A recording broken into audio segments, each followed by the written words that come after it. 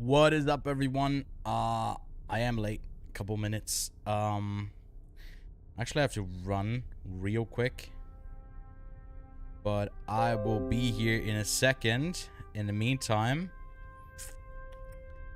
enjoy the cats in the background. Dun dun. We got a lot on. Ooh, it's a bit loud. We got a lot of stuff happening tonight, today, wherever you are in the world. I guess the Oscars are happening, baby.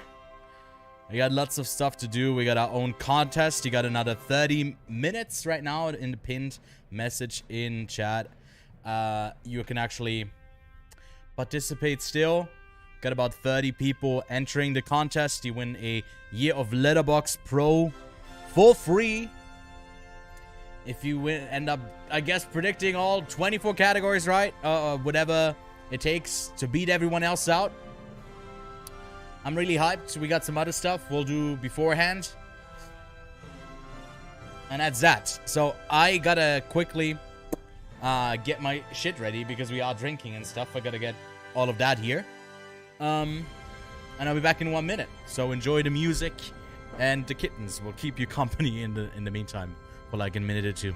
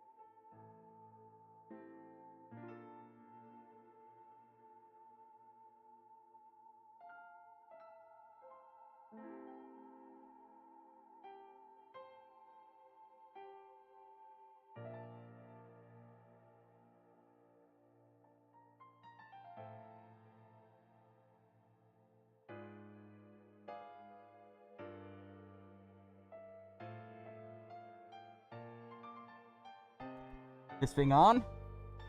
Hello? Hey, cut that little fucker up. He was stinking up the bathroom. I was taking a shit. I was thinking, what's he doing in there? What's taking so long? You gotta get on stream, buddy. But I guess you can't help it. I bought some beers though, so we'll have a good time, right? Right?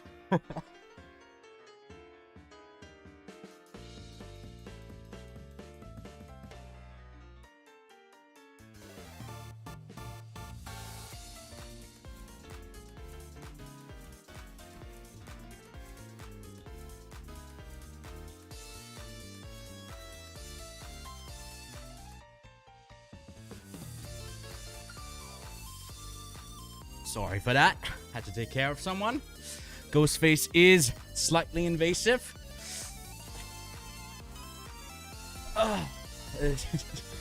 We did a bit today. Oh my god, this is loud. Jesus, I don't know if you could even hear me. Whew. Okay.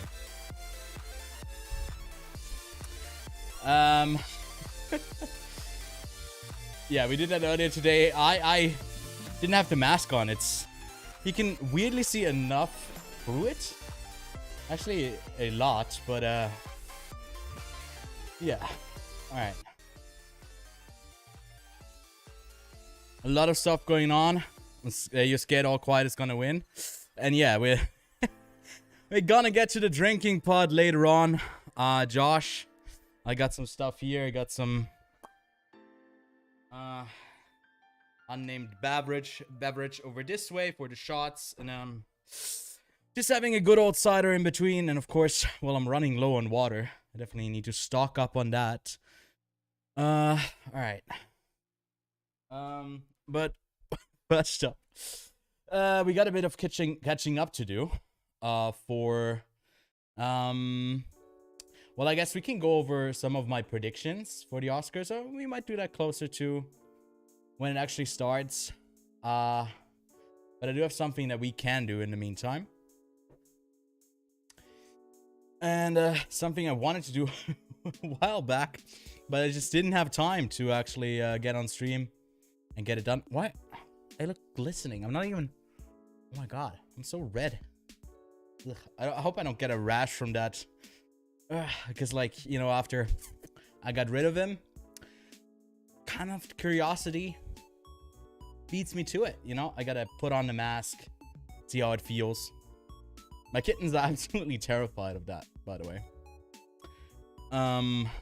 But yeah. Let's have a look over. Let me just quickly sort this out for you so it's nice and clean.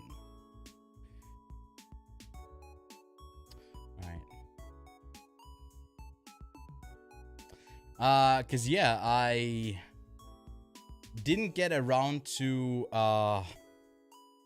work on all of the films I watched in February. There's quite a few of them. I think it's like 2, 4, 6, 8, 10, 12, 14, 24 films. Almost one for each day in February. And I quickly want to rank them from worst to best, S to F. Which ones to avoid, which ones to maybe catch up on. There's some smaller picks in here as well that you might not have had on your radar. So let's give that a go in the time that we still got until the Oscars start. I know that, I mean, I can't show it to you, but they are on the red carpet over here. Hold up. I think I can have, I don't know if this is like German coverage. Didn't have the opportunity to check that. Yeah, no, there is. I think they just are interviewing the director of All Quiet on the Western Front, which is a German film. So that makes sense that might be in German, possibly. But let's have a look at these films. Okay, so I always watch a ton of movies. I try to catch up on the latest films that hit the release calendar, get to theaters or get released on VOD. So let's have a look at those 24 films that I caught from February of 2023. First up, kicking it off with Anna Kendrick in Alice Darling. A story about a woman stuck in a toxic relationship that she doesn't really know how to get out of. And yeah, she's kind of just trapped in that. Quite a solid film. I put that high up on B tier. I can recommend. Then, the third outing in the Ant-Man saga. The setup for phase 5, I think, right? 5 or 6? 5. 5. Yes. It's a D movie. Pretty bad. Ultimately, bit underwhelming for the setup of the new bad guy with Khan. Let's put back on some of that music. And yeah, just unfortunately quite underwhelming. Baby Ruby, another one that's kind of weird. Just kind of a weird movie overall. Sees a mother, Noemi Möller, which some of you might know from acting in prestigious and well-beloved films like Portrait of a Lady on Fire, or that one movie where she was fucking a Ferris wheel, Jumbo. But here she actually gets a physical baby that's about to pop out of her, and she's terrified of it. She has none of it. She hates it. So yeah, that's Baby Ruby. It's decent. It doesn't really do the horror stuff that well. It gets kind of repetitive, if I'm being honest. And yes, she is also in Tar. Thank you for mentioning that. I almost forgot that she got like a side role there. A really great performance in it. Wouldn't have hated if her or Nina Haas for Tar got like a supporting nomination for the Oscars. But yeah, Bruiser. I like this quite a bit. I put that up in the A tier. There's a short film as well. We got some pretty amazing people in the cast. One of them actually coming up in the new John Wick film. This is it over here. So yeah, I gave it a 4 out of 5. So warm recommendation. And I think, yeah, Trevante Rhodes, he's a great actor. He was one of the leads in Moonlight, and this is a kid actor. He does fairly well with what he's given. And then Shamir Anderson is in John Wick 4. I haven't really seen him in a lot of other stuff, at least not in like a more of a leading role.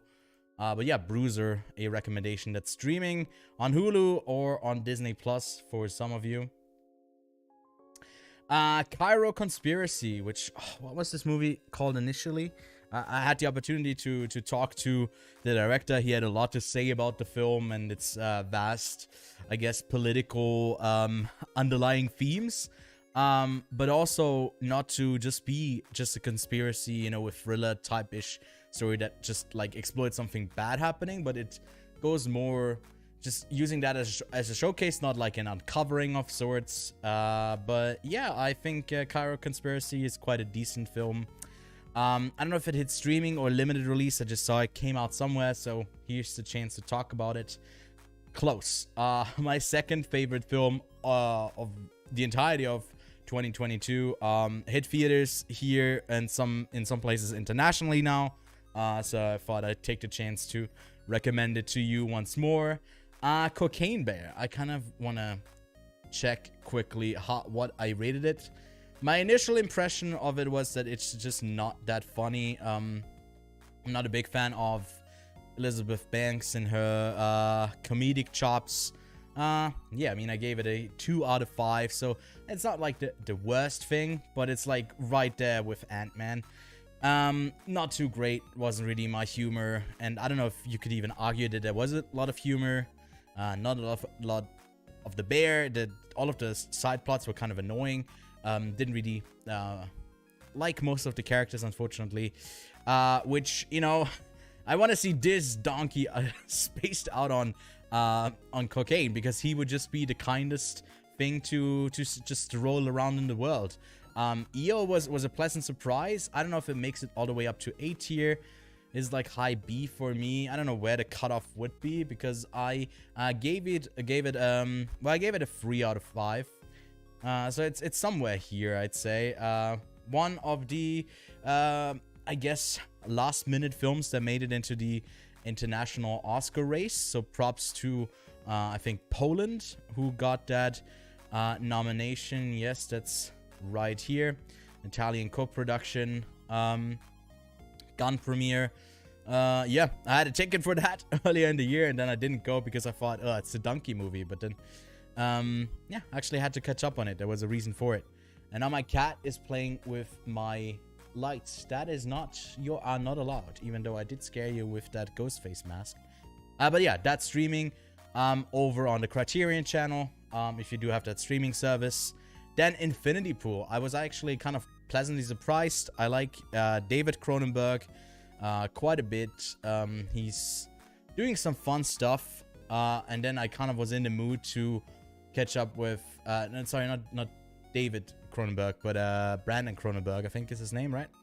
I caught up with another film later on from David, The Fly, a great film. Also, no, it's streaming on Disney Plus, the most Disney Plus film you could ever imagine. But Infinity Pool also had some fun cloning plot going on that had me quite intrigued. I liked it, like the performances.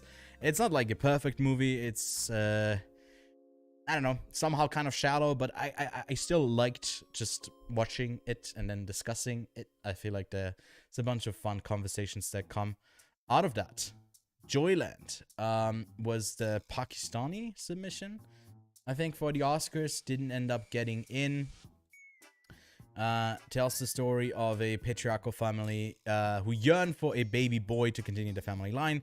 The youngest son secretly joins in an erotic dance theater and falls for a transgender starlet. And it's very much good at having someone who's trans in the forefront of the film without making it a complete like tragedy, as oftentimes these LGBTQ plus films tend to be. Ultimately, where like there's some kind of tragedy, someone has to die, someone has yearning and they long and can't. But here it's like way more simple. It's more of the daily life. There's still, you know, drama in there, but it doesn't feel like super exploitative. And I really like Joyland.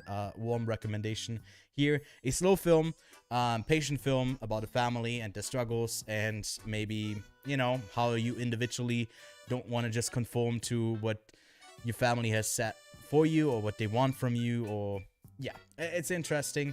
And something that really I surprised myself with this is that I really liked Knock at the Cabin way more than I expected. You know, because I'm not the biggest fan of M. Night Shyamalan. If I can pull up my ranked list of all of his films, and I recently also did a tier list going over all of his films. I ended up giving this a 3.5 out of 5, but if you have a look at my ranked list for this, it also comes up third. Off-Road. I think I'm a bit low on The Sixth Sense. I just didn't really click with me that much. It probably is better than The Village and Signs, and maybe even Knock at the Cabin. But I like Split and Unbreakable, and I mean, anything under here, I mean, you get lower than 3, and then you quickly dwindle down to some horrible films that he made. But I enjoyed Knock at the Cabin. It's another fun one. I put that into the B tier over here, right next to EO. Please don't knock him on the head. He's such a nice little donkey. Megan did get a re-release with an unrated version. I didn't like it the first time around. Didn't really click with me that much more on the second time. I think it's a decent film. Maybe not completely for me, but it's alright. It's alright. Could be worse. We got some worse horror films that have come out. Are just not for me.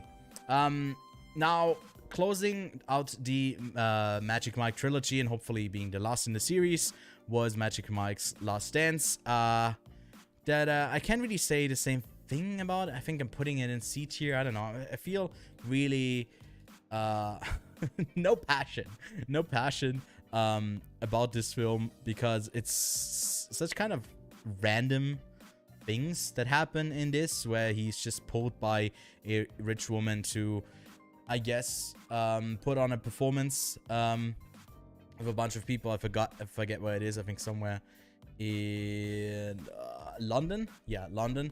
And none of the supporting cast from the previous films really return. It's just him and Selma Hayek. Her character just didn't really work for me. Their chemistry didn't really work. Ended up being a bit of a film that overstayed its welcome with almost being 2 hours long, and the dancing sequences weren't as great as in the previous films as well. So yeah, okay, maybe I do. Maybe I do. Maybe I do not want to recommend this. This came out on streaming. Pretty bad film. About like these, well, I guess the two young ones who are dating, but their parents are also cheating with the respective spouse of the other person, and it's the most, I don't know, it's so dumb, it's so boring, it's so bland. I don't know, it's just an F tier movie. Skip out on that. I don't know if anyone had that on the radar. I don't know why I ended up finishing that, but it's really not that great. A Fine Morning. I might put that even all the way up to the top of, hello, Bruiser does not want to be taken down. A Fine Morning, Bon Matin, sees Léa Seydoux in another great performance. It's from director Mia Hansen-Løve, who did Bergman Island. Might some people know her also from Things to Come. And she's great. Léa Seydoux is great. The direction is great. Had the chance to talk to Mia Hansen-Løve at the Zurich Film Festival as well. Had a really interesting conversation about the film as well. It's like about this relationship where she has a daughter and is looking for a partner, but she also is just constantly taking care of people, of her daughter, of her father who's getting dementia, and then this partner that isn't really living up to par with being a family man, because they are just having an affair. He's actually cheating on his wife with her. And it's a great French film. I don't know, that type of French great French film, a Grinch, that somehow encapsulates you in a pretty, I don't know, just like casual, normal story of people just living, and packs all the right punches in the right places. It's, yeah, it's warm-hearted. I can recommend it wholeheartedly. Then Sharper was also fun, an Apple TV Plus production, with yeah, a bunch of actors you might know, including Julianne Moore, and then Sebastian Stan, Justice Smith, John Lithgow. And it's like this mess of untangled scams that they put each other through, where like it starts out with a relationship, then there's like someone who gets scammed, and it just goes deeper and deeper down. It's ultimately, I think, a bit ridiculous and dumb, but I just had a good time with it. So it might be something that some people actually end up really hating. I just had a good time. So yeah, that's Sharper on Apple TV Plus. Somebody I Used to Know with Alison Brie, being really comfortable in her own body, just I guess being naked the whole time, for a lot of the runtime of the film.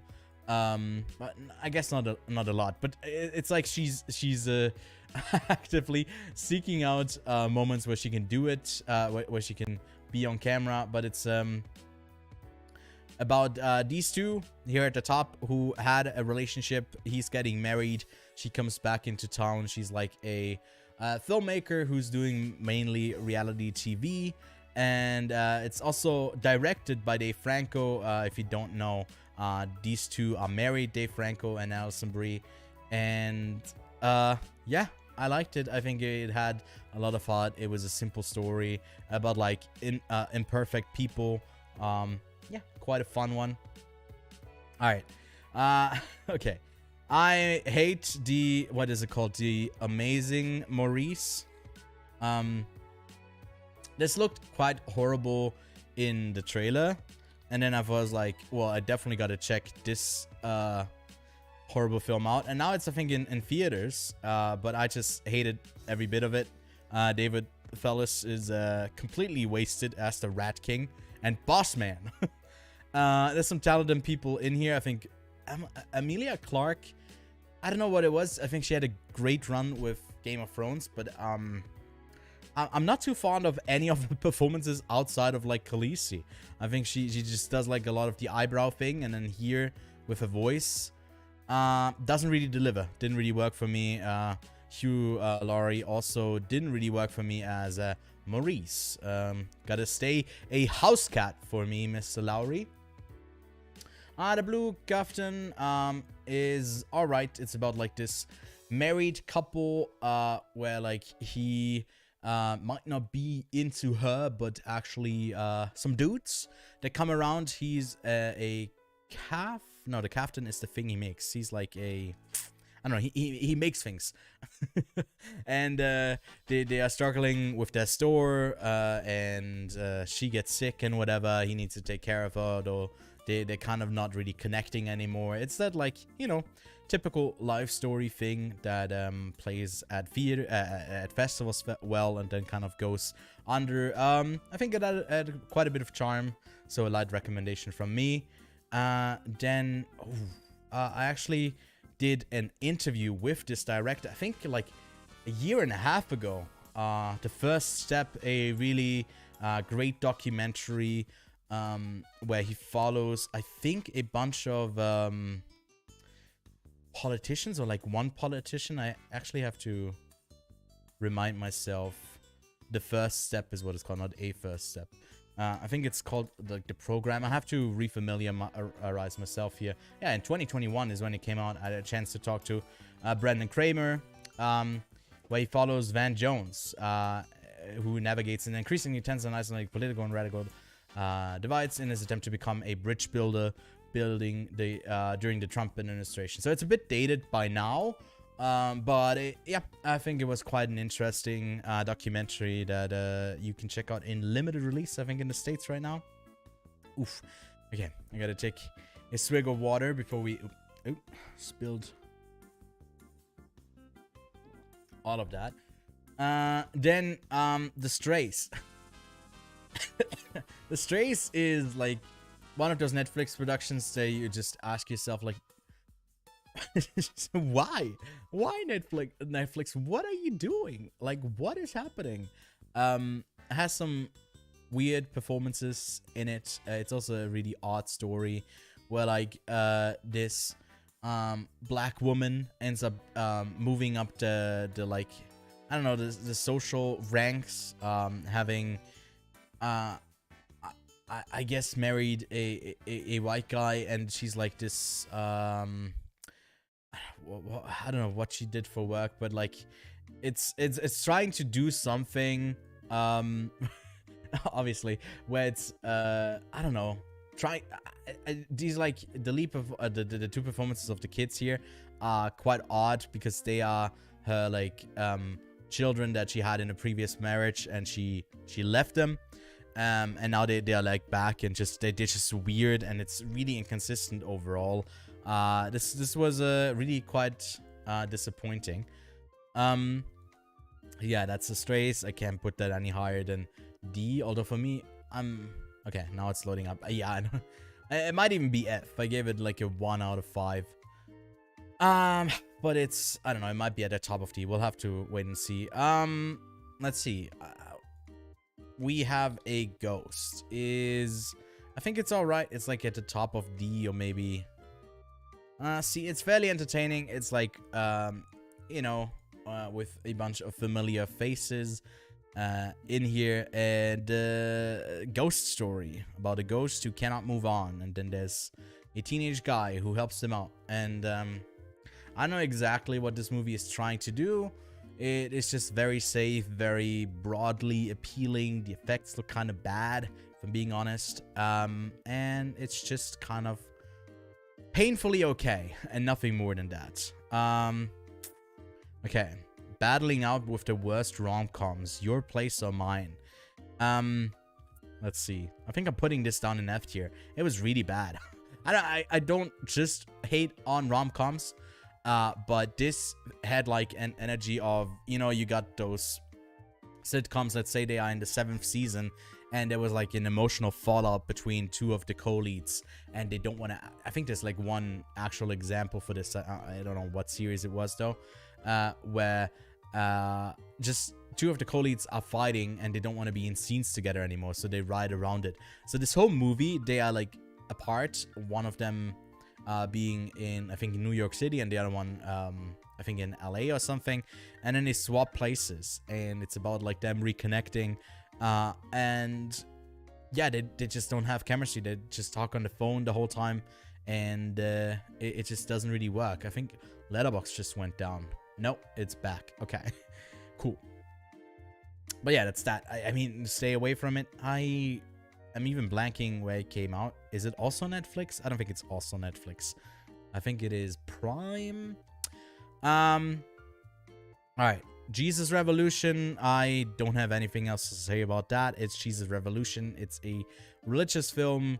It is weird as fuck. So it goes into the fuck that, into the down to never recommend it to anyone ever again, and don't talk about it ever, because we do have 2 more movies to round this out. 80 for Brady. I think I'm not the demographic, so I can kind of give it C, but it's moving into D. It's better than all of these films, though. Yeah, it's because it's these charming old ladies having a good bit of time. I kind of spaced out a couple of times, but I mean, didn't Sally? What's her name? I was about to say Sally Rooney. Is Sally Reed? No. She got like a Lifetime Achievement Award at the SAGs. So it's great to see her in there. But yeah, that's that. And then last at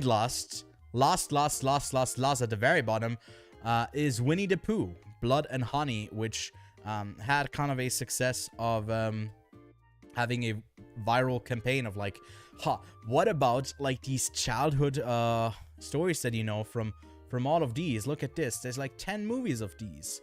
Like Christopher Robin, Piglet's Big Move, Winnie the Pooh, all of that stuff.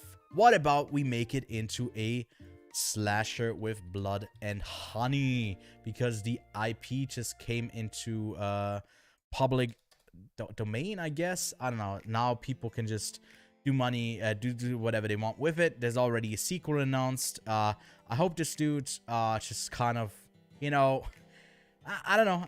I wish him no physical harm, but maybe just the inability to make movies in the future, because he's also doing the same, or planning to do the same with Peter Pan. I don't know what this was. Fire Nado. And these movies are like, look at this. It's so bad. It's actually, it's just bad. It's just bad. It's just bad. There's nothing good. There's nothing redeeming. It's just bad. It's just bad. It's just people in masks. It's better than the opening that... No, it's not even better than the opening that I just did, where I, like, knocked the knife on my microphone and pretended to be Ghostface. It's about the same quality of movie that you get from that. So, definitely avoid Blood and Honey. Horrible film. And that's that. That's the whole list. All of... Well, I guess we can go from bottom to top. So, yeah, up to, I guess... You know, the blue captain I might even put up here, but to balance it out, I'll leave it down in C. Lots of great movies to check out. Most of them also being out on streaming already, so go give it a try. And then let's have a quick look over. I think we still have a bit more time. I think the Oscars start in about an hour from now. Yeah, but I think we are about to close our predictions. So if you still... got some and you're in chat right now, make yourself heard, because I'm about to close the submissions. Let's actually have a look.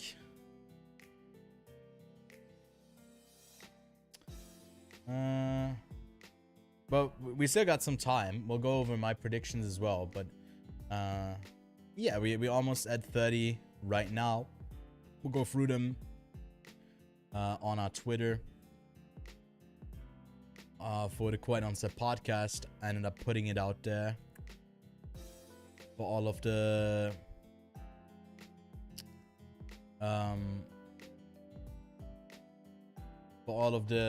percentages. Well, we can have a look at actually in the Google form for that right now. But before we do that, there was a little movie that released about a week ago that did some great numbers, that managed to subvert expectations or rise beyond the expectations that were set for all of its 8 predecessors, with the latest film in the Creed saga. The first one directed by Michael B. Jordan. Definitely not the last. Definitely not the last time he will direct. And let's have a look at this movie's box office actually right now, and see how it's doing. So it's closing in on 200 million soon. Already making over 100 million just domestically in the States. So if we compare that to the rest of the Rocky franchise, this purple little thing over to the side is Creed, and you can see it's tracking way ahead of Creed 2, which fell off here. This time Rocky 5. Rocky 2, I guess, what is happening with Rocky 2? I don't know if they just don't have the complete data, but the Creed films have been doing well. There's definitely some like, you need to adjust for inflation here, and that would be kind of interesting to see where it ultimately pans out. I mean, still, if you look at something like Rocky, it ends up making a total of, where was it? Wasn't it like, I thought Rocky made like 600 million. But I guess I'm off there. That the one that was the most profitable was Rocky 4 with 300, and yeah, this might get close to it, although we got some big releases coming soon. But now that 65 isn't doing too hot, there's only one other contender that might be able to take some of its steam away, and that is I mean, Scream. But you can see Creed is still doing fairly hot at the box office. We'll talk about that and that franchise in a second. It's also the one that's doing the best so far in the entire series. We can have a quick look at the franchise over here as well. You can see it's where is it? Where is Scream 6 over here? Also in purple, I guess. Yeah, 44 million, tracking ahead of all of the other ones. With Scream 2 still being the highest one, Scream 4 really fell off. If you guys didn't know, they actually were planning to do a whole trilogy out of the 4th one, and up capping that after it was a commercial flop, but also a critical flop. And now with this, I guess, new Scream here, I think this is 20... I hate why I didn't name the same thing. This is Scream and this is Scream. I hate it so much. It's so stupid.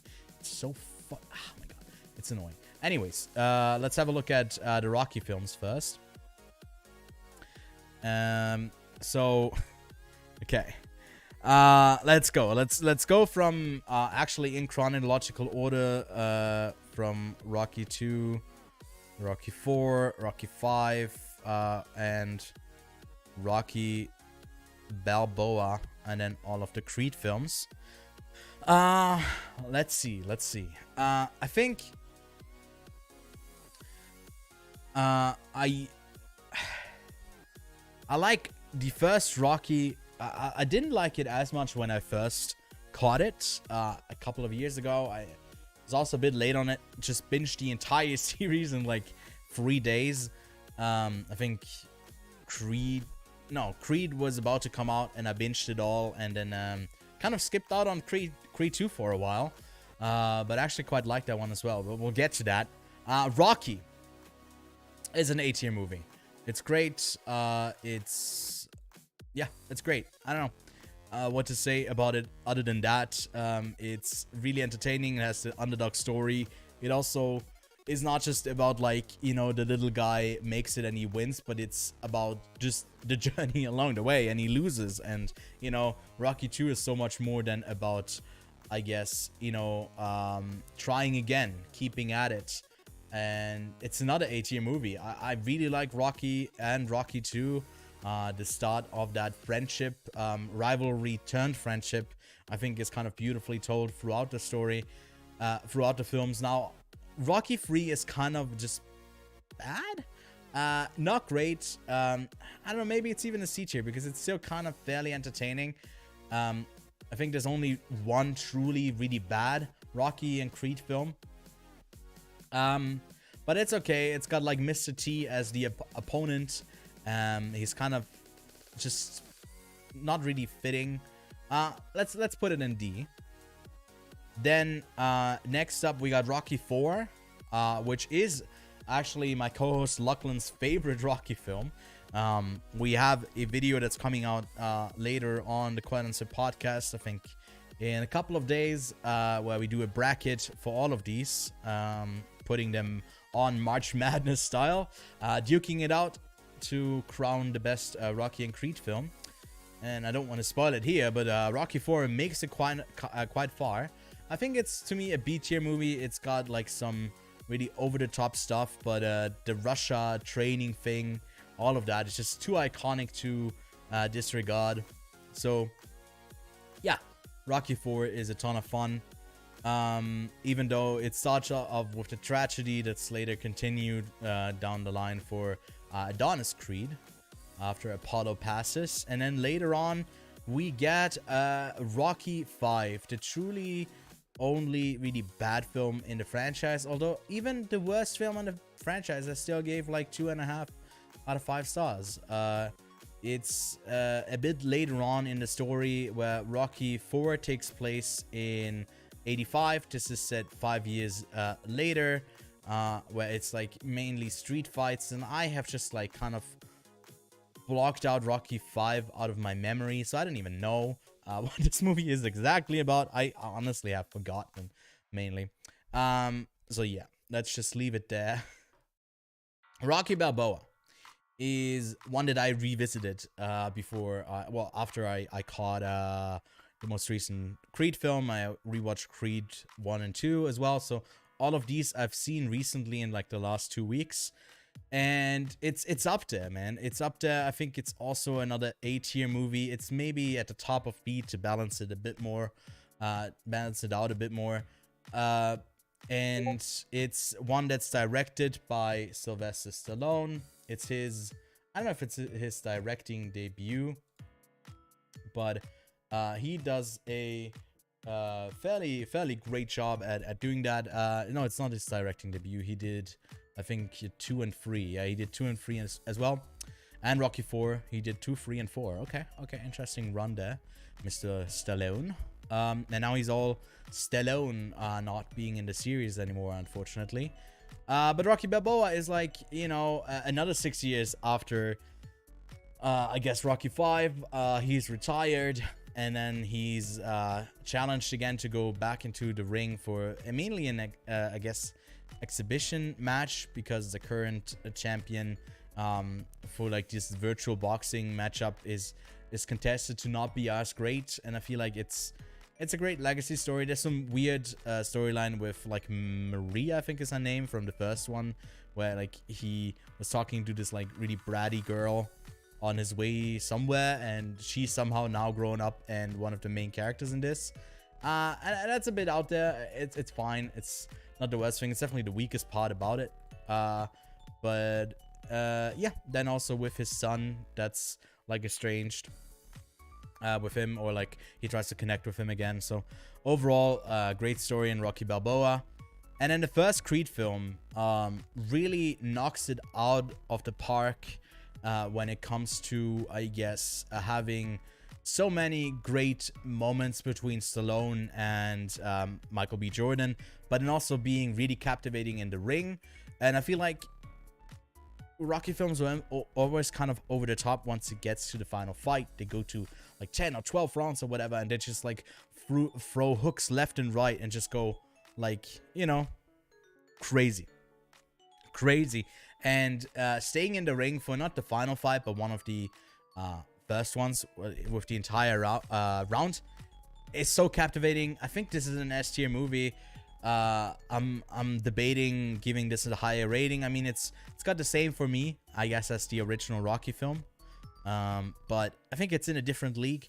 Ryan Coogler, who went on to do both of the Black Panther films, he also worked with Michael B. Jordan before in Fruitvale Station, that I have yet to check out. So yeah, Creed, I think, to me, being the best Rocky film, I guess, to date. Now the 2 sequels to that franchise, do they hold up? I think they kind of do, but fitting with C, I'm putting them both into the C tier. To me, I think the emotional, like the story and Creed 2 is, to me, more captivating. A rematch with the guy's son who killed your dad.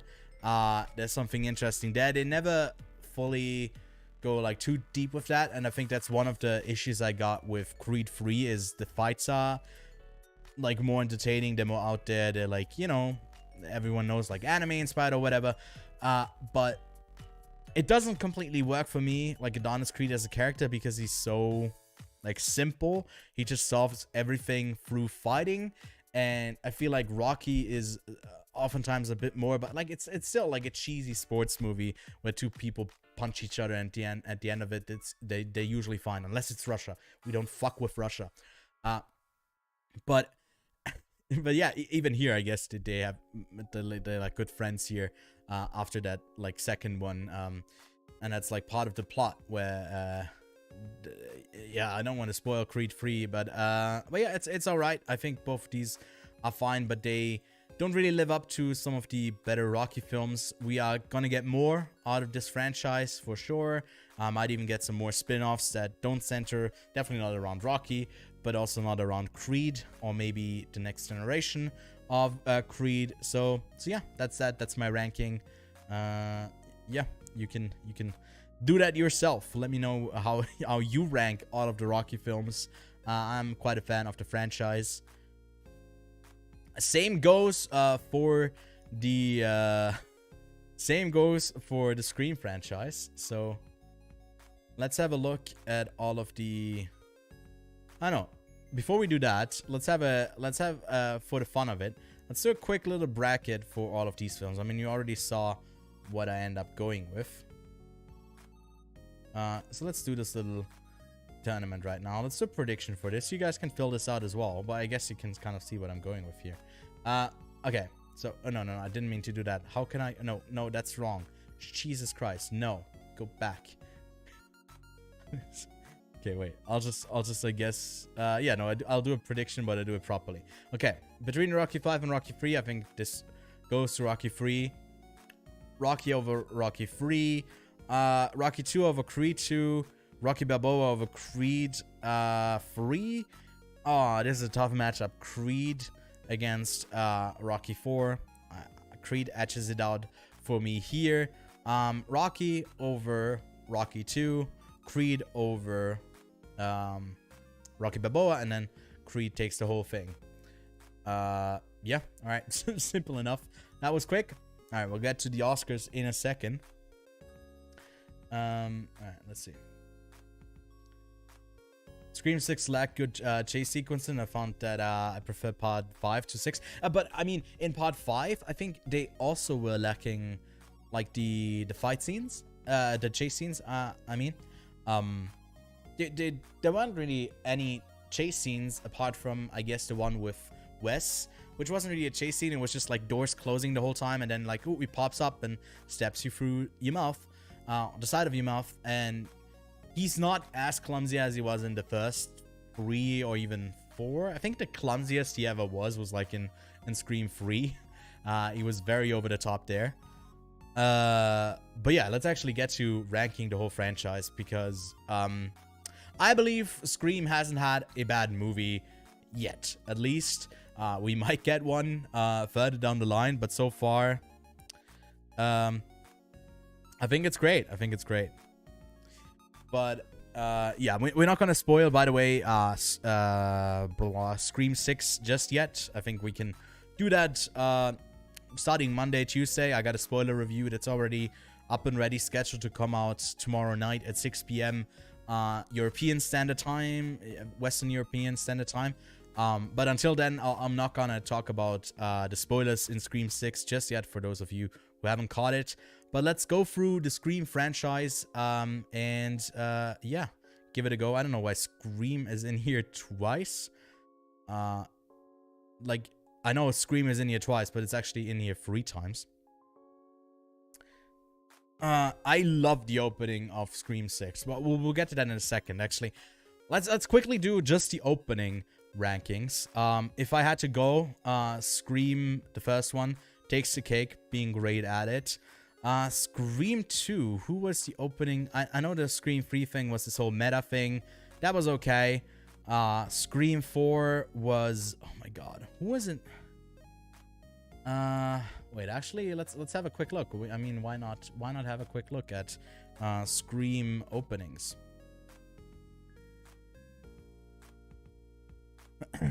Hope Shazam 2 is good. Yeah, I'm seeing it on this Wednesday. I'm seeing Shazam 2 and the Dungeons and Dragons film. But yeah, let's have a look at the Scream.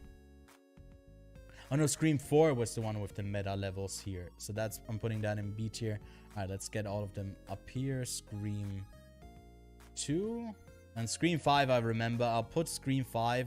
I like the subversion of it, that didn't end up killing her.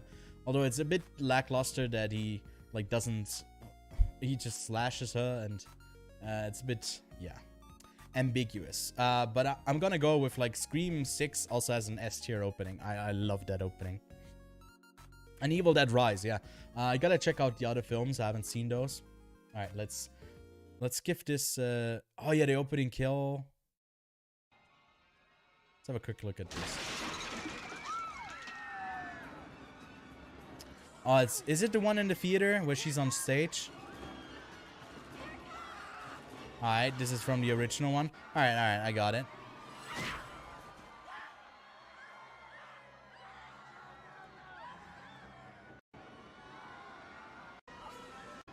He's like stabbed, and then the other one's, yeah, up on stage. It's memed to death in like the Scary Movie, and then the other one's like stabbed. I think the stab for a door is a bit more innovative. It's all right. It might be like it's okay. It's okay. I mean, if Scream 4 is this, then that should be as well. Anyways, let's have a look at Scream 4, which I think is Corton. What's his name? Weary.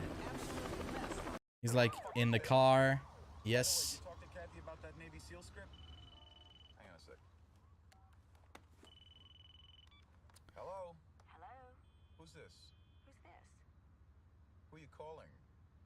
Oh yeah, that's Scream 3 is so ridiculous because it has like, you know, Scream 3 has like the voice changer for literally everyone.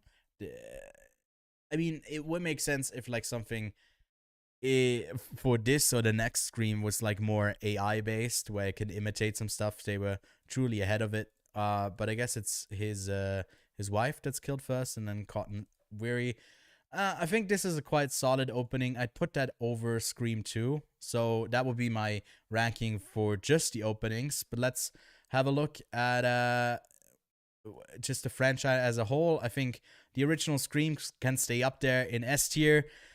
Then, where would I put Scream 2? I think Scream 2 is the second best Scream film overall. I quite like it. Goes to college, works great. Let's put back music. Then Scream 3 works at least for me. I think it's still a C tier movie. Then Scream 4. It's also kind of C tier. Maybe B tier. I kind of like it still.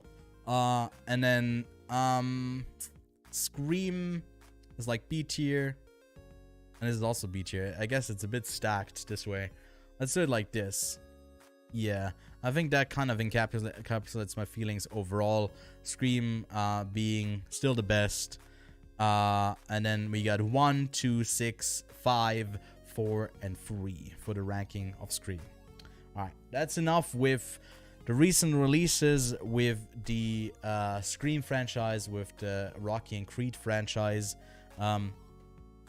Let's have a look at the upcoming Oscars that are starting in half an hour. Currently, they are on ad break where I'm watching it. Let's see, maybe I got like a different... I don't know how much of it will just be in German, which would kind of suck. I really hope it's not in German. Otherwise, we'd have to pivot last minute to figure it out. But yeah, I mean, like this, I feel like the best kills are still in Scream 1. And then you gotta escalate the whole thing, you know. The further you go, you gotta escalate these, and it's getting quite ridiculous with, I think 5 was still kind of grounded and okay, but 6 was kind of getting crazy. So I don't know what they do, if they pull back or if they further go into the whole like craziness of it all. But yeah, all right. Let's have a look at the Oscars.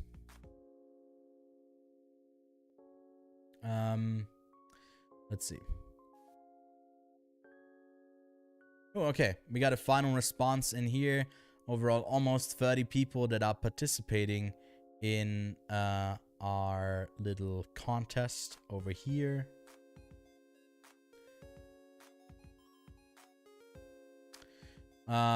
Which you can see right here. I'll show it to you. We got 29 people participating in this.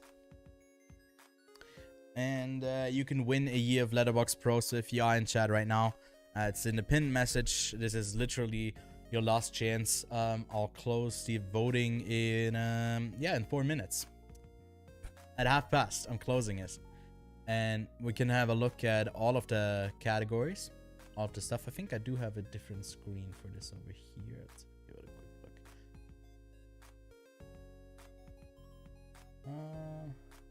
Wait, what? Somehow it didn't work.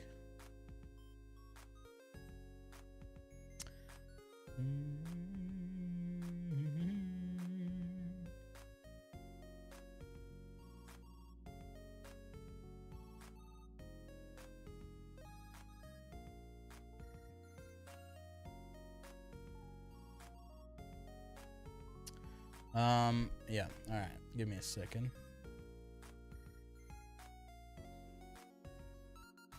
Was my thing not moving? Is it moving? Oh, it is moving. Okay. Yeah, I think we'll just have a look at it like this. So let's go through the predictions that our viewers, our participants had for the Oscars tonight. They currently are interviewing Austin Butler. Let's actually have a quick look today. Right. You know, putting that pressure on you as an actor, and I think that's the great challenge. Does he still sound like Elvis? Let's have a quick listen. Someone like him. How long did it take you to rub that off, or is Elvis still? Oh, he's actually asking the juicy questions. Now I've done 3 other projects, so with each project you mold yourself in different ways, and you take on other bits of these other people that you're playing. So, but I think it's the way that any life experience we ever have sticks with you in some way. You know? Well, so I mean, all of our experiences I just. part of our DNA. Very well said. Congratulations again. I don't start talking like, I don't know, people around me that much. Also, Austin Butler, was für ein lässiger Typ. Okay, they do speak in German. I don't know if we get the coverage in German as well. I really hope they just have the... I really hope it's not. That would kind of suck. Otherwise, I'd have to find one last minute. Okay. Let's have a look at some of these other categories. Some of the stuff we already filled out here. In the actor in a leading role, leading the poll is Brendan Fraser, coming off the SAG win. People are expecting him to take home the award. There's the one outlier, someone who went with Colin Farrell, and then Austin Butler, who we just heard. I'm one of the people who went blue in this with Austin Butler. Although I do like Brendan Fraser a bit more in The Whale, I feel like it will go to Austin Butler. Actually, in the meantime, we can change around our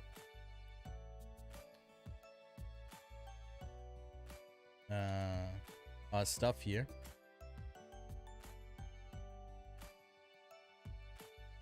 Because we are about to do Oscar stuff. But yeah, obviously Ke Huy Quan is dominating when it comes to actor in a supporting role. He's got this in the bag.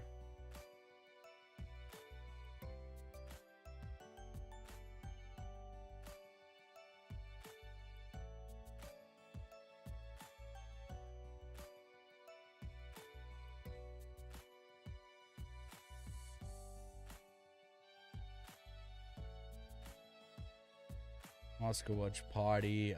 Drinking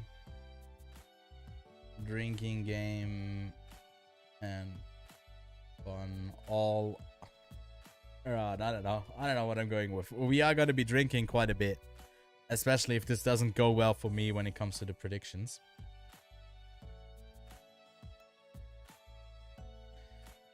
All right. So yeah, Ke Kwan is ruling over here. We do have an outlier vote for Brendan Gleeson, and then also one for Judd Hirsch, surprisingly. Interestingly enough. Okay. I see. Actress in a leading role. To me, this was more like a 50-50 thing at the start, but now it seems like a lot of people actually do have confidence in the win for Michelle Yeoh. The Everything Everywhere sweep happening. But I think it's Cate Blanchett still. Maybe it's not going to be. I'd be happy either way. It's definitely not going to Ana de Armas, Michelle Williams, or Andrea Riseborough. So it really is just these two competing here. Then actress in a supporting role. Literally every single actress has been picked in the predictions. It's the one that's the hardest to predict, I'd say, apart from, I guess this has been like a big matchup, but people are really set on Michelle Yeoh, and then here, I guess it's like Austin Butler and Brendan Fraser is going to be surprising. But yeah, Carrie Condon and Angela Bassett taking about the same amount of cake up for this. We also got Jamie Lee Curtis with a couple of votes, Hong Chau, and then at the very bottom, Stephanie Hsu. Yeah, I'm rooting for Carrie Condon. She's great. Yeah. But we'll see. Animated feature, it's definitely going to Pinocchio. Would be surprising. But Puss in Boots or Marcel are definitely the ones that could make a surprise splash. Oh, they got Trey Kutzeron on the interview here right now. The lead actor win or supporting actor win from last year's Best Picture winner, Coda. Maybe we get a big surprise in this again, and feel like All Quiet would be the Coda win. Although Coda had 3 nominations, won all 3 of them, and I think All Quiet has like 8 nominations. Anyways, cinematography. Yeah, All Quiet is gonna get this probably because it doesn't have Top Gun to compete with. Empire of Light didn't get any votes. Bardo didn't get any votes. And then Tar and Elvis got 2 and 3. Interesting. I feel like this is definitely going to All Quiet. Pretty sure. Costume design between Elvis, Everything Everywhere, and Black Panther. I also picked Elvis here. I feel like it's gonna go. I'm surprised that no one picked Babylon, but I guess we get that with production design later on. Directing, the Daniels. A lot of people think it's going to them or Spielberg or McDonough, but most likely to the Daniels. I feel like they've been sweeping a lot of the awards, so people are expecting that continued sweep also for tonight. Documentary. 50% goes with Navalny, the other one being split up amongst the other nominees. All the Beauty and the Bloodshed being, I agree, the second most likely to win. I'm surprised that All That Briefs and Fire of Love is getting the same amount of votes. I would edge out Fire of Love between those two. But yeah, then A Housemaid of Splinters at the very bottom. I mean, I don't know. It's also they're both like about like Russia bad and about Ukraine, but I feel like one of them does it more like a thriller, and this is it's not like the greatest documentary as well. So yeah. All right.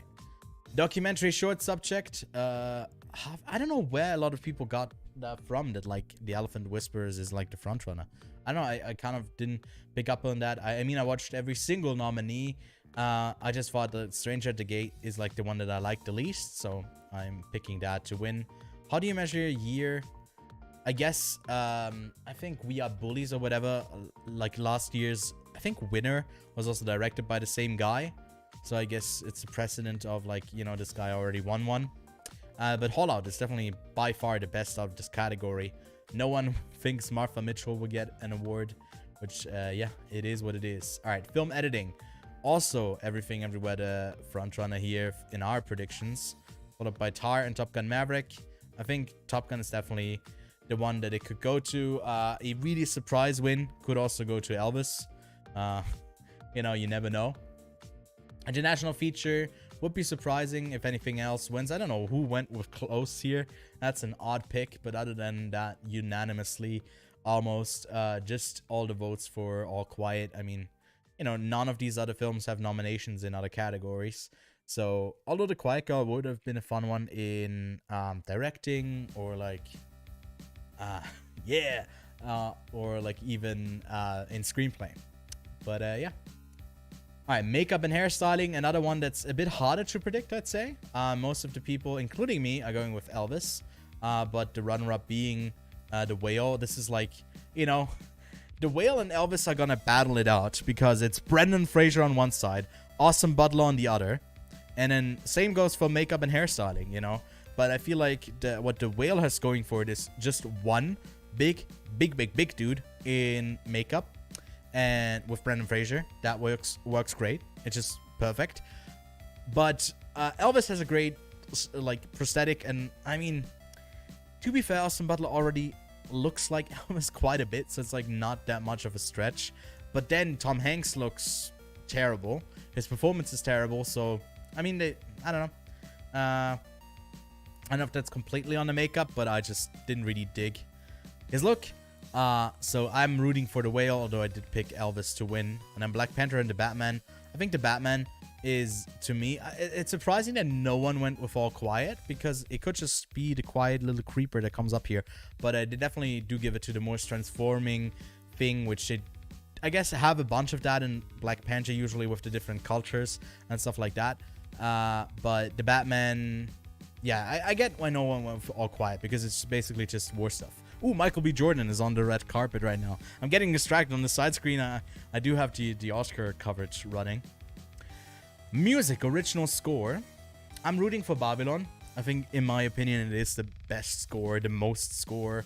But we got all the selections here. I think All Quiet is definitely the one that could, sneak a win here and take it away from Babylon. And this might, apart from production design, be the only win that Babylon gets. So we'll see. Original song, Naatu Naatu, will kick it off with actually that film, with that performance. So I'm looking forward to that. In about 20 minutes, we get to hear Naatu Naatu live. I'm really excited. It's such a hype song.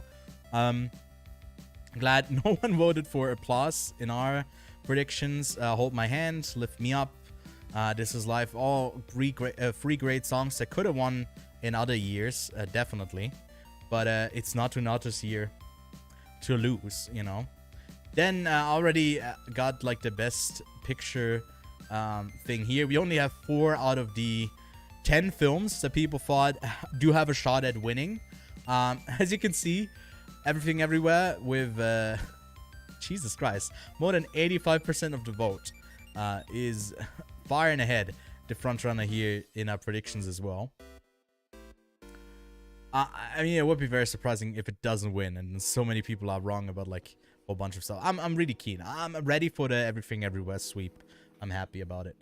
But the Fablemans, All Quiet, and the Banshees. I think it's, to me, also the most likely, although Banshees has kind of lost a lot of momentum when I thought it had a shot of maybe taking screenplay, directing, some of the performances, maybe even, probably not, but it all just kind of dwindled out of existence, and the likelihood has gone down.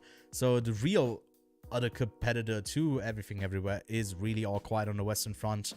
And yeah, we'll have to wait and see. Production design. More than 50% think it is going to Babylon. You know, for me, the most active thing I'll be doing at this awards ceremony is kind of root silently against Elvis. If it were another year, maybe I'd be rooting for Austin Butler. Probably not really. But it's been over-nominated. It's not like, you know, one that I would personally like to see win, because it just means we get more of these, and we get 1 or 2 of them, or 3 even of them each year. So these musical biopics are not, yeah, the most interesting to me, if I'm being honest. But All Quiet could also be the one that takes it away. I'm not rooting against All Quiet, but I would like to see the love be spread around in the technical awards here. And I'm all down for All Quiet to win, like, cinematography. But not much more beyond that. If it takes score, if it takes production design, if it takes something that we'll get later to with screenplay, would be a bit of a letdown. All right. Short film animated. Oh, this is okay. Okay, I mean, you would expect it from the shorts category that people don't really know which one to go with. But it's really the one that's the most spread around. I think The Flying Sailor definitely has no shot at winning. I think the two that are the most likely are The Boy, the Mole, the Fox, and the Horse. And My Year of Dicks. Some people actually ended up really enjoying My Year of Dicks. I didn't really like either. I think this was the best category for the shorts by far, followed by the docs. No, followed by live action, and then the docs kind of tied, both being a bit lackluster. But I really love the Ice Merchants. I'd love for that to win. I think I went with this for my prediction, but I'd be happy to be wrong, which, by the way, each time I am wrong, I'm gonna take a shot. I need to prepare. I got like so many shot classes over here. For like 3 of them, all lined up. And then each time my good mate Lachlan has got a prediction wrong, I'll take a swig of this. So I'll be drinking a whole bunch, so we'll have a good time. Short film, live action. What are you doing, kitten? Short film live action is also kind of between 2 at the moment. I went with neither of those. I actually went with The Red Suitcase. None of our viewers actually believe, I guess, that that's winning. I hope they're wrong, and I get like, I'm one of the 2 votes who went with the right one. I think Lachlan went with An Irish Goodbye, and then La Pupille, I've heard a lot of people talk about that being the front runner just because it's backed by Alfonso Cuarón. So maybe, I guess. Night Ride is probably the worst out of the category. No, Ivalu is probably the worst out of the category. So if either of those would win, that would be disappointing for the category. But I'm rooting for The Red Suitcase. I would be fine with An Irish Goodbye as well. But Red Suitcase was probably the best out of this category. The most likely award to go to Top Gun is definitely in the sound category. So I'm rooting for it here as well. But I would be really happy about the Batman. Probably not going to get any awards, unfortunately. And then All Quiet, also another, I guess, a war film, much like Top Gun. I think Elvis could upset here for no reason whatsoever, because old people like voting for the same movie over and over again. And an Avatar, I think, has no shot. Visual effects here, though, it's a lock for Avatar. I don't know who went with the Batman. It's a crazy prediction. Writing, adapted screenplay. Now, here is the lesser category of the 2, definitely. But people are rooting and predicting Sarah Polley to win for Women Talking. But again, Edward Berger could upset here with his film All Quiet on the Western Front. I hope that's not going to happen. I hope we do get that one win for Women Talking. It's one of the only 2 that it's got. So hopefully it walks away with one. What are you doing? Can you see that kitten? No. Wait, move over this way. It's just chilling. It's just crazy chilling over here. All right. And then finally, writing original screenplay. Interesting. Here, people also still predict the Everything Everywhere sweep, but the second one, including me, runner-up here would be Martin McDonagh's Banshees of Inisherin, and then 1 vote for Triangle of Sadness and 1 for Tar, none for The Fabelmans. Interesting. But yeah, that's that. So the voting is closed right now. Let me actually Where can I close it?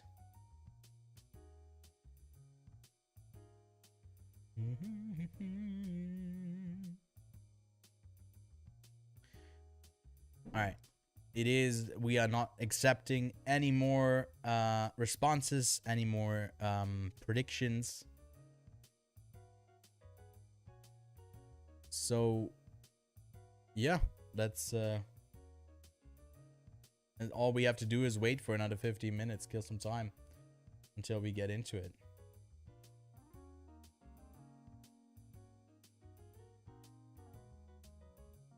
All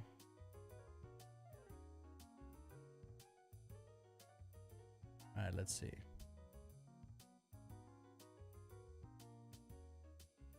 I'm just having a look if maybe there's an alternative to watching it. Let's see. Let's have a listen. You're talking to Brendan Gleeson and Colin Farrell right now. This is yours. Yeah, you can hand one too. Yeah. No, but Brendan and Colin, I loved you guys back then in Bruges. How did you, I mean, why did it take for you so long to come back together, and Martin especially to create? Yeah. Martin doesn't create rubbish, so it took 7 years. We just have to accept it.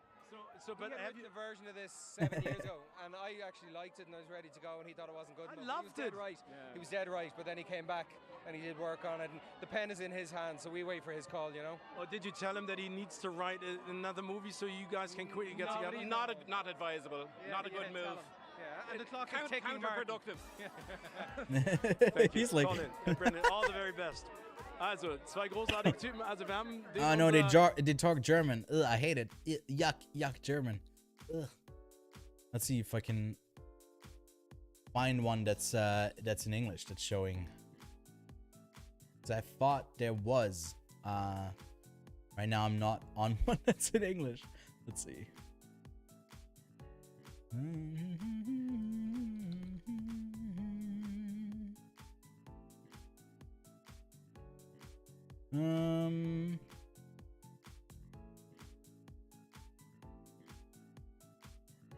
No, they got like the BBC got the results tomorrow morning at 9:30. It's not what we're looking for.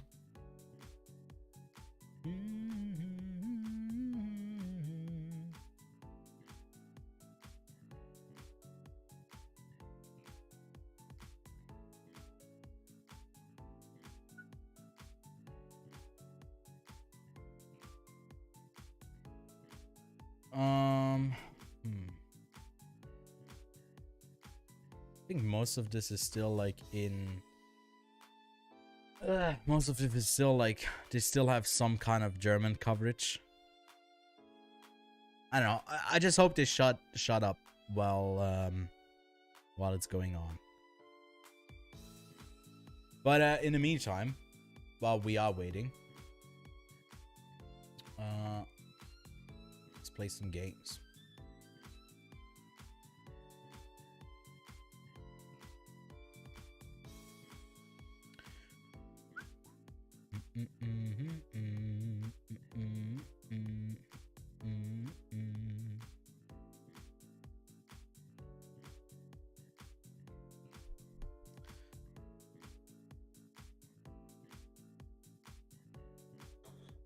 All right.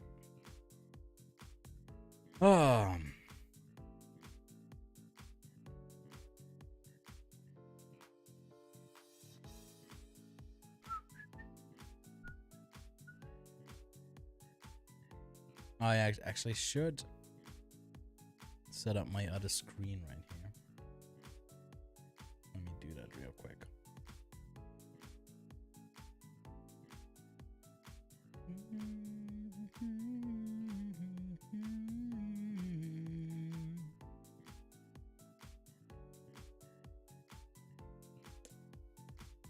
All right.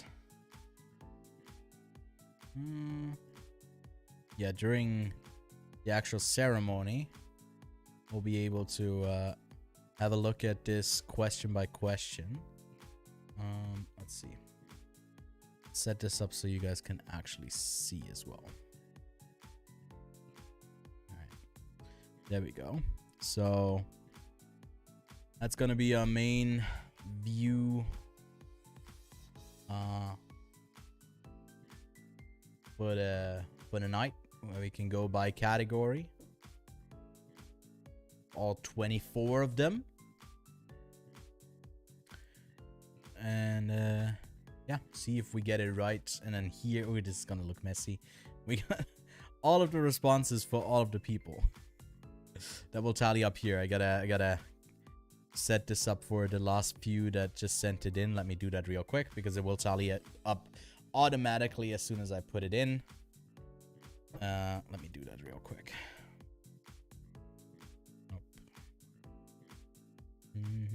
Then we're just a couple minutes out.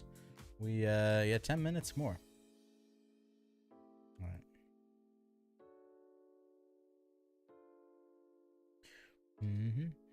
Yeah, I'm also gonna hop onto the Discord chat in a bit, where people can join and leave some questions as well if they want to.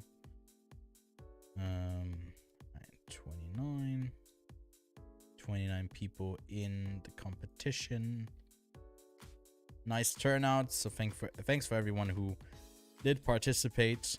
I'm sure that Lachlan and I both will not make it far in this, but I mean, everyone kind of being close with a lot of the predictions. I might be out there with a lot of them now. That, like, comparing it, I was a lot of the time in not the majority. So, you know, yeah, you know, things will happen and they are not gonna be very predictable. All right, so at the end of all of this, you might see, I don't know if you can actually see anything, but you might see your name over here.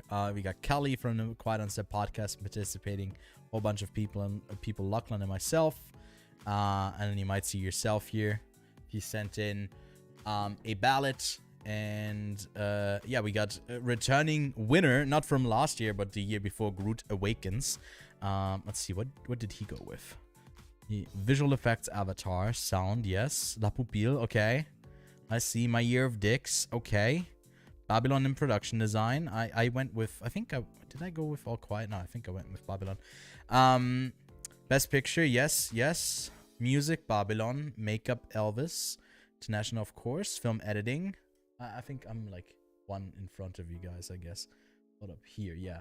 Documentary short, Stranger at the Gate. Film editing, this. Navalny as documentary. My kittens. It's not playtime right now.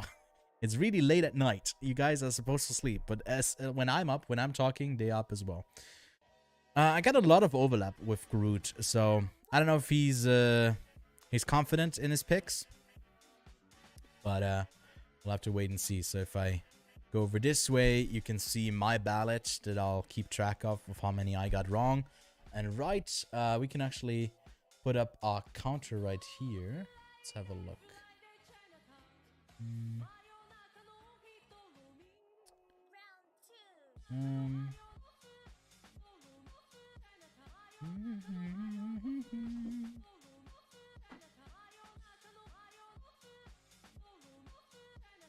So we'll do one for, I think I'll do like a counter. It's like out of all 24 categories, you get to see how many I got wrong, and I think that's simple enough. I don't know if we need anything else here. Can put that into the top left corner. Also, I'm not really centered here with my...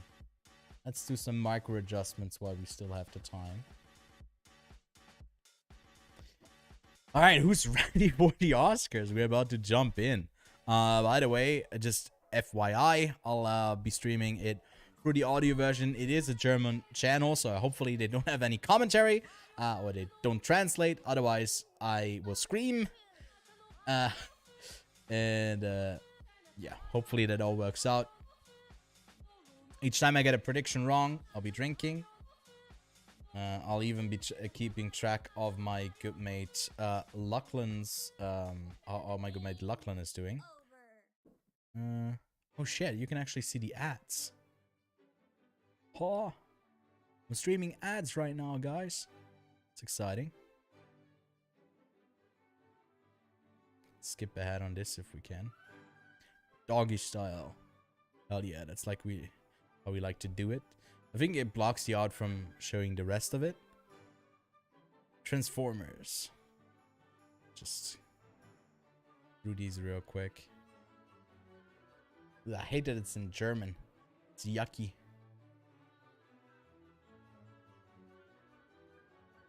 Alright. Let me just copy this again. Because then we have like one that's for all of us, one that's for me, and then one in the middle for Lachlan.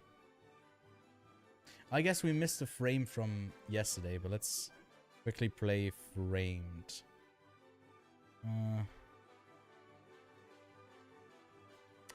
Not entirely sure what this is. It somehow looks like almost animated. Kate Hudson is on the carpet right now. Yeah, forgot, like, I guess Glass Onion is nominated. The reflection here, that's a hard one. There's like an otter thingy in the back. My kittens are going absolutely apeshit, man. Jesus Christ. I don't know. I don't know what this movie is. For some reason, like my mind is going Toy Story, but it's definitely not. It's like live action. Book reading, maybe, I don't know, Book Smart. It's not even in here. Is it not Little Women? What's the other one? Not Frances Ha. What's we also with Saoirse Ronan. Wait, Saoirse Ronan. Ladybird. That's what I was thinking of.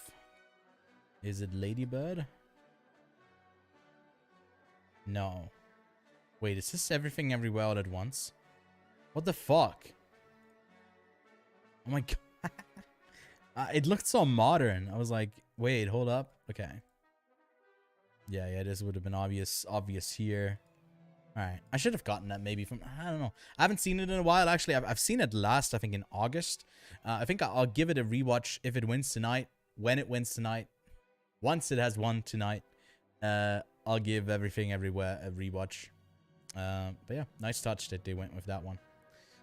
Alright. Let's play Flickle real quick. I feel like this already looks super familiar. For some reason I think Kingsman, but it's definitely not Kingsman. So we get a scene of a movie. The whole movie, no, 6-second clip. Alright, let's give it a look. I look like a putz. You look sharp. Look at all them buttons. Do your job. Open the fucking door. Look at me. I look like a putz. I know this movie. I've seen this movie. I don't know which movie it is. It feels like a Guy Ritchie film. It's not a Guy Ritchie film. Is it a Guy Ritchie film?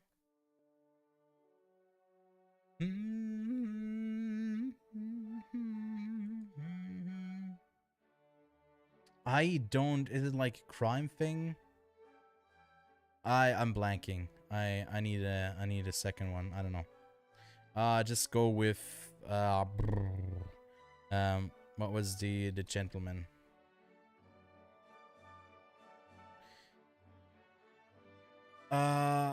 This also looks so. I've seen this movie. Yeah, no, okay. It's the Kick-Ass. No, not Kick-Ass. Kick-Ass. Oh, okay. Abbreviated. All right, cool. Yeah, it looks so familiar, but I haven't seen it in a while. Oof, ooh. Wait, this is Vivaldi. Not loud. Unacceptable.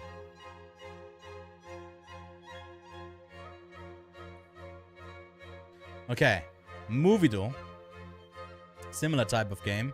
Let's actually put this on here so you can properly see. We get the whole movie in a 1-second clip. We gotta figure out what it is. Top Gun for the win. Wiley, I mean, believe. I don't think that's likely. But you didn't fill out our prediction contest, Wiley, right? Alright.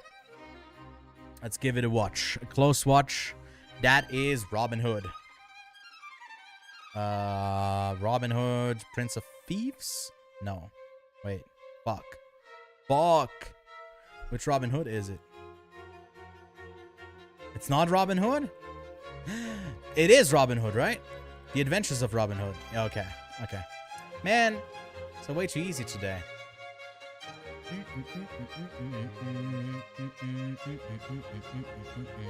Ooh, Avengers.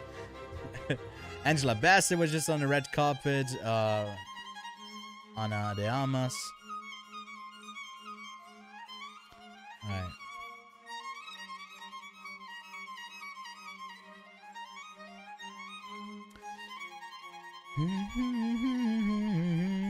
I didn't get a chance. I can reopen it for you real quick. If you want to participate, you got -1 minute. I'll reopen it for you if you really quickly want to fill it out. Just let me know. I'll do it right now. Here, it's open right now. Fill it out real quick. I'll be back in a second. I'll get like my final stuff that I need.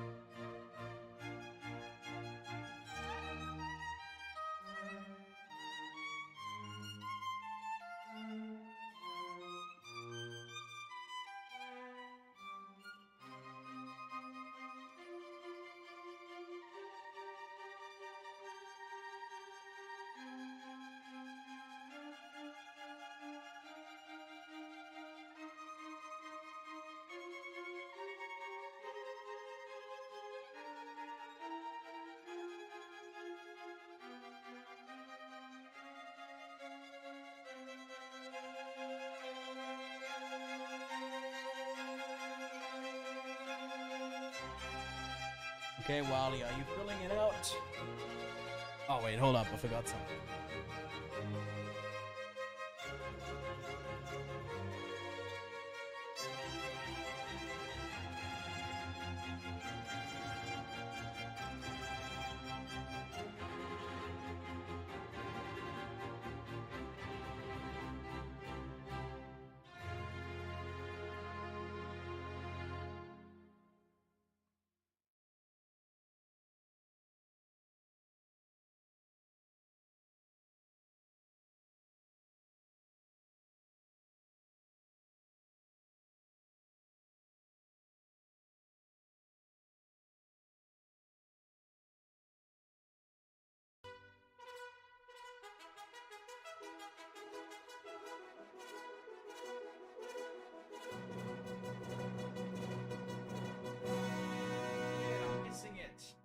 It's starting! It's starting! Oh.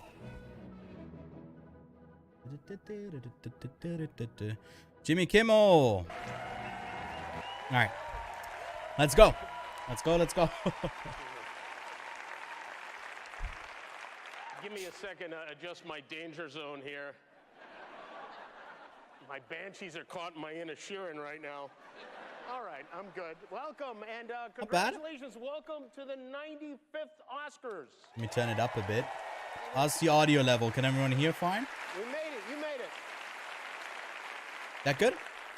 Congratulations. I know that being here tonight is a dream come true for most of the people in this room. Thank you for inviting me to be a part of it, especially this year when the world finally got out of the house to see the films you worked so hard to make the way you intended them to be seen, in a theater.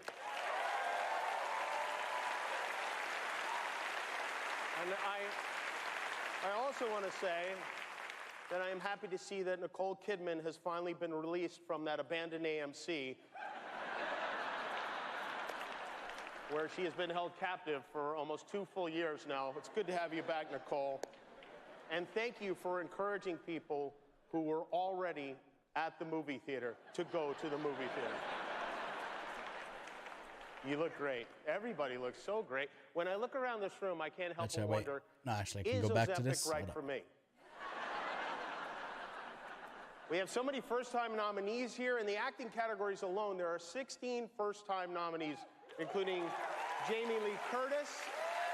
Wait, do we risk it? People who were already at the movie theater to go to the movie theater. You look great. Everybody looks so great. When I look around this room, I can't help but wonder, is Ozempic right for me? We have so many first-time nominees here in the acting categories alone. Let's hold up. Let's have a... Including Anna de Armas, Colin Farrell, Michelle Yeoh, Brendan Fraser, Ki Huy Kwan.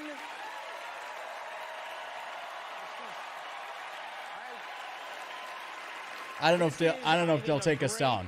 Hold up, like this. 31 years ago in 1992, Brendan Fraser and Ki Huy Kwan We'll try it. were in a movie together. Remember which movie it was? As long as we can. Morbius sweep.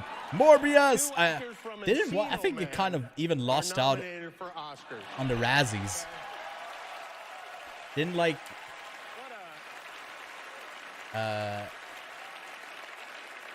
I don't know who ended up winning. Wait. This must be for the two of you, and what a very difficult night for Pauly Shore. Maybe it's time to reboot Biodome. Why not? All the top 10 highest grossing films this year were sequels or franchises. They say Hollywood is running out of new ideas. I mean, poor Steven Spielberg had to make a movie about Steven Spielberg. Congratulations, Steven. Look at this, by the way. His opening thing isn't the worst so far.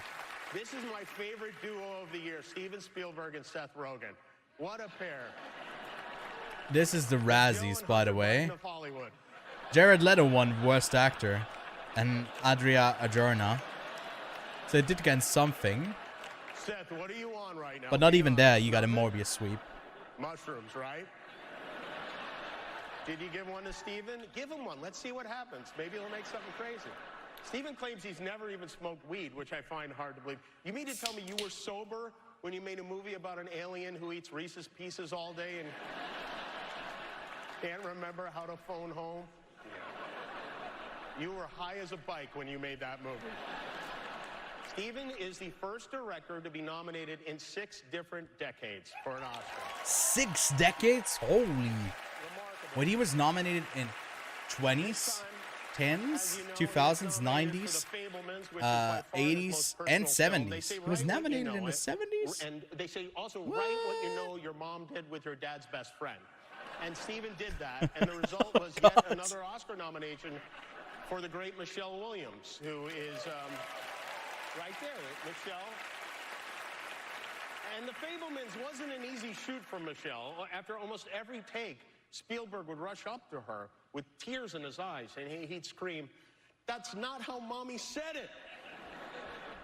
I also want to extend congratulations to Steven's longtime collaborator, the maestro John Williams, who is now the oldest nominee in Oscar history.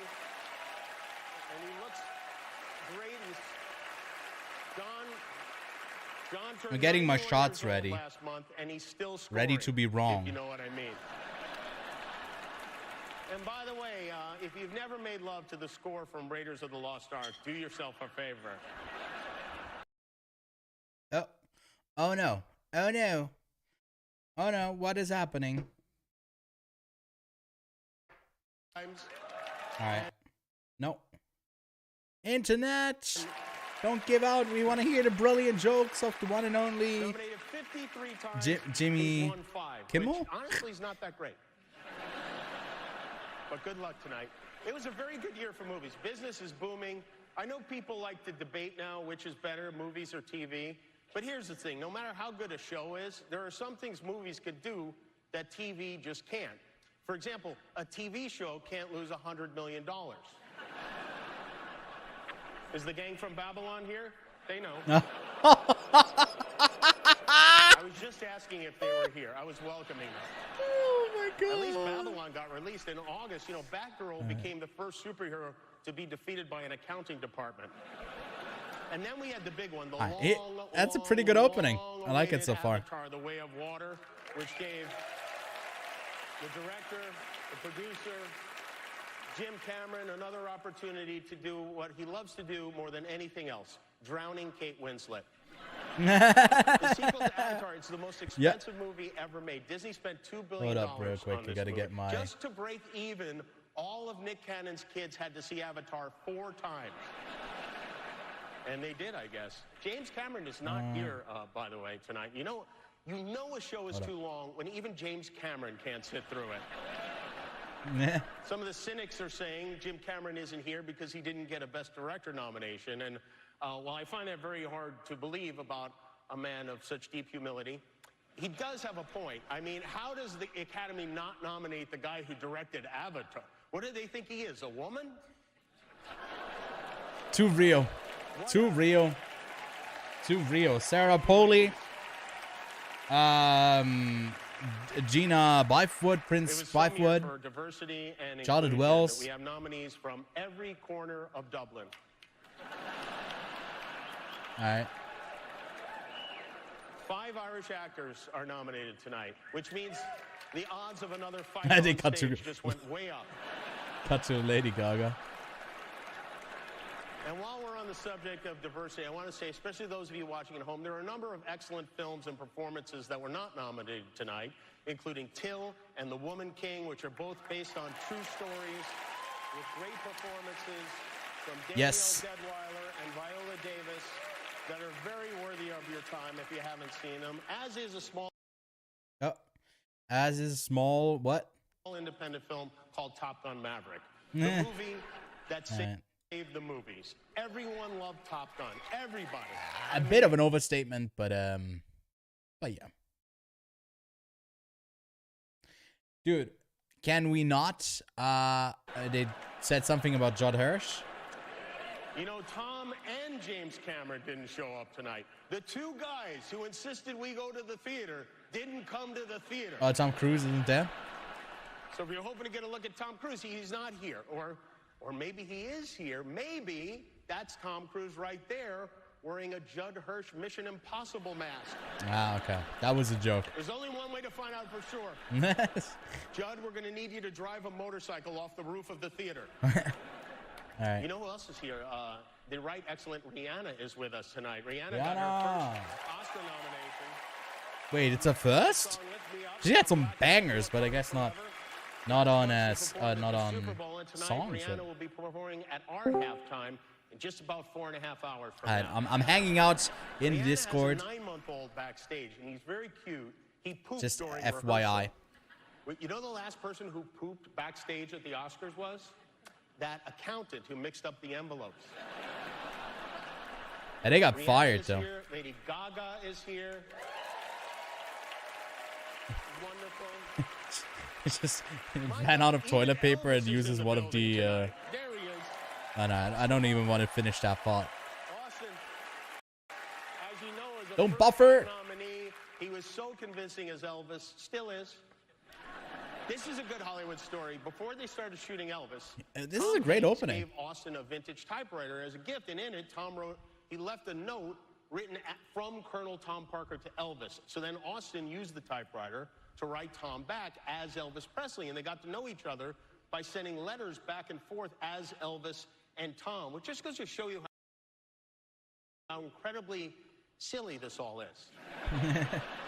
Yep. You have silly No, stop buffering, man. on Reddit page. Unacceptable. We know this is Come on, dude. policies in place. If anyone in this theater commits an act of violence at any point during the show, All right, here we go. you will be awarded the Oscar for Best Actor. The obligatory and joke about permitted Will to give Smith. a 19-minute long speech. No, but seriously, the Academy has a crisis team in place. If anything unpredictable or violent happens during the ceremony, just do what you did last year. Nothing. Sit there and do absolutely nothing. Maybe even give the assailant a hug. And if any of you get mad at a joke and decide you want to come up here and get jiggy with it,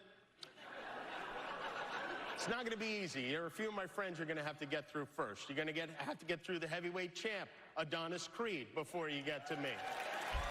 You're going to have to do battle with Michelle Yeoh before you get to me. You are going to have to beat the Mandalorian before you get to me. Oh, Pedro Pascal in the building. Have to tangle with Spider-Man. You were gonna have to tangle with Fableman. Fableman. Alright, you're losing me, Jimmy. My right-hand man, Guillermo, if you want to get up to this stage. Oh, wait a minute. Hold on, I should say the other Guillermo, not Del Toro. Yes, that one. Okay, there you go. Yeah, okay. I know he's cute, but make no mistake, you even so much as wave at me, that sweet little man will beat the lid.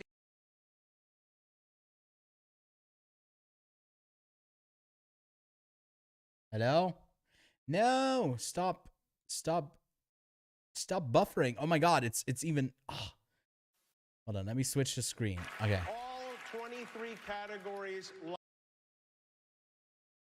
Oh shit. Okay. We do have to abandon ship here. I can still continue watching it like this, just not with you guys. Just without you. Cause this is not okay to the Academy. They don't like it. So if this is buffering, I guess Complaining about how long the show. I don't know. Will the stream go down? We already got a copyright warning. Uh-oh. But it's buffering like hell anyways. Hold up. We'll switch to our other thing. Here we go. This should be a bit more consistent. Hopefully. Can you do any of those moves? I can, yes. Dwayne Johnson and Emily Blunt. We know Shit. the show Okay, just we had started, so we're going to get straight to the point. We're here to present the award for Best Animated Feature. Yes. Yeah.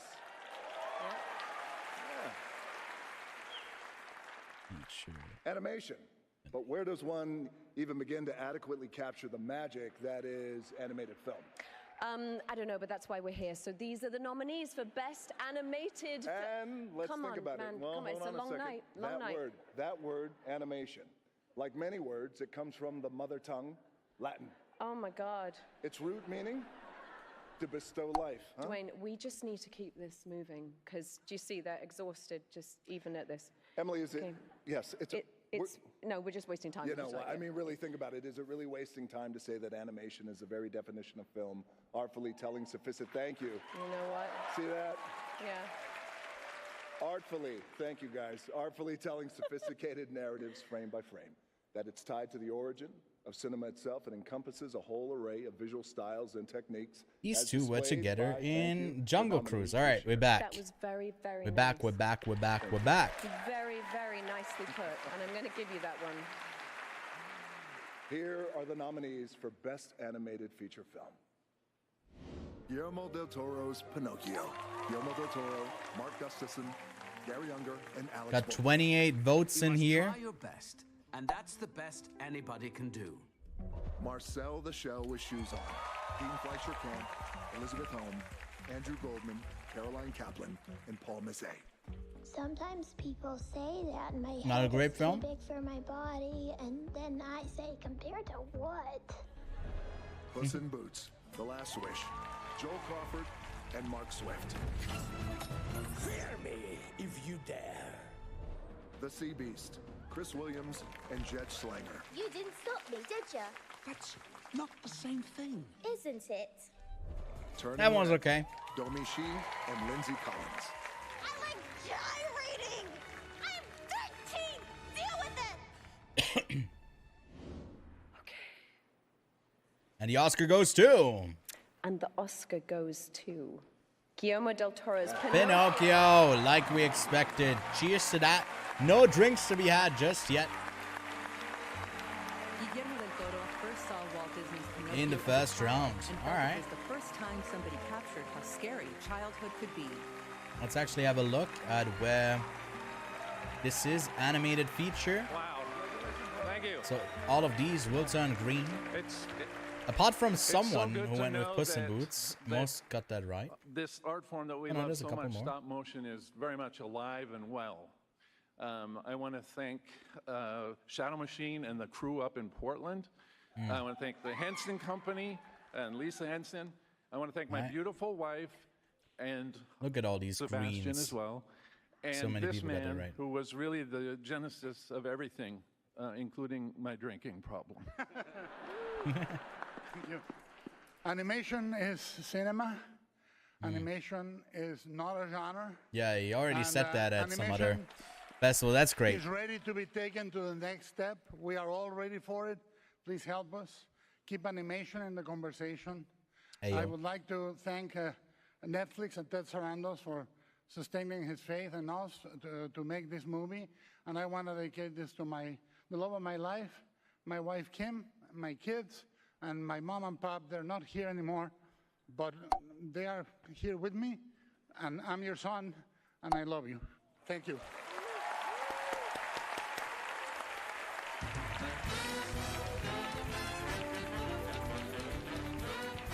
Coming up, Ariana DeBose, Troy Kotzer, and a performance by Sophia Carson. And later, So, the award for cinematography. To learn more about our nominated cinematographers, scan the QR code on your screen. The first one I did get right. But I feel like that was an easy one to get.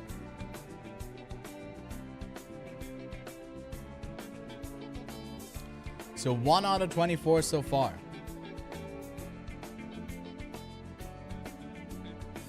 What do you guys think? How many of the predictions will you get right?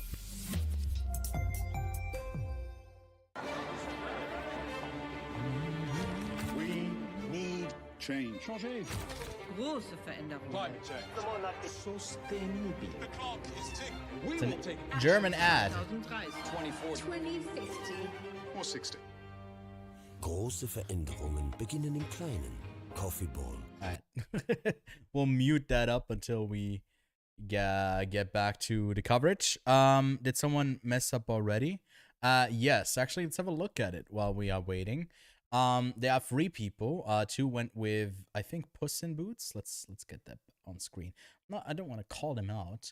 But Puss in Boots got voted twice, and then Marcel the Shell once. So I mean, 26 out of 29 isn't too bad. Although I can't make fun of Kelly because she's a friend of mine and she got this wrong. Matt, obviously you got that. Wait, where's yours? Matt in chat. Did you fill it out? Yeah, here. There you go. We are riding hard for Martin McDonough. You're one of my brothers in Alliance who thinks that he takes the original screenplay. I would love for that to happen. Oh, let's listen to some Winter Vivaldi. Yes. While we wait. I mean, I gotta say the opening monologue, kind of good. Kind of good. He nailed it. He wasn't too self-deprecating to the entirety of Hollywood. He made some jokes. He made some observations.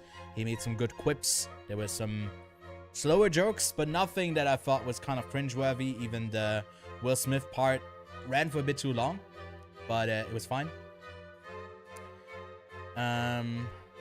But yeah, Matt, out of 24, what do you think? How many will you get right? Because I'm saying myself, I'm gonna go with I think I'll get like probably 14. Maybe no. 14? No. Let's say I'm getting 15. Like 18? Yeah, like 6 wrong. I mean, there's a bunch of toss-up categories if we have a look over all of our questions. Let's see. Where was it again? Here, like here's a 50-50 for actor and lead. This could be another toss-up.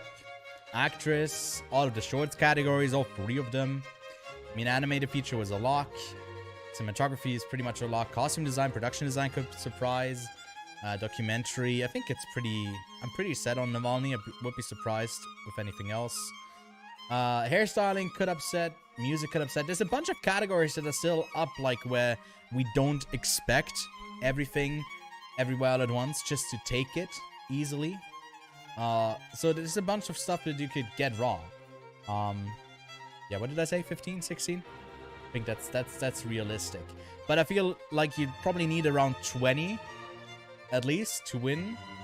But you got 28 other competitors that gotta beat out, so not the hardest thing ever. Alright, dude, we almost listened to... Yeah, it's been like 3 minutes of ads. Can we get back to the show, please? Alright.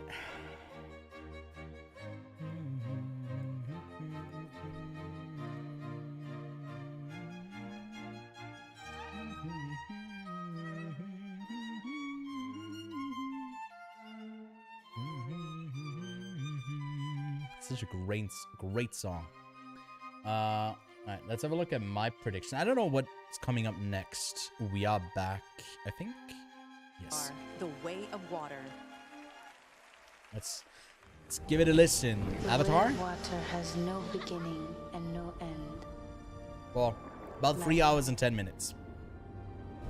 To death. Darkness. I'm set to be wrong. I got like 3 of these right next to me.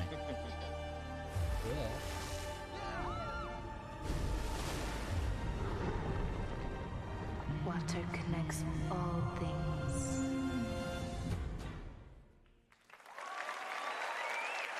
Water. Welcome back. That was Avatar: The Way of Water, the 3rd highest grossing movie of all time. James Cameron has now directed 3 $2 billion movies, or given his marital history, 3 $1 billion movies. We have a lot of history in the making tonight, including a man who could become our oldest acting winner ever, one of my favorites, Judd Hirsch. Judd turns 88 years He's old. not winning, though. 88 years old. He's 88. He doesn't look that old. So we're going to do his category first. Let's do it. Okay. Here to present the Oscar for actor and actress in a supporting role. Last year's actor and actress in supporting roles. Oscar where did I go? Troy Kotsur and Ariana DeBose. Question. Actor in supporting role. All right, let's get ready for KQ Kwan. Hold up. I gotta get something.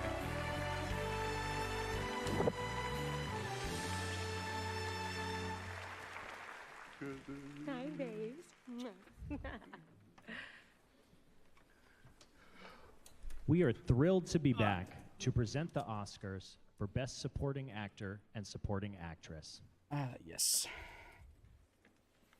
Didn't hang it up in time. Besides sharing groundbreaking wins last year, we also share a love of collaborating with others to connect with an audience. Yes. And we are both Let's go for the pleased and sweep. encouraged that Sweep. the movies and the people who make them are becoming more inclusive and more of a reflection of the audiences that are inspired by them.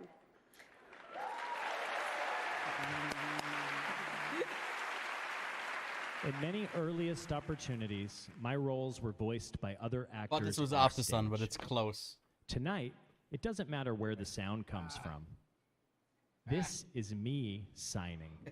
I got it. I got it. And I am delighted to honor these artists. Though the characters they played are not considered leads, their contributions to a film and the importance of their roles are pivotal. Here are the nominees for performance by an actor in a supporting role. You nervous? Dude, I feel like KQ Kwan has this in the bag. Here's something that does last. Music lasts. I'm happy for Barry Keoghan. He got the BAFTA, so he's gonna be back to get more. KQ Kwan, I want to see him in more roles. And didn't they just announce something as well? Let me grab that real quick. Also, another great nomination. He's just a phenomenal actor. I just remember looking in her eyes. It's like she was saying bye. Like, see you later. See you later. Judd Hirsch, The Fablemans. So you like the movies, huh? You love those people, huh? Your sisters, your mama, your papa. Except this I think you love a little more. Believe me, Sammy boy, I get it. Family, art. It'll tear you in two. Yeah, look this. For KQ Kwan, American-born Chinese. We'll see them. KQ Kwan, You probably wouldn't ever want to. Stephanie Shu, Michelle Yao. So the return, May no, 24th. I didn't think so. Looking forward to it. There goes that dream. Oh, there goes that dream. It's such an amazing performance. It's a performance from him. But Everything everywhere all at once. okay, you won. Evil has taken root in my world and has begun spreading its chaos throughout the many verses. All those years of searching have brought me here, to you. No. Already almost tearing up. And the What a sweet Oscar guy. goes to Ewan. Hey, let's go. Making history. Yes. Kwan made his big screen debut in Indiana Jones and the Temple of Doom, and played Data in the Goonies. He holds a film degree from the USC School of Cinematography. Let's go. And has worked as a stunt coordinator. I'll shut the and fuck assistant up now. director. I'll just listen to his speech. I'll just listen to his speech. He's hugging Tricutzer. So nice.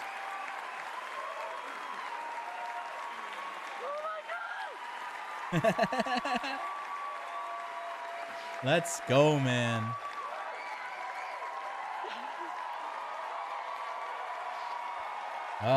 So beautiful. Love to see it.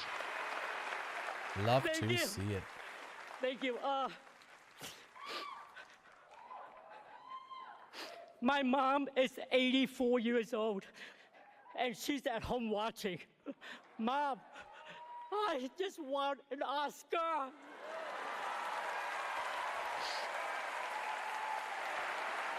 Oh my god. My journey started on a boat. Shit. I spent a year in a refugee camp, and somehow I ended up here on Hollywood's biggest stage. They say stories like this only happen in the movies. I cannot believe it's happening to me. This is the American dream.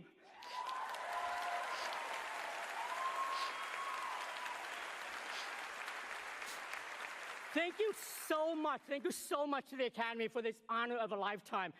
Thank you to my mom for the sacrifices she made to get me here.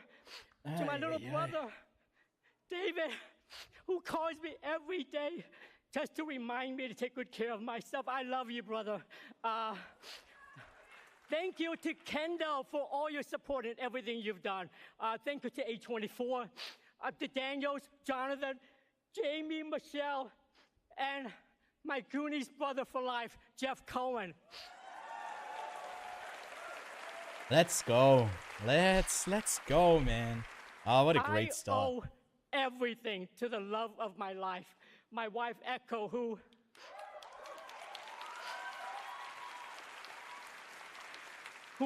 month after month, year after year for 20 years, told me that one day, my time will come. Dreams are something you have to believe in.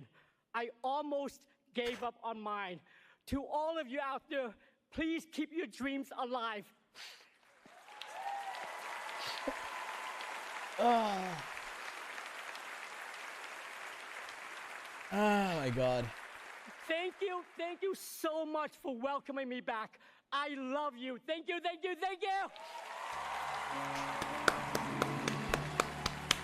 Lots more to come. I want to see him in more stuff. I want to see him get roles. I want to see more Asians get a wider set of roles.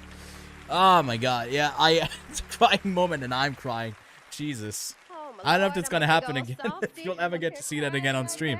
Oh, that was so touching. Okay. What an inspiring person. And So now lovely. to the equally exceptional women who captivated us with emotionally searing. Oh my god, we say to Here are the nominees for performance by an actress Supporting. in a supporting role. Oh my god. Angela Bassett, Black Panther Wakanda Forever. Okay, this might be the first one where some people get some stuff wrong. And my entire family is gone. I went with Carrie Condon, but equally split with Bassett here. Some picks for Jamie Lee Curtis, even one for Stephanie Hsu and Hong Chau. The whale. You listen to me. He doesn't need saving. In a few days, he's probably going to be dead. So Also what he another needs is for you to stellar leave him performance. alone. I'm the only one Really who can enjoyed help him. her. You understand me?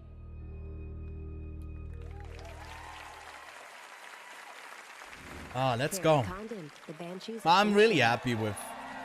Hey, what the hell's going on? I'm really happy with Ke Kwan's win. I'm so happy for him. Just all of a sudden stop being friends with a fella. She's incredible as well. Why can't Ah. you? Because it isn't nice. I catch ya. It's not nice, man. Jamie Lee Curtis. Everything, everywhere, all at once. It's great for the sweepsake. It would be also unprecedented if she wins. It could be a 3-actor win, which I think only has happened like 2 or 3 times in Oscar history. Was it All the President's Men? No, it was some other film that got it. Well, I went Carrie Condon as well. It's my pick. Stephanie Hsu. Everything, everywhere. She also was great in it. I'm tired. Oh yeah, then with the ending anymore. moment And here. For some reason, when I'm with you, it just hurts the both of us. Just let me go. All right, let's go. Who will take it? And the Oscar goes to... Jamie Lee Curtis! Jamie Lee Curtis? What? 4 people out of 29 got that right. 4 people got that right. All of us other ones, suckers. No Jerry Condon, no Angela Bassett, no Hong Chau, no Stephanie Hsu. Jamie Lee, dude, the SAGs are important. So I'm doubting my prediction with Cate Blanchett now, if even Jamie Lee Curtis can win out in this category. Although her competition isn't as strong as Blanchett, but oh my god, okay. Well, cheers to that. Big old first shot I gotta take because I got it wrong. Stop. Also, Lachlan also got this wrong. Seconds, and I promised Janet Yang I wouldn't do it well because I'm a good girl. I know it looks like I'm standing up here by myself, but I am not. I am hundreds of people. I'm hundreds of people. I am where are the Daniels? Daniels, Jonathan, Leyline, the entire Where are the crew, outliers my here Michelle, that predicted this Key, right? Steph, the entire Jamie Lee group of Curtis. artists Here's who made another this 2. movie. We Here's the just won 4th an one. Oscar. Congrats to you my guys. team, my agent Rick Kurtzman, Alan Wertheimer, Heidi Schaefer, Sean James, Grace Ahn, Jane Ross. We just won an Oscar. To my family, my beautiful husband, Christopher Guest. Our daughters. It is a bit surprising. Annie and Ruby. I'm glad, but I wanted My sister Angela. Kelly, we just won an Oscar. I mean, To I like her all as an of actress, the but not in that people who role. have It didn't really stand out supported to me that the much. genre movies that I have made But for hopefully all she'll these get one years, the further down the line. thousands and hundreds of thousands of people. We just won an Oscar together. Who's in the lead right now? Oh my god, we got some people with Magnitude, Weird Archives, and my mother and my father Detective were both nominated Zinc, for currently Oscars in leading. different categories. Okay. And Juliet. Oh, Julieta as well. I just won an Oscar. It's nice for them. I don't know why, but for some reason I associate like a lot of the speeches to be really self-congratulatory. Not maybe not just being grateful, but overall it's a stepping stone for their career. But here, like Everything and Everywhere All at Once, they're so incredibly glad to be up here. It's so emotional, man. Cara Delevingne with a crazy, pretty regular dress. Not too crazy. To try and summarize the experiences of all those who identify as women in one movie would be impossible. But the 7 short films helmed by 7 female directors that make up Tell It Like a Woman demonstrate how important it no, is for that individuals fucking to control their that own movie is so narratives. bad. When we get to tell our own stories, It's so we can bad. thrive. Wait, when's Naatu? Did I miss Performing Naatu? applause from Tell It Like a Woman, please welcome honorary Oscar winner Diane Warren and Sophia Carson. Who that? Who?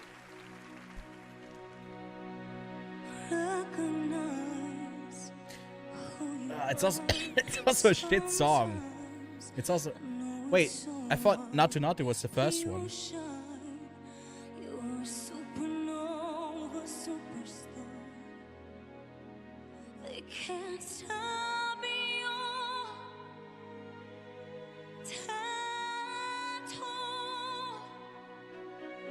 Stand up, raise your hands up.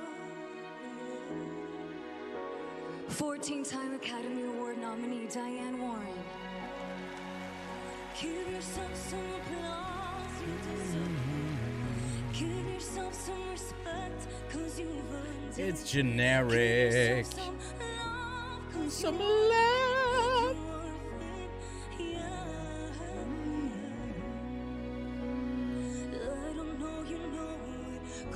Show you own it, so bold your back, you're strong. Give yourself some applause.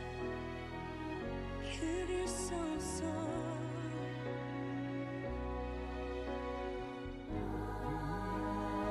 To each and every single woman in this room, and to all the women in the world, happening? give yourself some applause. Hell yeah. Give yourself some. I mean, it would be fine if it's not a shit movie, but it's a shit movie. That's the issue.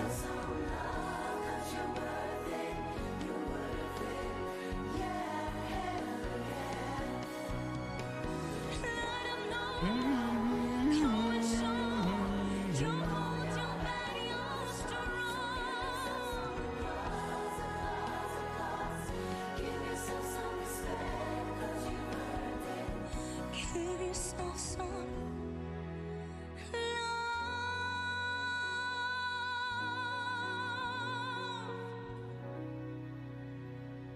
Give yourself some applause. It was such a nothing song.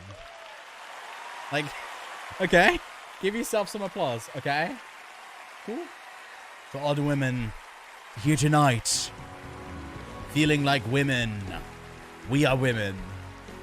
Coming up, Riz Ahmed and Amir Questlove Thompson. Yes, Later, Questlove. Jennifer Connelly and Samuel L. Are they- Jackson.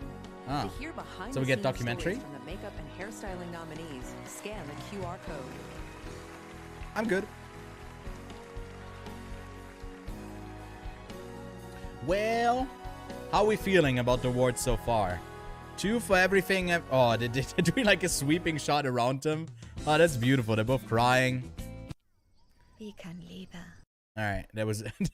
There's now a TV spot for women talking, but it is in German, so I'm not gonna subdue you to that. Let's see. What was So I feel like Kate Blanchett, although she is in the lead over here for the predictions over on Gold Derby.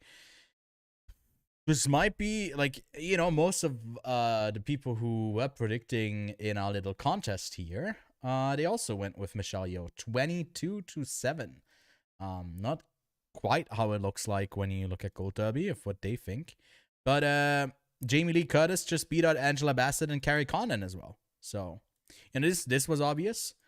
We'll have to wait quite a bit longer for Best Actor, but I guess next will be I assume documentary.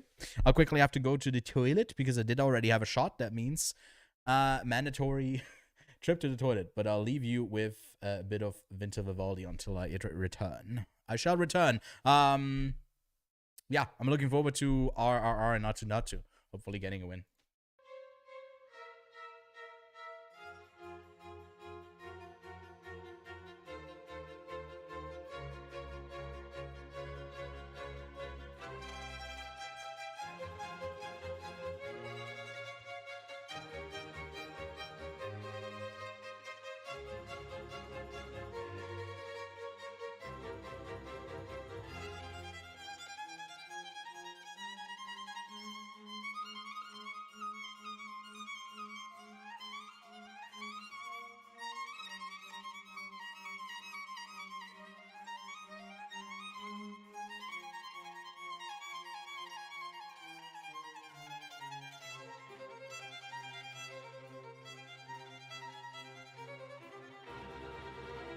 Now they're playing something for the whale.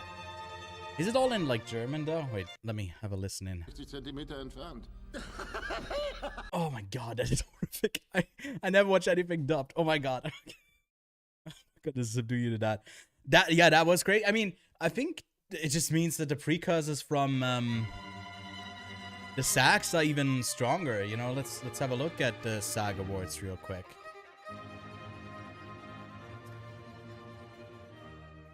Look, these are the SAG winners. Everything Everywhere. I mean, that's also what we're thinking already. It takes Best Picture. Michelle Yeoh won. Kae-hyuk Kwan won. Jamie Lee Curtis won.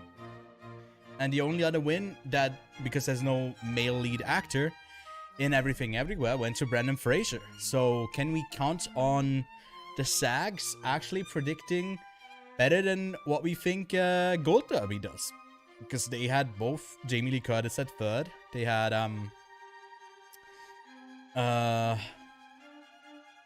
Jamie Lee Curtis third, and I guess the other one they got right. It's only just, I guess, one so far. I don't know.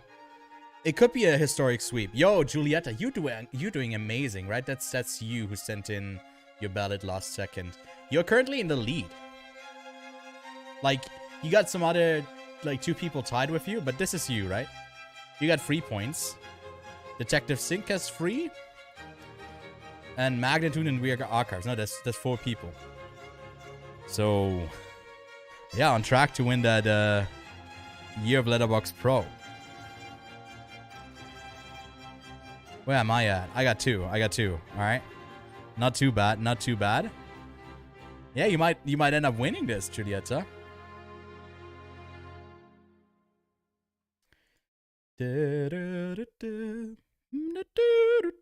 Left my feelings aside. Yeah, that's why, like, why did you go with 6 Jamie Lee Curtis then? The next nominee for Best Picture is What was your reasoning of the SAG Awards?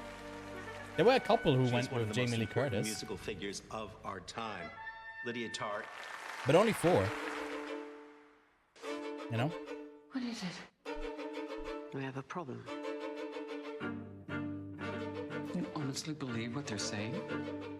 I'm worried. Such a great film. She's starting to It's doing great in our local art house theater that I work at. Because it just came out, I think, about a month ago. Still playing for us and doing quite well. What's the category? I think they just like show something from the movies. That is Tar, Kate Blanchett. They showed something like from each Best Picture like nominee between the breaks. Did Avatar and now Tar. Absolutely masterful. And let me tell you, you see only one movie this year that starts with the main character being interviewed for 15 minutes by New Yorker staff writer Adam Gopnik. Make it Tar. You'll be glad you did. Our next category is documentary feature, which, as you may recall, is you where wanted we Stephanie? had that little skirmish Yeah, she was the least likely, though. Also, Hopefully just one vote in our without a predictions. hitch, or at least without hitch. Please put your hands together. Will Smith jokes And all then around, keep I it to guess. yourself for Oscar winners Riz Ahmed and Amir Questlove Thompson. All right. Yeah, Questlove won for Summer of Love, and then Riz Ahmed for Sound of Metal. You know, they say truth is stranger than fiction.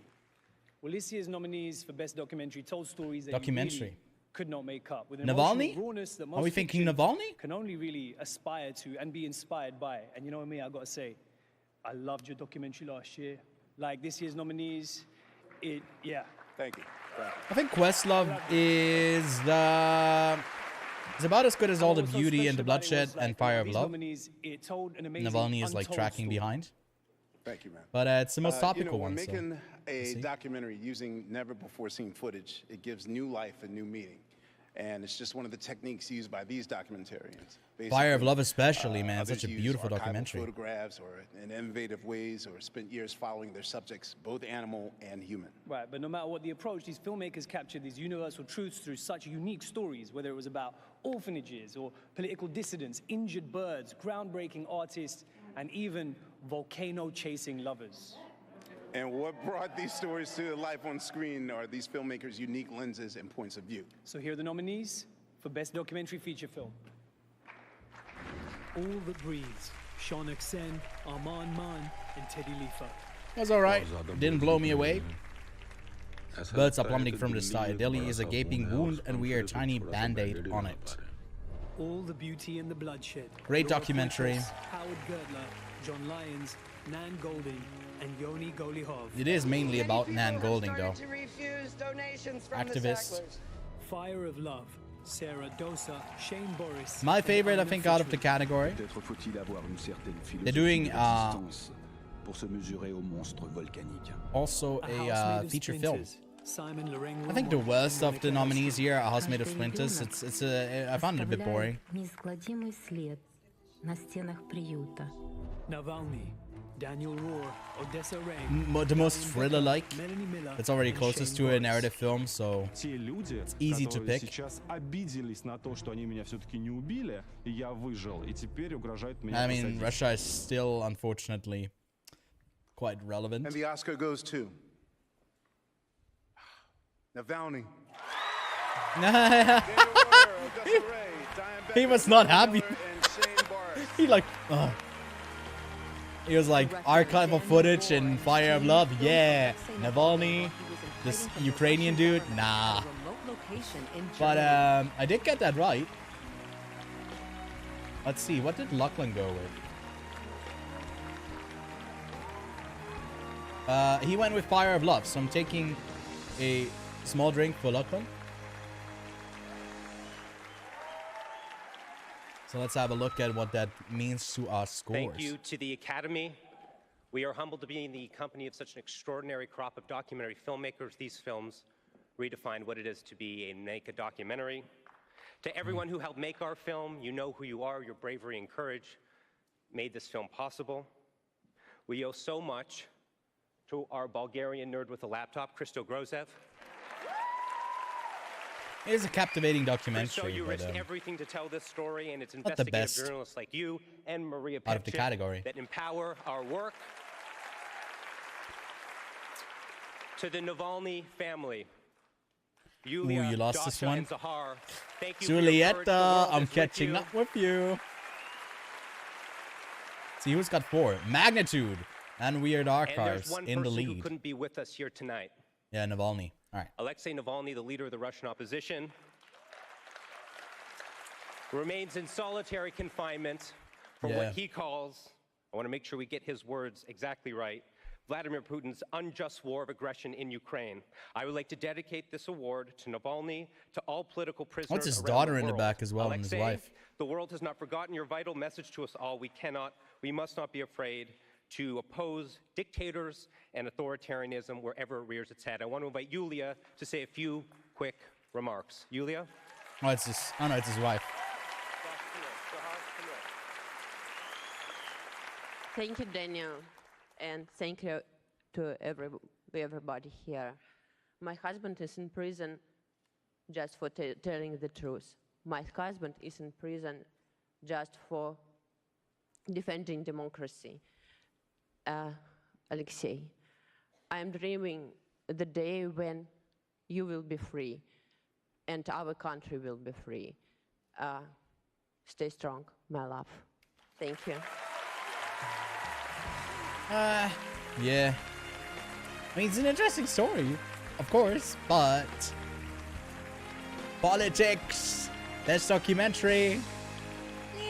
Politics won out here. Not the best documentary, in my opinion. But streaming on HBO Max, make your own mind up. Fire of Love is on Disney Plus. I'd recommend that one. Most of the film and video we watch these days is short form. And these next nominees are pushing the possibilities of that medium to its fullest. Which one, Feature though? films are like novels, short films are like poetry. Also documentary? You've got to distill all that emotion, suspense, This is a hard impact, right down to a fraction of the length. Here are the nominees for Best Live Action Short Film. Live action, okay. An Irish Goodbye, Tom Barkley and Ross White. All right, let's see. We got 12 votes for La Pupille, 11 for An Irish Goodbye, 2 for A Night Ride, 2 for Red Suitcase, including me, and Ivalu. And one person just left us blank. Night Ride, Avik Tvaitan, and This is pretty bad. Larson. Bit of a nothing burger. Cyrus Neshri. The most interesting one, but I feel like this is the weakest category out of the nominees. Let's see. An Irish Goodbye. An Irish Goodbye. Okay. Got that wrong. That means I take another shot. Lachlan got that right though, so not taking another swig. Ross White hails from Belfast, the filming location of an Irish How many documentaries? You mean like in total or like of the nominees? I watched all of the nominees. I'd have to check how many it's one of the years where I watch less documentaries. Because usually in April, I attend like a documentary film festival. Deary me. And then I watch like 30 in like a week. Thank you so much to the Academy for this incredible, incredible honor. Thank you to our fellow nominees, Irish all Goodbye. the nominees for your work. The only Your work Irish inspires us film so that will very, get very something. Because Thank you to everybody it's not back looking home great for in Northern Ireland Banshees. who helped us make this film. We wish we had the time to where list is you all it? here, but you know who you are. Live There's action. something very important we'd like to speak about as well. This Irish award is Goodbye. actually the second most important thing about today because it's this man's birthday. He's out here in Hollywood wearing a leopard print suit jacket. We'd love to use the rest of our time up here to sing for James. Happy birthday to you. Oh, he's a jolly good fellow. Come on in, chat. Why are you not singing? Sing for the man. He's just won an Oscar. Did he win an Oscar or?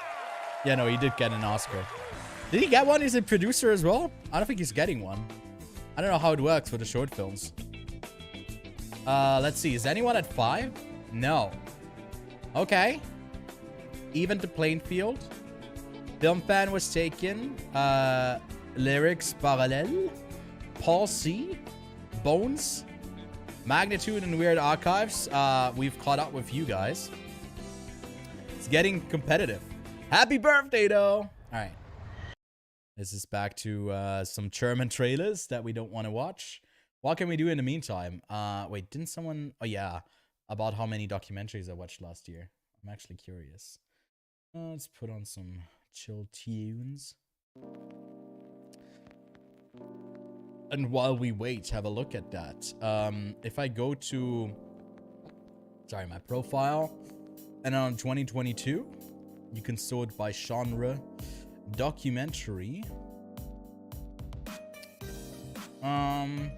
Yeah, I called 33. If you were wondering. 33 documentaries. But some of them were also not too great. You know, I watched 320 something films last year. And some of them made it... Didn't crack the top 200. But I guess the best ones were, in my opinion, Fire of Love, All the Beauty and the Bloodshed. Where did I put... I guess Navalny I didn't catch until later in the year, so I didn't even add it onto this list.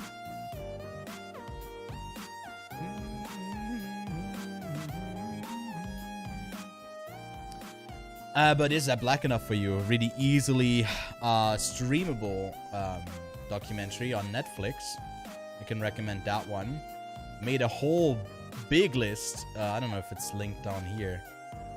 Yeah, not my list though. I made myself like a watch list from this. Let's actually, where do I have it? Somewhere here. Here, like my personal watch list for like black on screen for the films that they name dropped here in that not all of them, just the ones that kind of interested me. So that's one that's great to catch up with. Descendants, surprised that didn't get in. And yeah, all of the other ones were kind of okay. No documentary, apart from, I guess, 2 of them that got nominated, that like blew me away. So yeah. Did documentary went with the one that we were expecting as well? Let's have a look. Documentary, yeah, Navalny. Yep.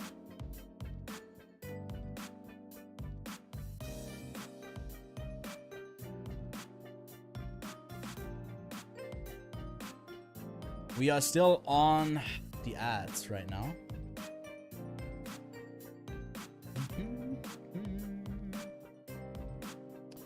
Yeah, how many I'm at 3 right now, okay.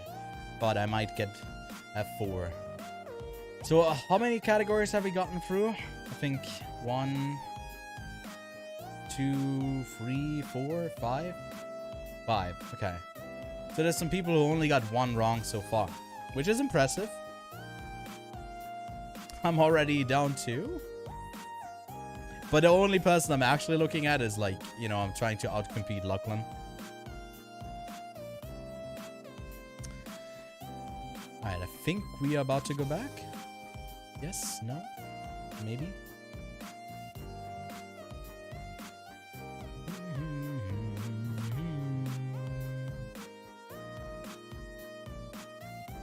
It's just a rotating statue of the Oscars on my screen right now.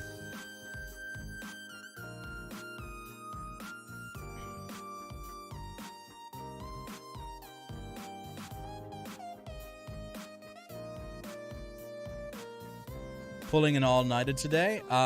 Yes, because after this, I mean, in about an hour, the last episode of The Last of Us will come out.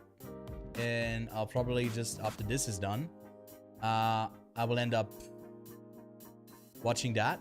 And then I am a bit busy because I gotta get some stuff for work done tomorrow. Or like today, later today. But then Tuesday night on the 14th, I will start my playthrough of The Last of Us Part 2.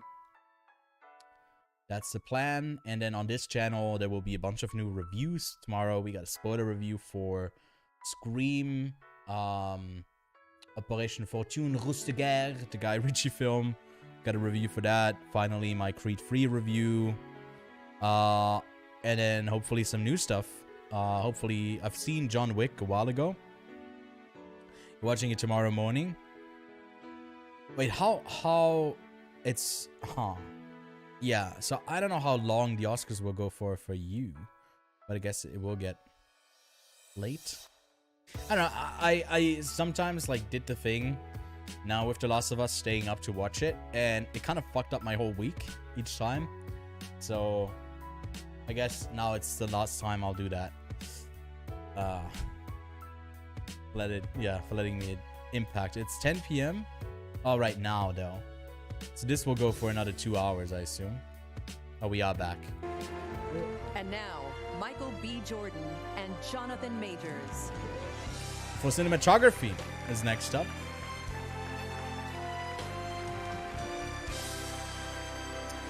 All Quiet on the Western Front dominating in our predictions. We love you. A question. And also on Gold Derby. Okay, a question for my director. You ready? Let's do it. How do you make a character massive, imposing, and dominating? Oh, well, first of all, we cast you. That's a great answer, Michael. Thank you, thank you. Second, give the cinematographer the space to put the camera low, pointing up, like Spike Lee and his legendary cinematographer Ernest Dickerson did with Malcolm X, as you can see here, with their signature double dolly shot. Cinematographers find new ways to push the limits of film and storytelling each year. That's not a double dolly shot that they're showing right now. It's just on a innovative, right? because He's they were not using a both camera moving. like this. Ah, I don't know. Oh, that's a beast. Ooh, big camera. Yeah. I mean, that was I wish before you could cell see it. phones. It's such a big so camera. they actually cut a hole Big in boy. the floor and physically lowered the camera. Okay. That's what I call a workout and a flex. It's a pretty big flex. But the result was this shot. Sometimes the simplest solutions are the most creative. In fact, So creative swag. vision is a trait These two. shared by the next outstanding artist. Here are the nominees for Achievement in Cinematography. Cinematography. Hopefully next year I'll see Jonathan Majors up there as a nominee. Bardo, False Chronicle of a Handful of Truths. Best thing about Bardo, Darius gotta say, was it cinematography. Elvis. Didn't click with the rest of the movie, but still gotta give it that. Elvis, just a lot of everything. Empire of Light just had the fireworks. They saw the fireworks like, ooh, that's exposed nicely. I love the cinematography in Tar. That would be such a pleasant surprise if that wins, but it won't. And the Oscar goes to All quiet. All quiet. Yeah. Okay. Okay. Don. The one we expected. The one that both Lachlan and I also picked. So I'm still not drinking. I'm still doing quite well with this. An advocate of mentorship in the industry. Only 2 wrong so far. To become a filmmaker at 13 when he first saw Alien.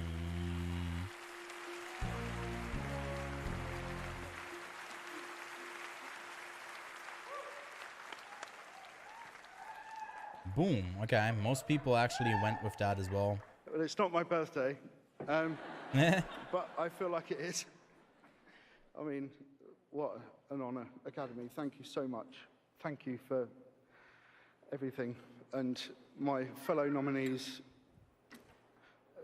your work is just outstanding and inspires me. His name is James Friend. For everything, my entire crew who made this happen for me and made me look better than I am. My darling mum and dad, Sweet. Who, when I was a young boy, run off my father to the circus, he took me to see of the film industry. Ridley Scott's Alien. They believed in me, and thank you. And my beautiful wife and Cara Jean. Cara Jean is my German lover. Yeah, sorry. Push me I'm and sorry. push me and push I'm not me. even drunk. I got And no excuse. Edward Berger and Burger King foot lettuce. Just thank you you might so not expect much. to be caught in the I'm sorry if I've trenches missed of the anyone out. First Thank World you. War, From the but bottom of that's my what heart, you might thank you get with so this much. award-winning Thank you so Netflix production, winning the award for best cinematography. What else will All Quiet take? Please welcome Donnie Yen. Donnie Yen, also in John Wick 4, has a quite memorable role. I still have no embargo. Like, I don't know if I can talk about the film yet. Who has choreographed and performed in countless fight scenes in 80 movies. I know you should always be prepared for whatever twists and turns come your way. Yes. 1 minute, you're fine. The next, Announcement of the your first fingers AD category, bringing it hot back. dogs. Hot dogs. Every day we're confronted Is that with production new design? choices, and it's hard Costumes? to know which path you should follow.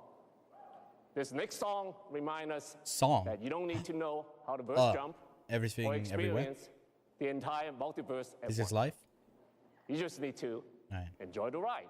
Enjoy the ride. Let's lean back Here and listen to perform This Is Life. This is the life. From everything, is everywhere, life. all at once. Please welcome Sunlock's Stephanie Hsu and Academy Award winner Did they have? David Byrne. No.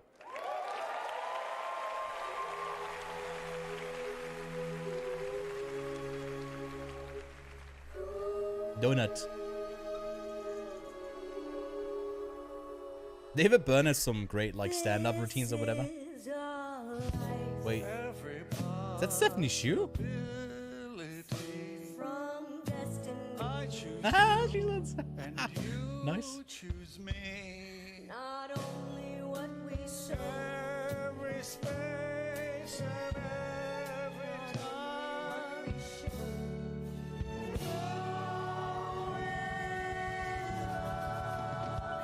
This is a light, many words that could have free been from entangled for eternity.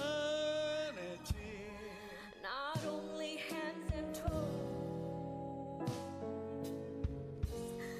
not only what we've known.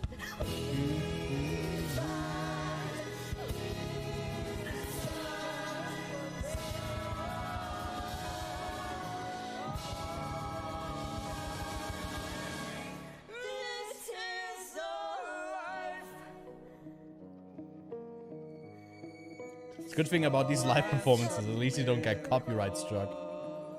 Especially if he's so off pitch.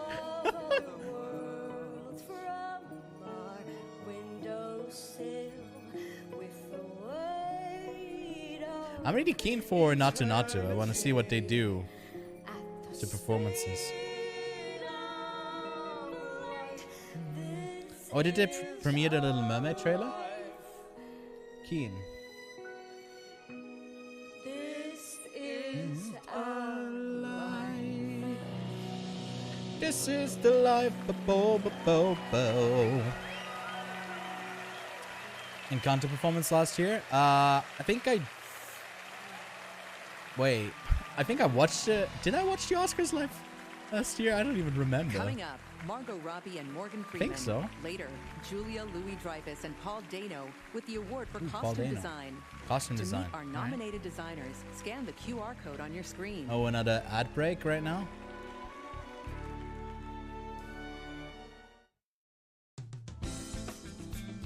Another ad break. Okay. Well, I think I watched. No. Last year, wasn't the Encanto thing where who was it? Was it Megan Thee Stallion or someone else who like changed the words up and it was really cringe? Or am I mixing something up?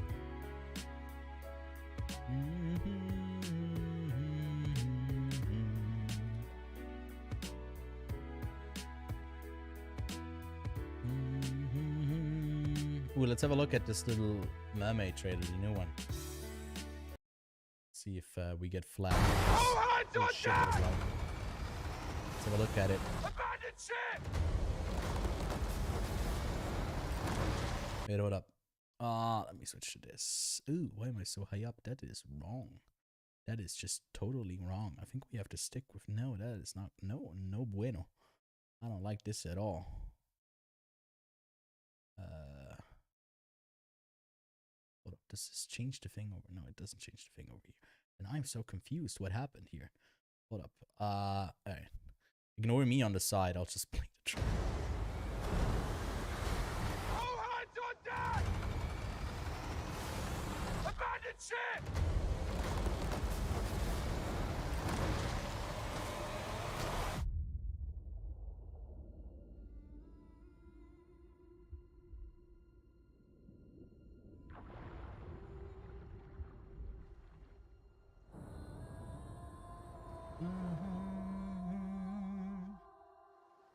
Alright. Nope, move me up in the corner. Thank you.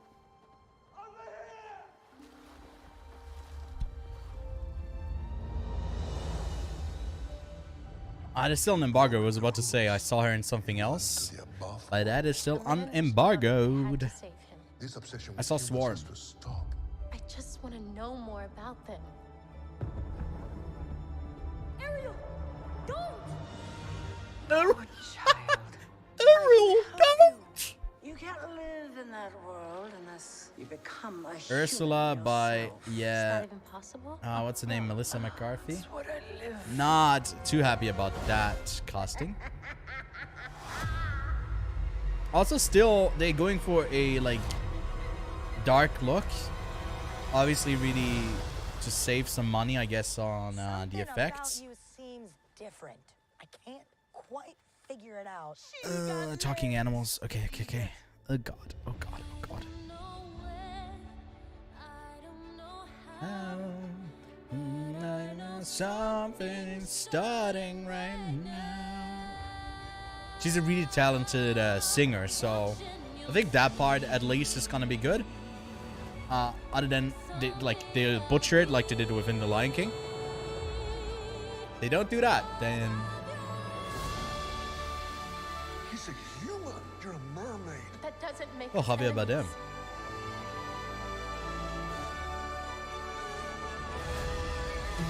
Okay.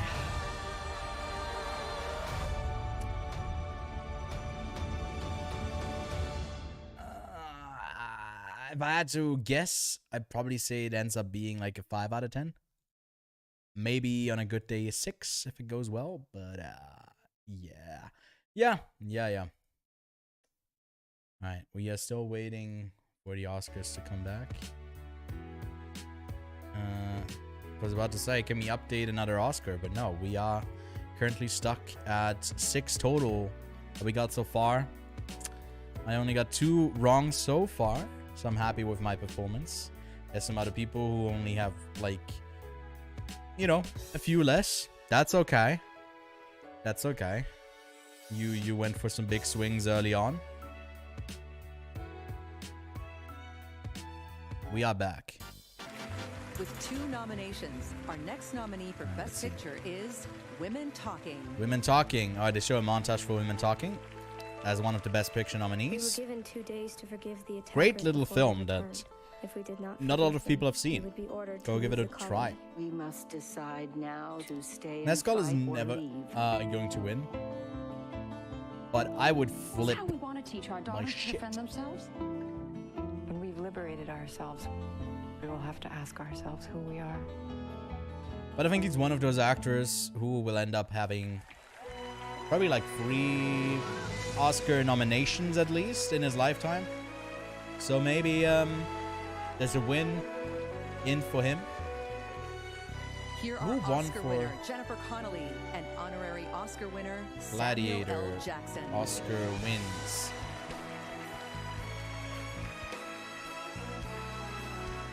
One Best Picture, right?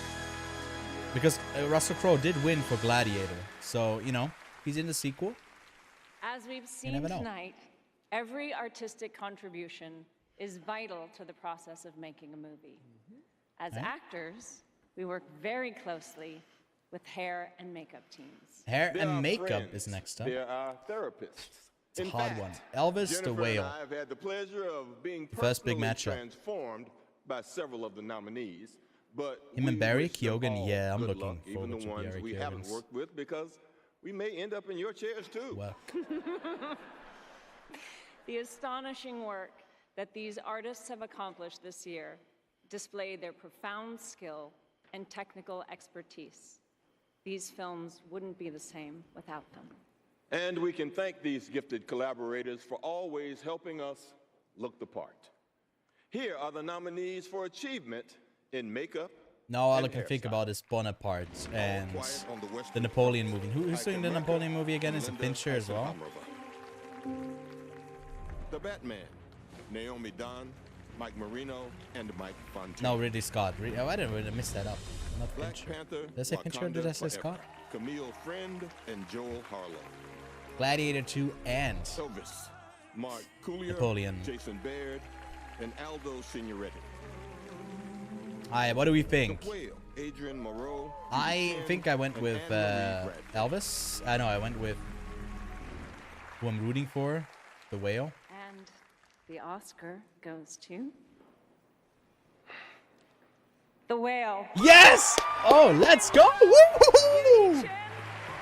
Let's go, deserved. Take a small swig for Lachlan, who got this wrong. Transformed Brendan Fraser into the Whale through the first time use of all digital prosthetic makeup for a major feature. That This pushed is Fraser's weight a into the big win severest for me extreme and without those covering his other face and allowing for his emotional 9 range of people who got that expression. right. Let's go. I'm happy about that. That's fun. I also got pretty loud and I got my window open, but who gives a shit on Sunday night?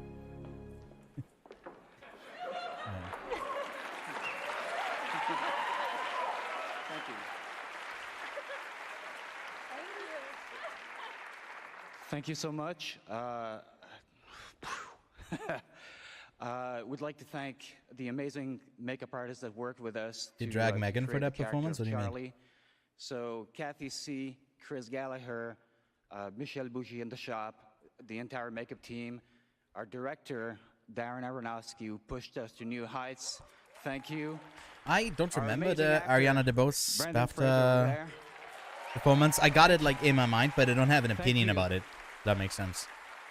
I Our don't remember. producer, the Dude, I got studio, 5 right. A24, and the Academy. Holy Thank you shit. so much. I'm like one of the people. Thank you, Darren. I'm like right with you guys. Is there one with 6? There's no one with 6. Holy shit. I caught up. But there's a lot of us with 5. We're just good like that, you know? You got it. But where did you end up? Oh, Julieta, you're part of us as well. Let's go. Welcome to the club. Did we already back to ads? What is happening? Do we have anything else that we can do, man? We just watched the trailer. What else we can do, man? We could play the blah. What could we play? Play like a trivia game. Don't we just love to do a waiting game? Isn't this amazing? Okay. Let's solve this riddle together. All right, while we wait. When character says, we don't know who this is, Free can keep a secret if two of them are dead. He is quoting Benjamin Franklin. I remember hearing this in a film, but I have no clue which one.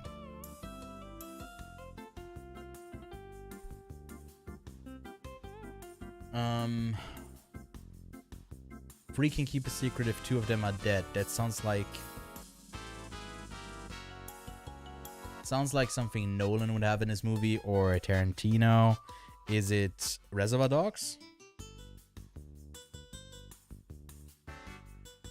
No. The house that appears at the beginning of the film is the same house that appears in Goodfellas. How wait.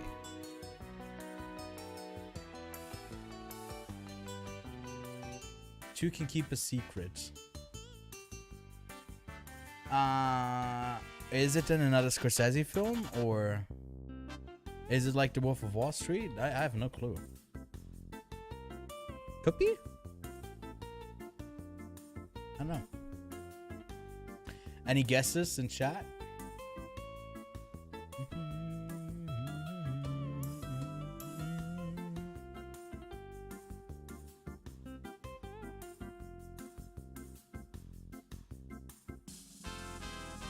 I'm going with The Wolf of Wall Street. No. According to Deadline, before accepting the role of Rustin, Joe Pesci refused multiple times to come out of retirement.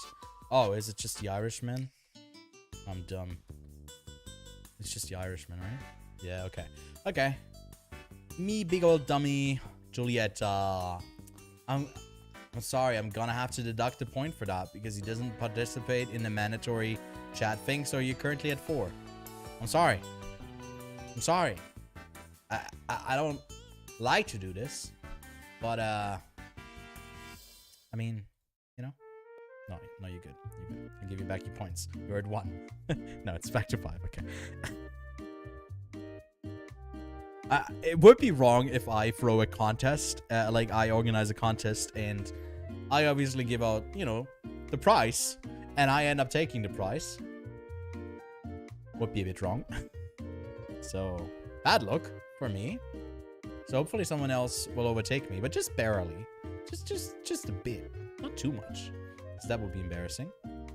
Well, I did get another one right, didn't I? So did I forget to put the counter up? I'm at 5. Yes.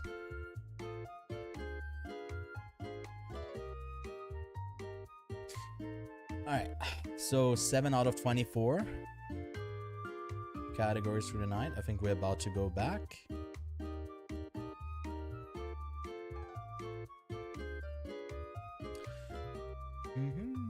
Come on. The ad breaks are killing me. They're kind of long. On the mainstream, for some reason, on ABC, they're showing like a montage of Warner Brothers films. Okay, that's strange. Elvis, Shazam, Dune. Yeah, it's just a straight up. It's a Warner Brothers commercial. Barbie. Okay. Cool. Can't show you. I showed you before, and then we did get taken down for a bit.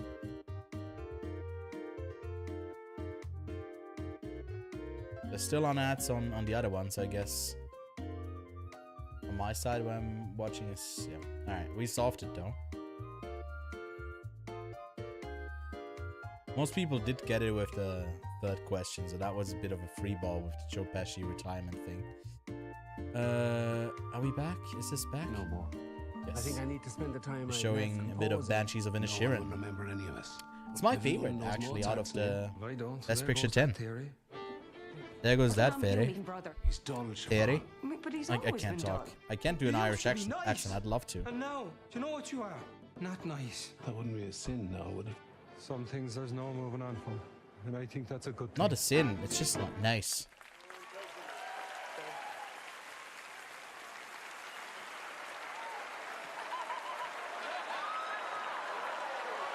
The donkey, okay.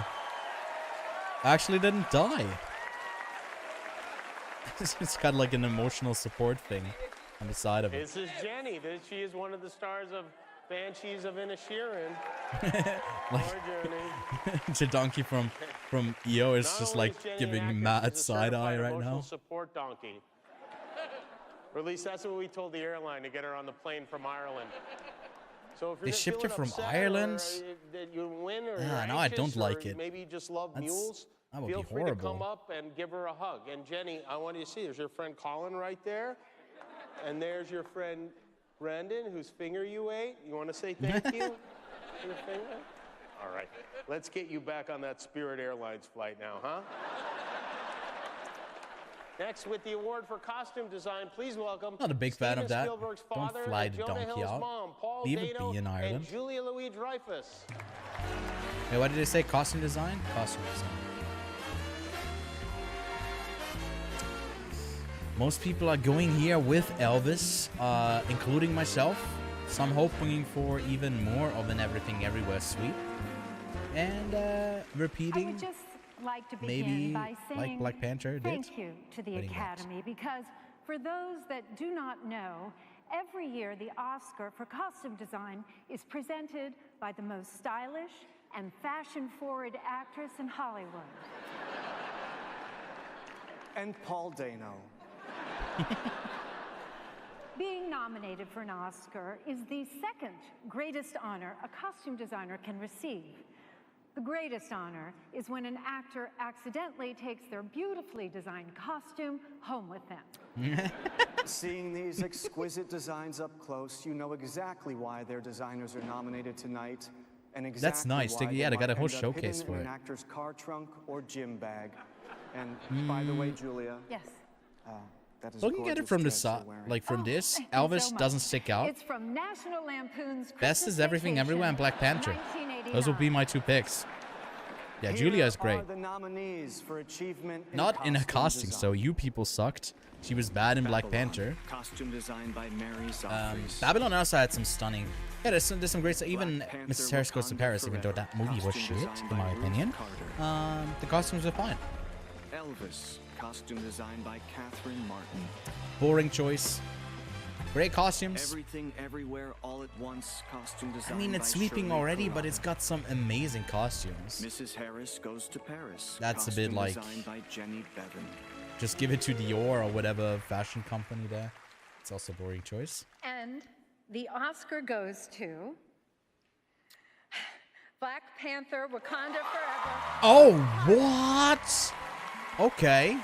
The repeat. Ruth Carter's first job in film was designing Back to back. costumes She for already Spike won. Lee's 1988 Only 4 people got that film right. Days. Ruth Damn, Carter okay. utilized 3D But the printed costumes, technology like I said, they to stood create out. crowns Just and on necklaces. seeing on the Queen stage, deservedly Ramonda so. in Black Panther, Wakanda Forever. Didn't stick out as much as I guess in the first one, where it seemed to be a bigger showcase on showing the different cultures. But that's not a wrong one for me, so not a shot. Lachlan also got that wrong, so chasing nice it. to see you again. Thank you to the Academy for recognizing God. the superhero that is a black woman. Let's go. She endures, she loves, she overcomes. Costume design. She is over here. every woman in this film. She is my mother. This past week, Mabel Josh got that Carter right. became an ancestor. This Julieta film as well. prepared me Julieta, for this stop it, moment. Julieta. You're doing too well. Chadwick, please take care of Mom. Ryan Coogler, Nate Moore, thank you both for your vision. 4. Together, That right? we Yeah. are reshaping how culture is represented. All right. The Marvel family, Kevin Feige, Victoria Alonso, Luis D'Esposito, 6, and their Julieta, you're in the arsenal of lead. genius. Thank you. I share this Wow. with many dedicated artists whose She is a hands queen. and hearts She is a help fucking queen, man. manifest the costumes of Wakanda and Tolakan. This is for my mother. She was 101. I mean, look at her, like, wait, shit. Look at her filmography. Like Malcolm X. Please welcome. I'm gonna get you, sucker.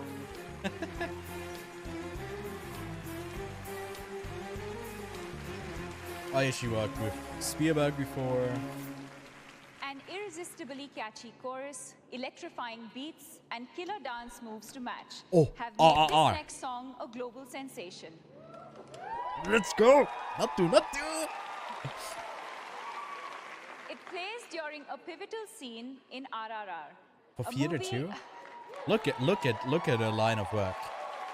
Yeah, this is a woman who deserves to get A movie about the friendship get the between win. real-life Indian revolutionaries Alluri Glad it didn't go to Sitaramaraju Elvis. and Komaram Bhim. In addition to being sung in Telugu and illustrating the film's anti-colonialist themes, Television, it's we're also Western. a total banger.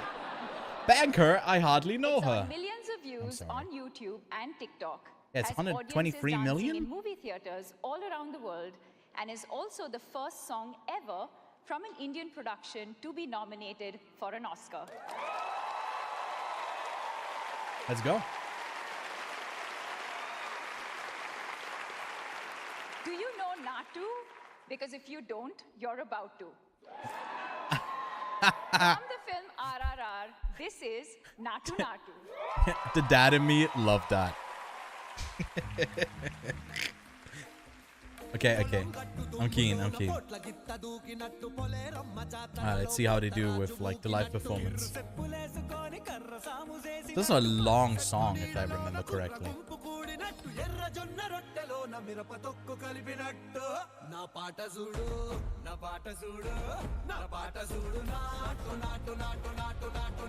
Not 4.5 minutes long.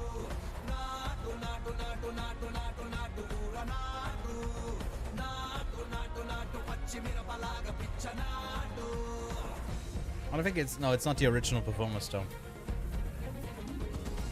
I think. Can't really tell. That's problematic of me. But no, it's not them.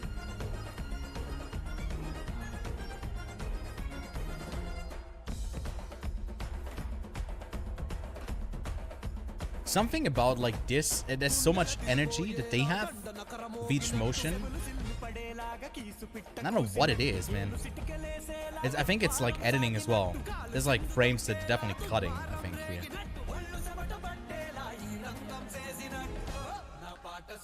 It's alright, there's just a ton of white people dancing as well.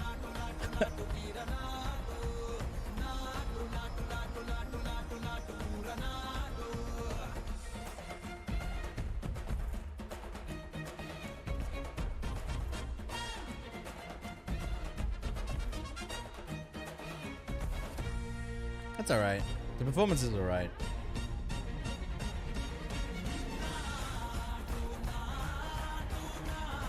But it's mainly a dance thing as well, right? They're not performing live like some of the other ones.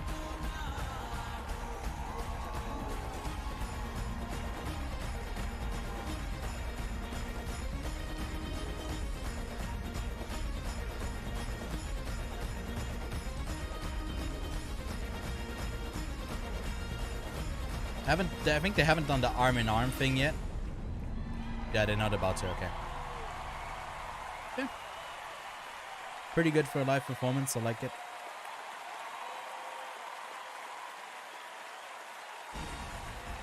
But it was definitely just 2 minutes, not the 4.5 than the original song is. But I guess they do have to shorten it down a bit. Coming up, Salma Hayek Pino and Antonio Banderas. And later, Hugh Grant and Andy McDowell present the Oscar for Production Design. Production to design. learn more about our nominated production designers, scan What the are you QR thinking? code on your screen. Surprises a bit more? Or does Babylon take it? I think Gold Derby doesn't have Babylon. That's the front runner right now. Shut up. Elvis. All about All Quiet and then Babylon. But our viewers are set on Babylon taking this award. Hold on, what was the upset just before with I guess costume design? No, it did have Black Panther as the runner-up. It was just our predictors that didn't really have it as strongly. Only 4 of us picked it and really said on everything everywhere, which no, I guess was third on Gold Derby.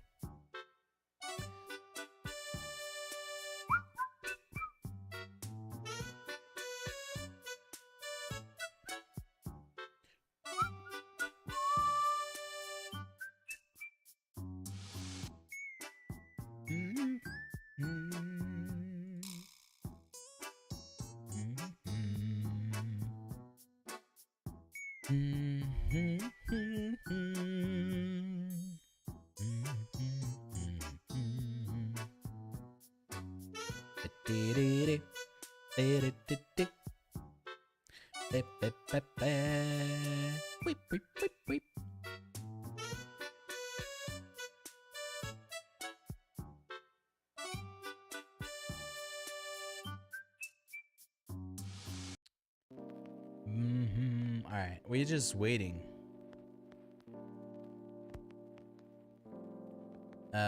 For more stuff to happen.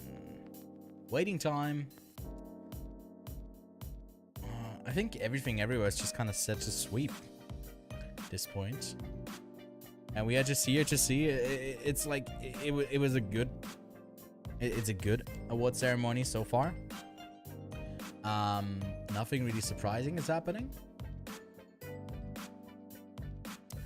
But it kind of makes it also a bit boring, I guess. You know?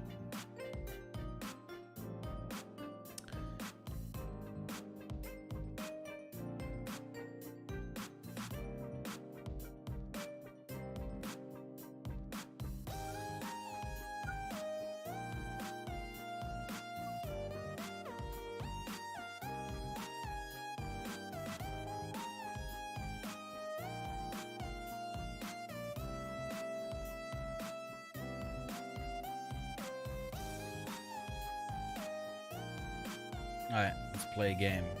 Let's do something while we wait.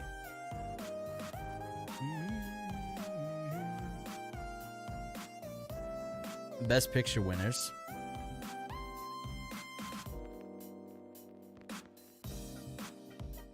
No, we're already back. Never mind.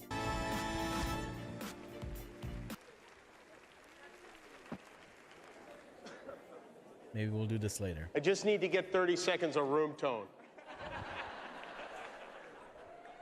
We good? Okay, good. See, He's folks, got a it's boom not mic, just a big about old the boom mic actors. in his Sometimes we hand. like to do jokes for the technical categories, and that was a little something for the audio team. Yeah, room Thanks to tone. all I the know warm that hands one. and I did short films, and then you gotta get the room tone. I know we lost an I understood hour that because reference. of daylight saving time, but I spoke to the producers, and good news, we've added that hour into the telecast. Please welcome Eva Longoria and the president of the Academy, Janet Yang. Ooh.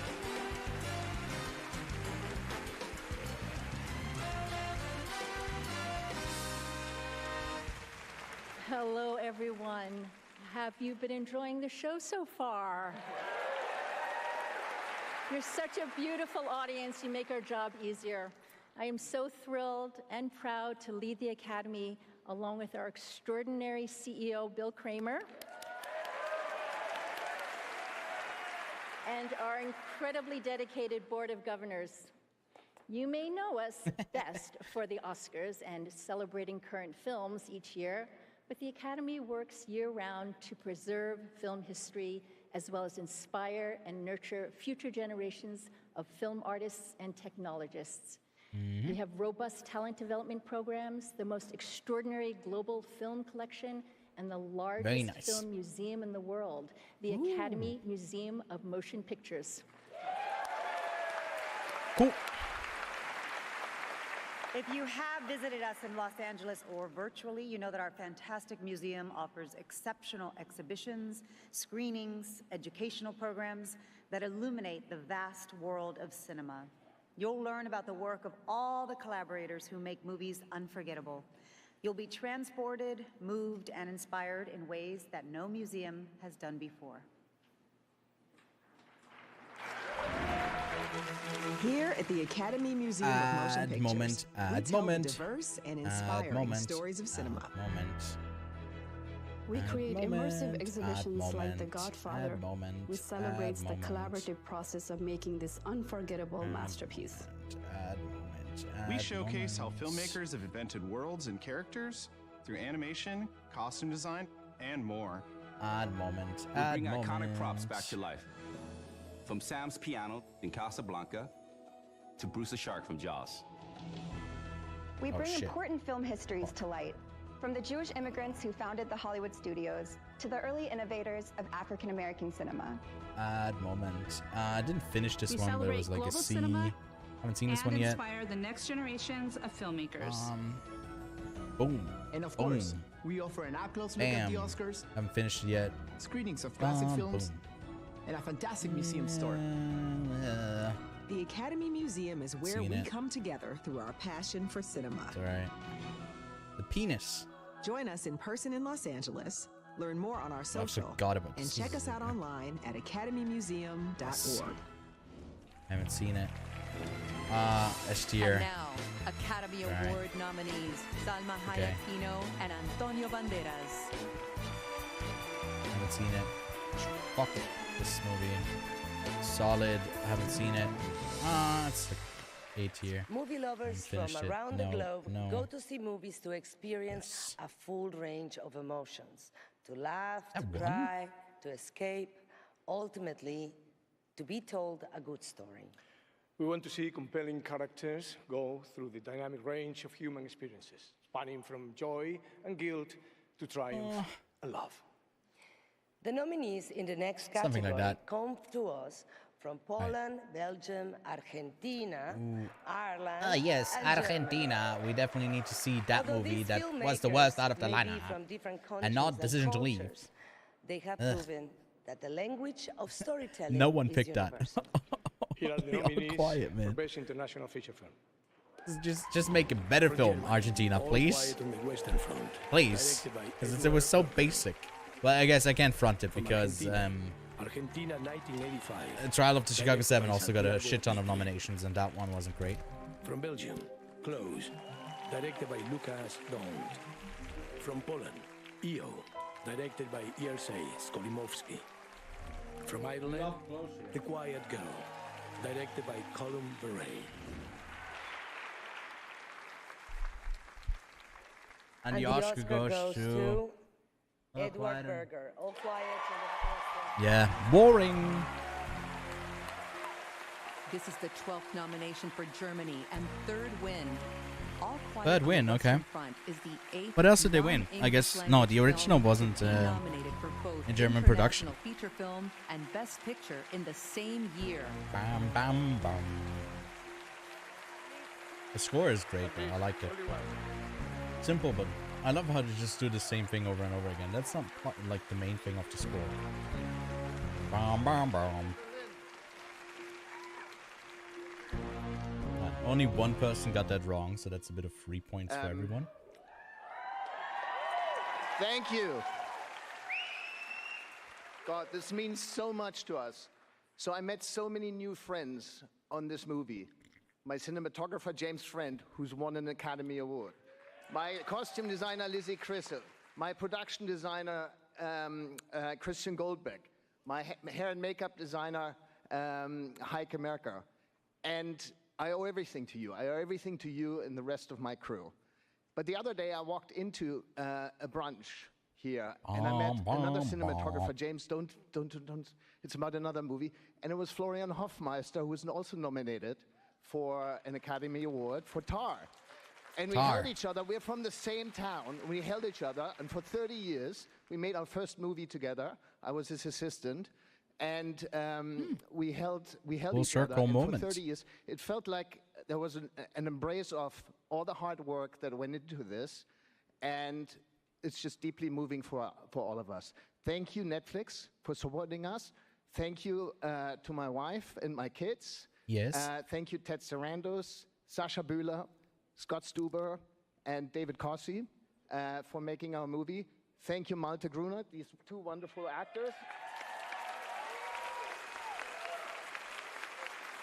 my producer, Daniel Brühl and Albrecht Schuch, the actors, and especially Felix Kamera. This was your first movie. This was your first movie, and you carried us on your shoulders as if it was nothing. Without you, none of us would be here. Thank you, Felix.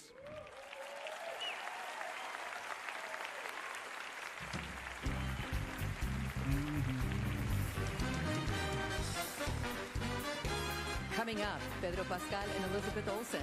Oh, yes. Mindy Kaling and Daddy? Sean Cho present Best Original Daddy? Score. Will John Williams make Oscar history tonight? Will he Our make nominated Oscar history composers tonight? Scan the QR code. Julieta, man. You're really getting it. Oh. What is up? Talk to me. Ewan. Kevin, what's up? Oh, you Close did didn't loud. win. What? Close didn't win. The Belgian representation here in the Discord, by the way.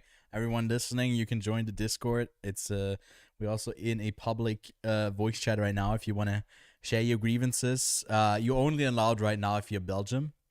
You know, fun fact: this is the 9th nomination for Belgium, and we still haven't. Really? Yeah.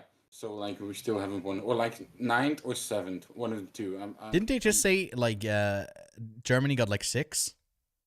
Yeah. So you got more than Germany? Yeah. Get fucked, Germany. I think we got like 2. Hold up, let me check that. Oscar Switzerland has nomination. 2. I think we got 2. Do you know that by heart? I think we. Wait, no, we got. I was about to say, oh my god, we got so many, but it was just submissions. Best actor won something. Documentary feature, I guess. No, I don't know.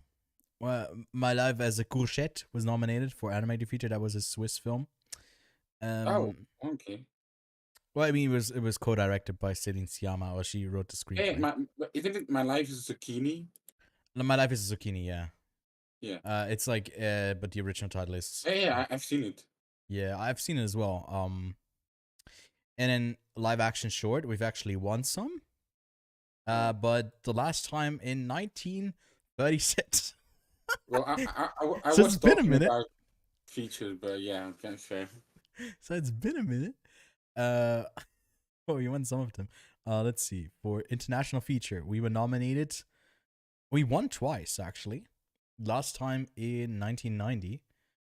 Reise der Hoffnung, Journey of Hope. Then we also won for Dangerous Moves. We've won? What the fuck? Okay. And then we have 5 total nominations. The Boat is Full, L'Invitation, and First Love.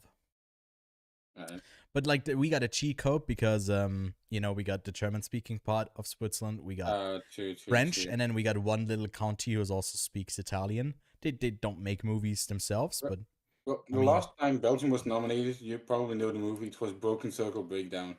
yeah, I haven't finished that one. It's not like half of the film. Nah, now you're disappointing me, man. Hey, it's just at least I'm consistent. But I'm ready. I'm so ready to be disappointed because Pedro Pascal, aka Daddy Lorian, is gonna be on screen. We're actually back right now. Hold up, we gotta get back. So enjoy. I'll deafen up again. We'll talk later. Sure, it's cool. Alright. Fablemans is getting the little tribute moments. Shouldn't you be filming this? $100 for a hobby? Can you stop calling it a hobby? You always dismiss what he does. It's playful or imaginative. Can we get any other Stop making Oscar movies. It'll break your mother's tier list heart. here? You do what your heart says you have to, so you don't owe anyone your life. I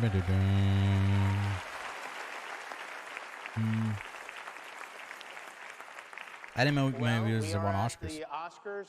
We have many more awards to go. How are you guys holding up? Everybody okay? Yeah, you're hanging in there.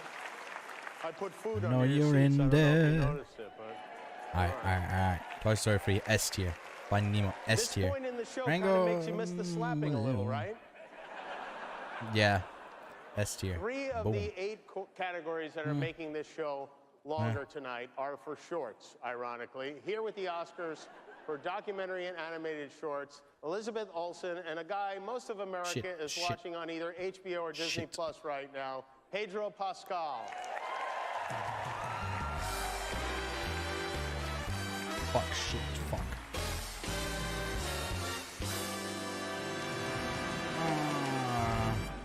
Boom, lots of great animated Rather films. than shy away from a challenge, the filmmakers in these next categories have embraced it, presenting stories in a limited time frame. But these limits had no effect on the types of stories they could tell or the depths they could explore. Here are the nominees for Best Documentary Short Film. Documentary. Okay. The Elephant Whisperers, Kartiki Gonçalves and Gunit Monga. For some reason, that's like the front runner. Is it also on Gold Derby? No, Stranger at the Gate is. That's my prediction because it's the worst one of them. The Martha Mitchell Effect. That's also a bit boring. 525,600 minutes. Stranger at the Gate. How do you Joshua measure? Seftel and Connell Jones. Measure a year, daylight sunsets. And the Oscar goes to The Elephant Whisperers. Okay. Gonçalves and Gunit Monga. I was wrong. Gunit Monga was amongst the first producers from India to be inducted into Bah. the Academy. I didn't like that shot. Kartiki Gonçalves' work travels extensively to capture visuals that will raise awareness. Lachlan got that cultures, right, animals, so no extra and the environment. Here.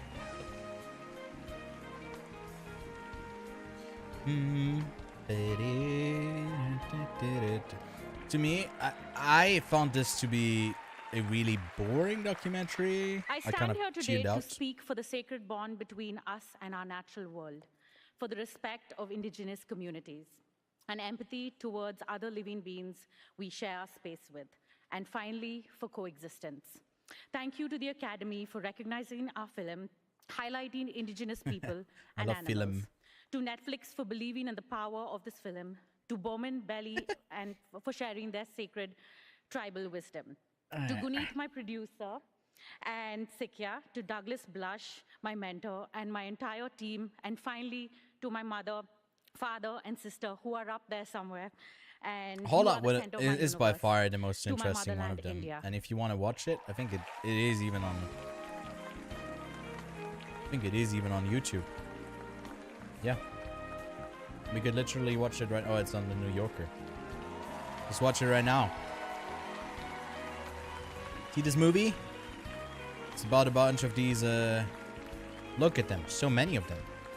Just outside. Really visually stunning. There's no dialogue really. You're just observing. Great film. Go check it out if you haven't already. Nominees used animation to make the most of their limited screen time, employing a variety of visual styles and techniques to carry out a story in 40 minutes. Too late. or I'm less. muting. In I was just a bit too late. 24 I'm muting minutes, myself. one nominee even managed to fit in an entire year's worth of. What, Pedro? Well, you'll find out when you watch this. Oh, how thrilling. Here are the Dicks. nominees for Best It's not that Animated he Short hasn't Film. seen it. There's not a lot of dicks in My Year of Dicks. There's really no dicks in My Year of Dicks. Charlie Mackesy and Matthew More Freud. figurative dicks. The Flying Sailor, Amanda Forbes. The people and hated that one. I think that was just, it was boring, but it was like nothing special. Ice But Merchants. this was Joao great. Gonzalez This was and great. Bruno I would Quintana. love for this to win. Predicted the mole My Year of in the Dicks. hole of My Year of Dicks. The mole in the hole. An ostrich told me the world is fake, and I think I believe it. It's fun. Lachlan No one Pendragon. picked this one. But that's the most out there in And the Oscar goes to selection. Let's see. The Boy, the Mole, the Alright. Fox and the Horse, Boring Charlie choice. Mackesy, and Matthew Freud. But I got that right. What did Lachlan Animation pick? team behind The Boy, the Mole, the Fox, and the Yeah, Horse Lachlan also picked worked this one. remotely throughout Alright. COVID to create a look that closely resembled the ink and watercolor illustrations from the book Lots on of which it different is picks based. here. I'm glad I got that right. Let's see. I want to see what the score is looking like now. So this is bewildering beyond. And I know the protocol is to say thank you a lot, but I'm British, so I'm more comfortable saying sorry. So I'm really sorry to all the people who should be on this stage with us. We had an extraordinary team. Already playing him off? Bella and Peter Bainton and JJ and Hannah and Izzo and John and our amazing cast and over 100 animators. I'm also really sorry to my children and my girlfriend and my colleagues at Freud's for It's a bit weird being that he's like absent for the last 2 apologizing. years as this film It is took flight. weird. But this statue is weird, for the dog, bro. Vincent, and the boy, Charlie. Not the mole or the horse or the dragon. I'm sorry. I'll be brief. It's a recurring theme, the apology. I was in my village very recently, and a lady came up to me and said, I hear you're going to that Oscar thing. And I said, yeah.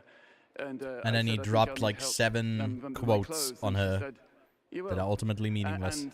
And it's a We got 2 new recurring theme leaders. with clothing and myself. And she then said, there's a long pause, and she said, you know, Charlie, No, we got 1 I lead. think Oh it my takes God. a lot of courage to make a film. And I think when you go there, there'll be a lot of very, very brave people in the same room. And I looked at her, I said, yeah, I think you're right. And it's really true. The people that I've worked with, they've tolerated me for 2 years. And they're brave and kind. And thank you so much. And thank you to my mum and my family and my dog, who I've left behind, who's actually in a hotel. I hate to say that, God, I'm so ashamed. I wasn't really meant to say that, I'm sorry. Anyway, thank you so much for this. Thank you.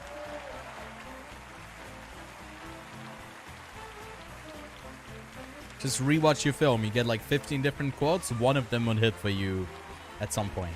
But we do have a new leader at the moment. Lidenano, which I don't even know. I'm not familiar with this person. Song with my friend Blood Pop. Oh, Lady Gaga. The film Top Gun Maverick in my studio basement.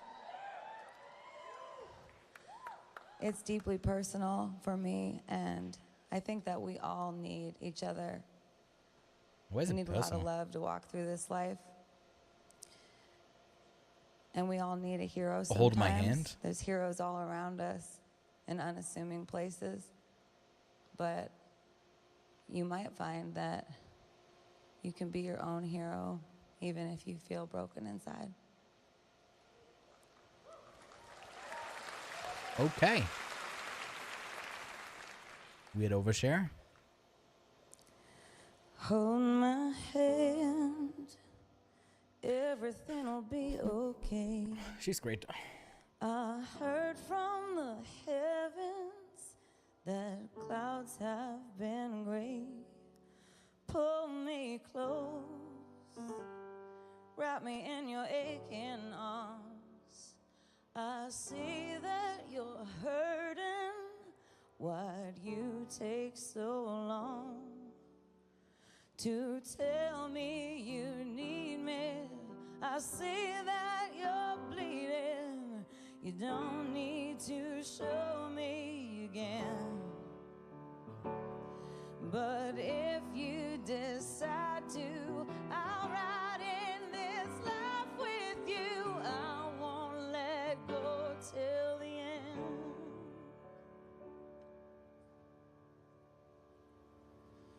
So cry tonight, but don't you let go of my hand. You can cry every last tear. I won't leave till I understand. Promise me, just hold my hand. Hold my hand, hold my hand, hold my hand. I'll be right here, hold my hand. Hold my hand, hold my hand, hold my hand. I'll be right here, hold my hand.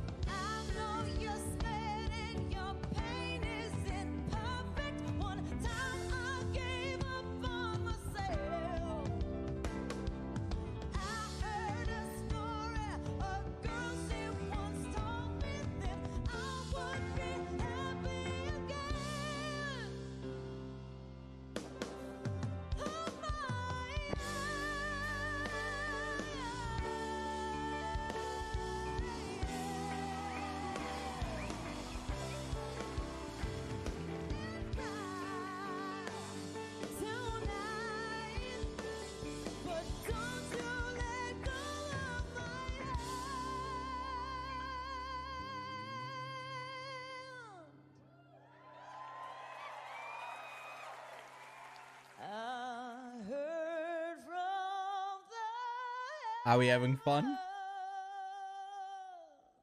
The Star is Born.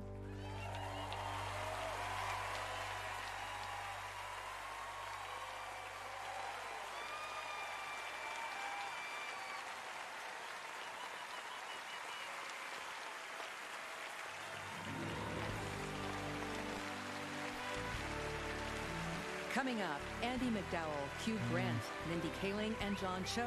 And later, Andrew Garfield, Florence Pugh, Janelle Monáe, and Jessica Chastain. To hear our visual effects nominees discussing their work, scan the QR code.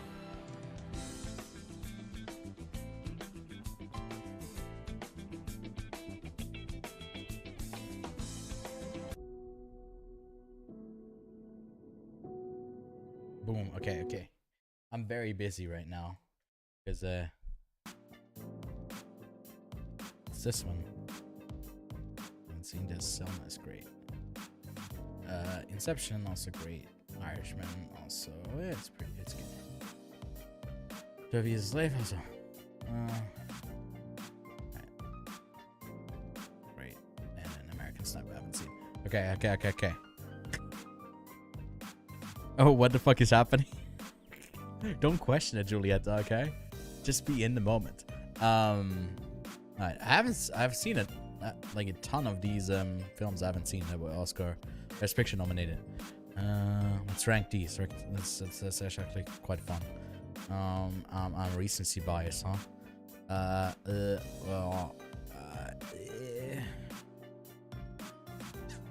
Is this free? Flash. Not the biggest fan of La La Land. I like it a lot, but that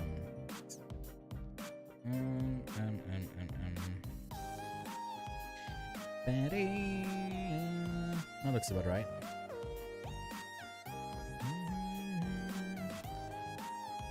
And this goes down.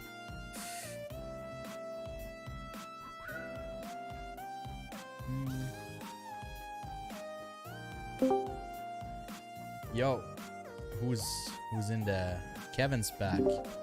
Guess who's back? Hey yo, what do you think about that performance?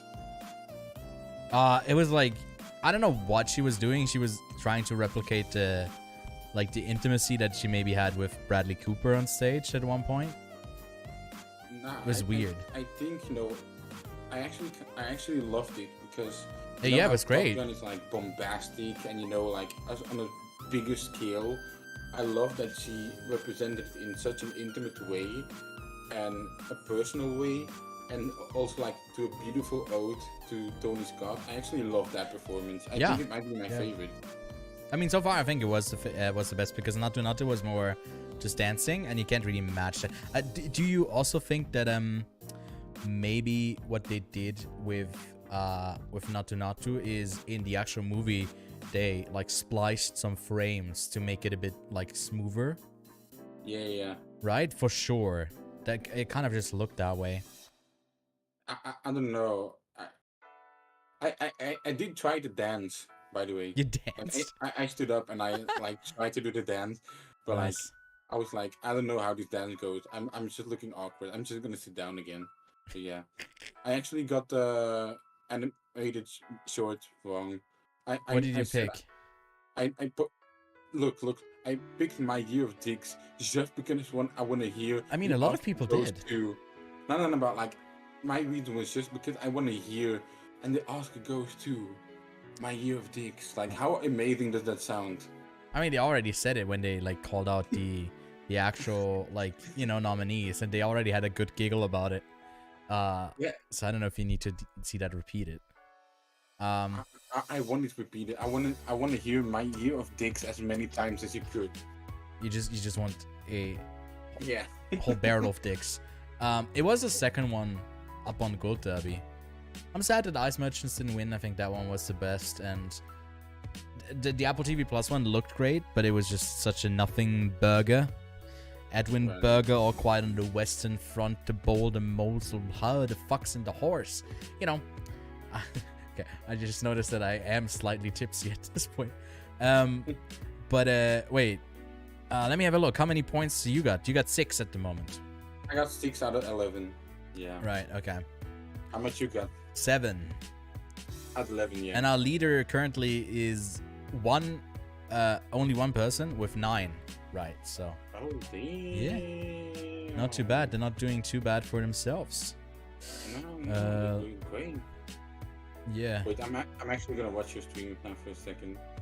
You're doing it in like Excel. Yeah. It exports it over this way. I have mine over here, and this is Lachlan's, and then it's just for the individual categories. It's quite neat. It's quite easy to get over. Okay, I think we're back right now.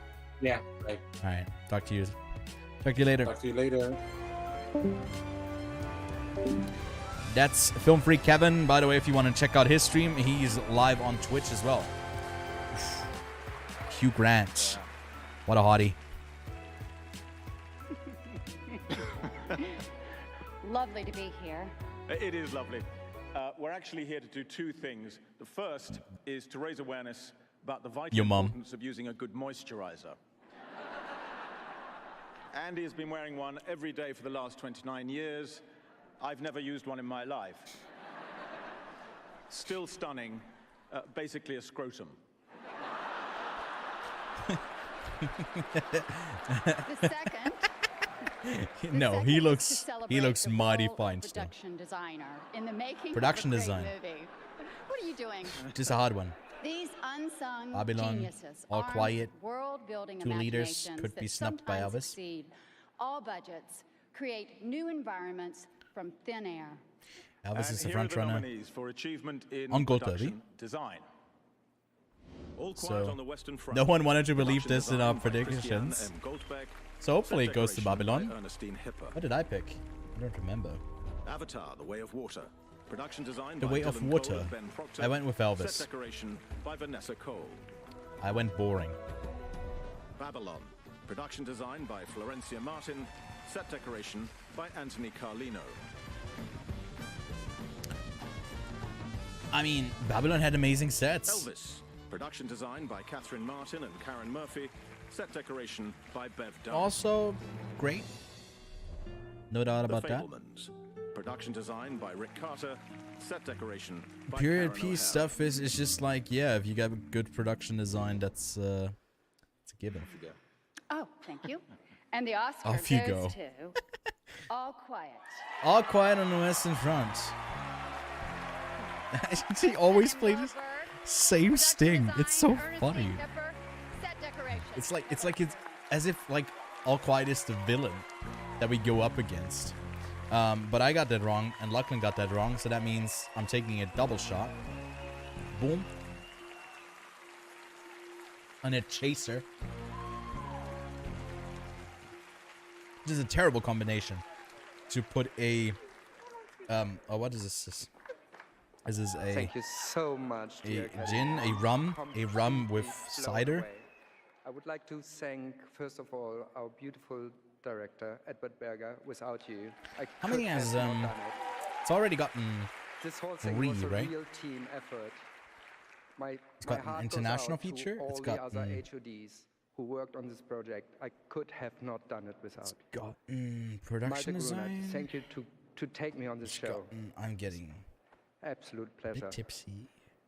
And first of all, I want to give this to my 2 beautiful sons, Zebedee and Gustav. Thank you. Gustav. Yeah. Give it to Gustav, my son. I have to thank my parents, Mama, But Papa, 9 people went with I this. love 1, you. 2, 3, 4, and 5, my 6, sisters and my dear 7, 8, friends. 9. All right, there we go. And when I started this, I was told, Ernestine, don't ever forget, you're only as good as your team. So this is to all the hardworking people in Prague and all the teams that helped me to get on this stage. And Academy and everybody, thank you so much.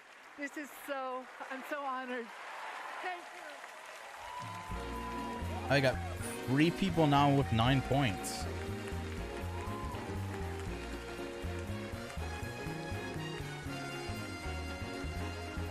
Quinsane, Please welcome Paul John C. Cho and Mindy Kaling. Yes. Wait, no, is it Quince? Oh, I'm so dumb. I'm so dumb. I know you're stressed. Like, obviously, I know. I'm sorry. Quincy. The musical score of a motion picture can invoke a multitude Oh, it's of feelings. Welma's Fear of Mindy unseen Kaling. danger. The excitement of death-defying action. Alright, score. The hell no when Lydia Tarr sees a replacement conductor.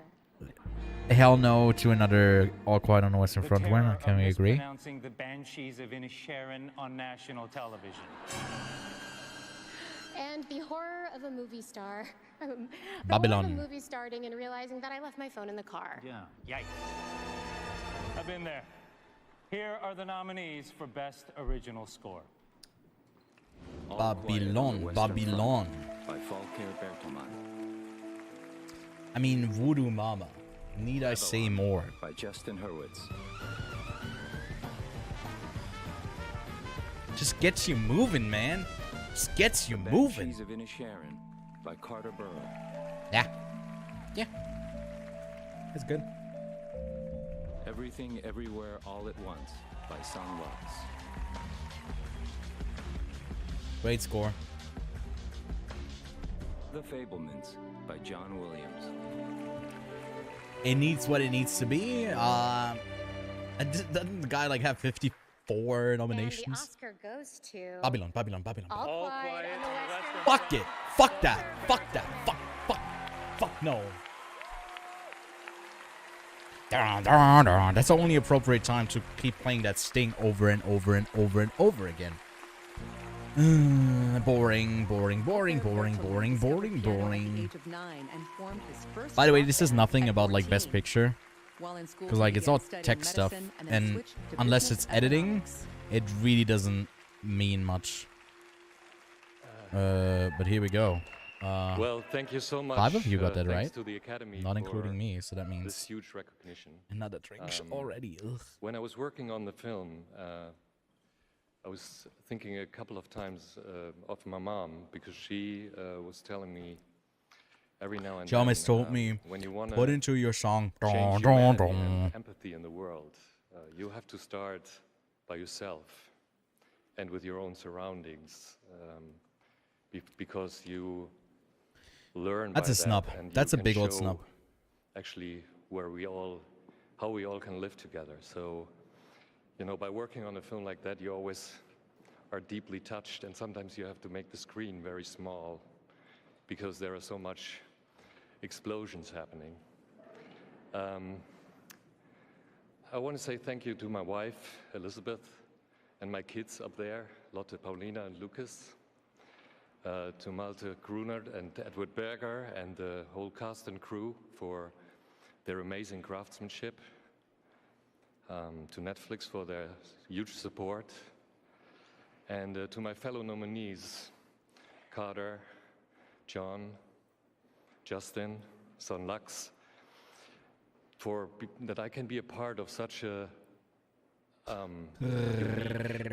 human and diverse group Only of human. talented composers. That's for me a big Talking gift. slowly. And last but not least, I want to thank all of you for this wonderful evening. Thank you so much. It's a meme, man. This is gonna become a fucking meme. Every time something happens, it's just. CEO of the Academy of Motion Picture Arts and Sciences. Throughout the year, No one has broken the 10 Academy points yet. recognizes and celebrates Damn, okay. all aspects of the film industry. I'm trading and the diverse, behind. Talented people who make movies. In September, the Academy announced the 14 winners of the 49th Student Academy Awards. In October, at the Academy Museum Gala, Mickey Lee, Steve McQueen, Julia Roberts, and Tilda Swinton were honored for their powerful work and commitment to cinema. At November's Governor's Awards, the Academy presented honorary Oscars to Yuzan Palsi, Diane Warren, and Peter Weir, and the Jean Hersholt Humanitarian Award to Michael J. Fox. And in February, at the Academy's Sci-Tech Awards, 14 recipients received Technical Achievement Awards. Scientific and Engineering Awards were presented to 4 recipients. Ryan Laney Writing, received visual an award effects, commendation, sound, and the Gordon E. Sawyer Award picture, of was course, presented song, to Ian Neal. editing, directing. For more information on these awards and both and everything the Academy does lead year-round, actors is please what we got visit left. Oscars.org. So, yeah, mainly the big ones.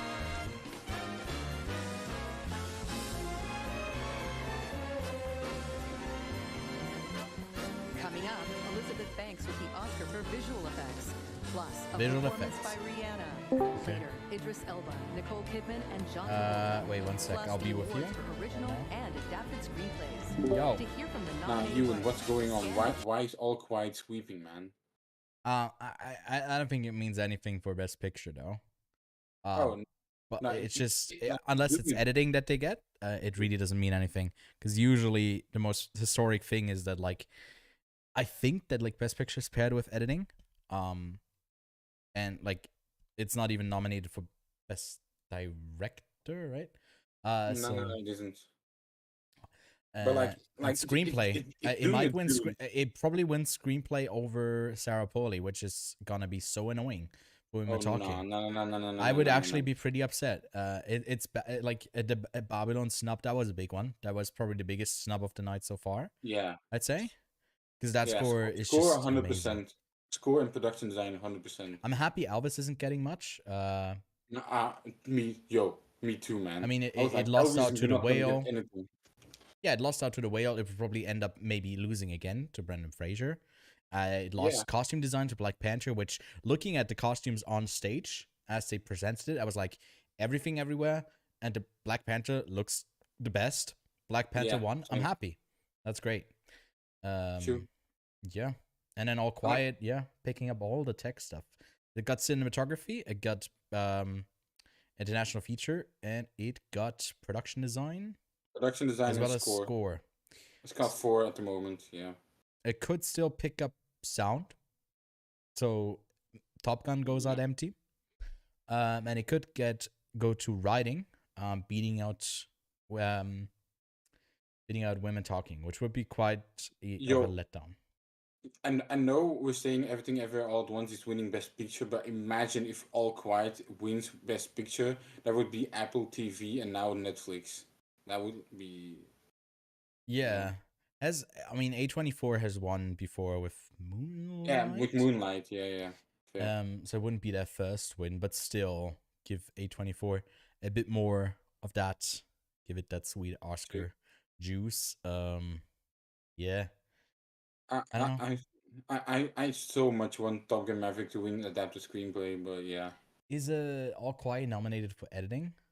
It is, right? For editing, let me quickly see. Where's editing? It isn't. No, okay.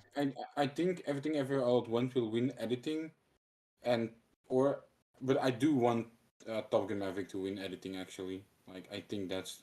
Yeah, I think it definitely has a better shot at taking sound. Sound will go to Top Gun 100%. Yeah. Visual effects, Avatar. So like they do get one prize, which is good, the one they do deserve, definitely. I think that is deserved. What's your score at the moment?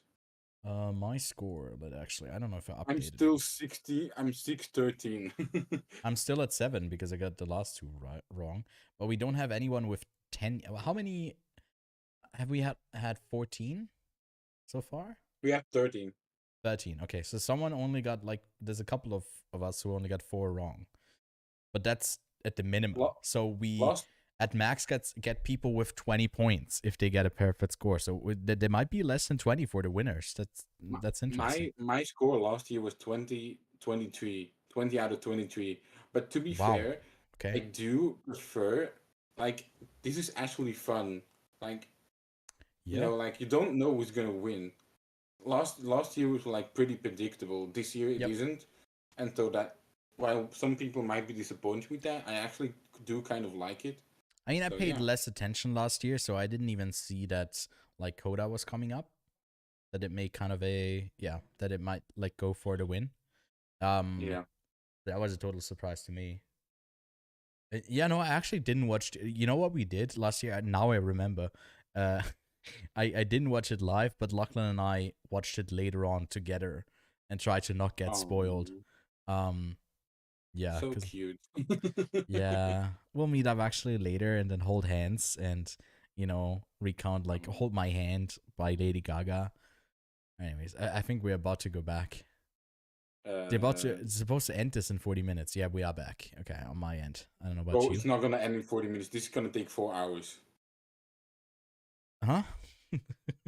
It's gonna take 4 hours. Are you kidding me? Yeah, and I'm going straight into The Last of Us. Okay, never mind. We can talk a bit more because they're just doing they're showing Elvis right now for the Best Picture one. So fuck that. I don't need to see that. Yeah, what do you think about my look? Here's the Best Picture nominees from like the 2010s. I put them into a tier list on my stream. You got any judgment here? I haven't seen like a ton of them. I haven't even seen. Wait, let me quickly look. Oh my god, there's already an inside the episode of The Last of Us on YouTube. God damn it, I need to watch that. Let me quickly see. Yeah, any notes? Boyhood visual effects. And Lady Bird does not deserve to be there. Bye.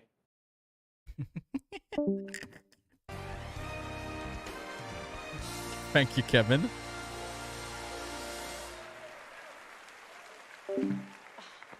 Hit the mark. Thank you. Oh my God, he tripped me. No, Cocaine Bear directed joke. The film Cocaine Bear. Right. And Bad movie. This is what the bear would look like. It's terrifying.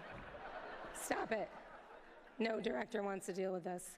Okay, what are you doing? Stop it. Stop. Put your paw down. Are you trying to score right now? You need to wait till the after party like everybody else. The Coke is not real. It's visual effects, right? It's all of it. Why are you dragging Sigourney Weaver into this? Do not drag Legend. She doesn't, no, what? The Na'vi are not real. It's visual effects. Avatar's visual effects. Is this all quiet on the Western Front? I am not a big fan visual of effects. Elizabeth It was a real war, Banks. but real visual effects. Get this over Batman with, flying come on. around is not real. Tom Cruise flying around is real. But also, visual effects. Wakanda? Wakanda is totally real. Visual effects can enhance Visual effects can enhance any story and are an incredible tool for filmmakers like me. And without visual effects, Cocaine Bear would have been some actor in a bear suit, probably on cocaine. Here are the nominees. How about we just don't get the for film? achievement I would have in preferred visual that. effects. Thank you. Get Out. All Quiet on the Western Front, Frank Petzold, Victor Miller, Marcus Frank, and Camille Jafar. Avatar, The Way of Water. Avatar Joe Terry, easily Richard Bainham, has to Eric take this. Feynman, Just and yeah, Daniel Barrett. obviously the one that's The Batman, got the most, Dan got the Lemon, best. Russell Earl, Anders Batman got Wetlands, a great and look to it. Dominic Toohey. Would have loved to have seen it in cinematography. Black Panther, Wakanda Forever, Jeffrey Bauman, Craig Hammock. I don't R. think Christopher that's like the White, one that. and Dan Suter. Nah, you don't need that in here. Top Gun Maverick, Ryan Tudhope, Seth Hill, People Brian are going Lidson, crazy for and that. Scott R. Fisher. Nah. And the Right, Oscar Avatar. goes to Avatar, The Way of Water. Of course. Joe Lettieri, Richard It's only one person who didn't go with that, surprisingly. For all the Na'vi and recons, the designers incorporated elements of the actors into the characters' designs to help translate their performances and bring them to life. Crazy. Great. Let's see how that affects the scores. We got our first 10 pointers.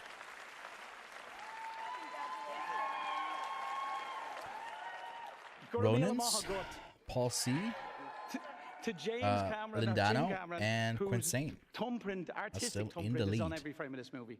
Honestly, and John I feel like they're Landau, not who is going to give the up engine the who lead drove us anymore. forward. He's like, The rest is fairly We predictable. accept these awards on behalf of a very, very large crew. We'd like to thank the lab in LA, the lab and the stage crew, both LA and New Zealand. And Weta Effects. They're 2,000 strong in some ways. Lena with the production team, Joe leading the artists, an army of artists, and the The guy on the left on this, I think, was on Corridor.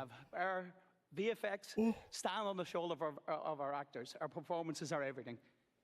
And we need to How are we doing point-wise? You're at 9. So if any of these fuck up, you might still have a chance to catch up. I'm at 8. I think I'm gone.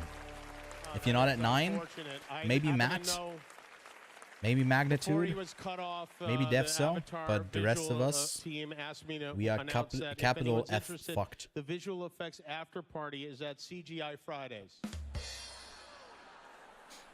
I'm still tied with Lachlan. I just want to beat him out. All right, now we're going to do something I feel like he beats me probably in writing, While we unfortunately. reset the stage for a very special performance, we invited viewers By watching Rihanna? from all over to send questions for the stars, and now I'm going to ask some of the stars some of the questions that the viewers sent in, starting with Malala, exciting. who is here. Malala, welcome. Thank you so much. Great to have you here, and congratulations on your movie. This question is from Joanne Nicolaitis in Brooklyn, New York. She asks, your work on human rights and education for women and children is an inspiration. As the youngest Nobel Prize winner in history, I was wondering, do you think Harry Styles spit on Chris Pine? There was a recent thing where Chris Pine said he definitely Yes, didn't, you know but it what? looks That's like why it. you're Malala and nobody else is. She sounds like That's a Chelsea great answer, Handler. Malala. Oh, who's I The gotta. winner is Malala Land, everybody. And the next question is from Joey Perello from Las Vegas for Colin Farrell. Yeah. Haven't seen Joey in years. Well, Joey You would mean Colin like Farrell? to ask you. He said, Colin, I loved your performance in The Banshees of Inisherin. My question is, what were you saying in the movie? I'd like him to go on YouTube and check out SNL last night, and he'll have a good idea. And now he'll figure it out? All right. Thank you very much. And I apologize for Joey. That's if you and the donkey go out after, text me, okay? Look at this. Creed beats Rocky again. Congratulations. Next question is for, Jessica Chastain. What do you mean Creed Where's beats Jessica? Hi, Rocky? Jessica. This question, there's no name on this one. It says, Jessica, was it difficult filming your movie, The Martian, because your co-star, Matt Damon, can't read and smells Michael like B. dog Jordan medicine? is not having it. I didn't really have a lot of scenes with them, so it was fine. Excellent. Wonderful. All right. Another fun fact. They feed Matt Damon peanut butter on set to make it look like he's talking. That's one of the things Bear, that we leave can Malala alone. Come on. get rid of. All right, we got to get this guy out of here. Please say hello from Black Panther, Denai Guerrera. All right, let's get back on track here.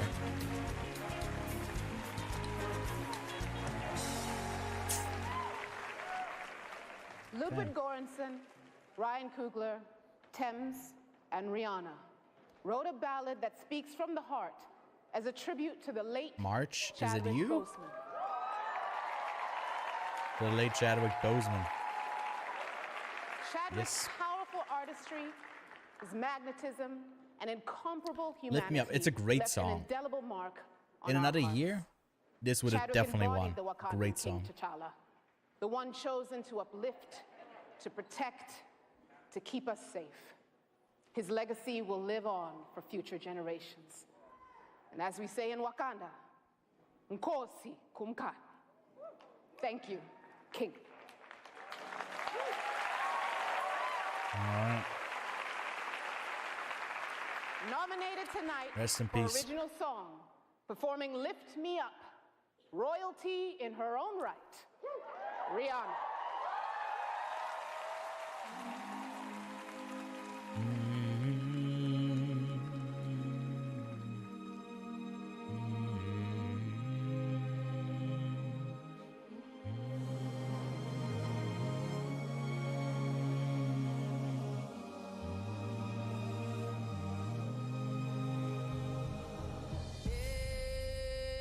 Lift me up,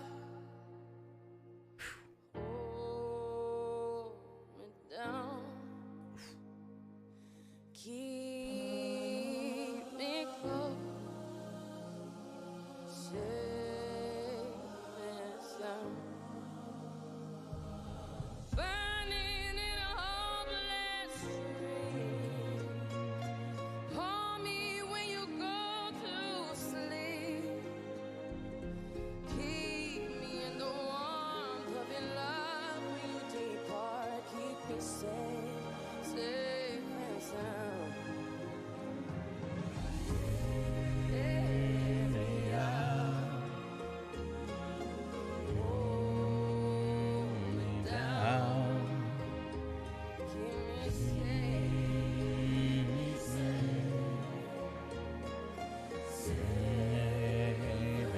sound.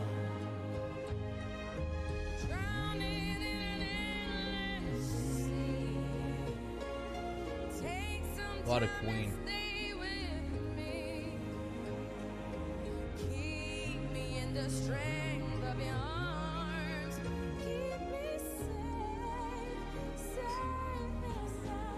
Ooh, she hit that. Ooh, just right. Damn.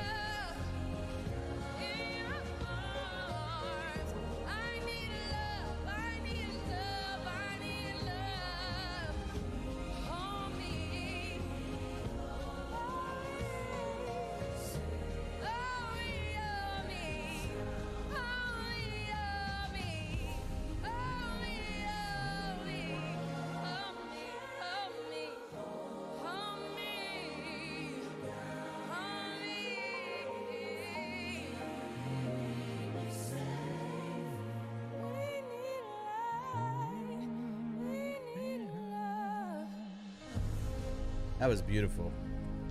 Damn, fucking hell, that was beautiful. Whew.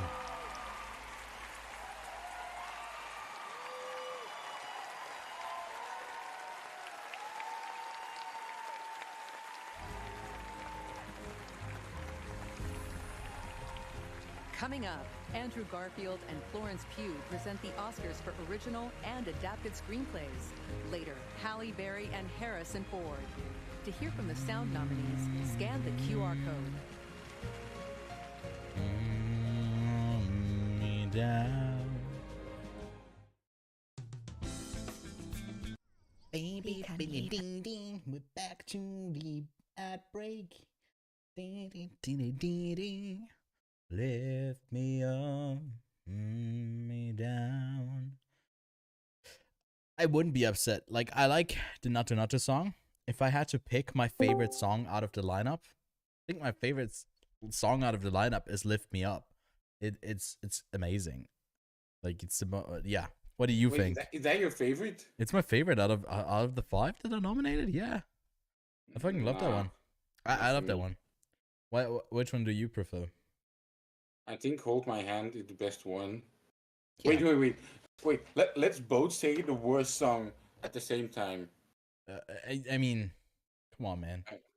3, 2, 1. Tell it like a woman. Yeah, of course. Yeah. I don't know. I didn't even know what the song's called. I watched the film.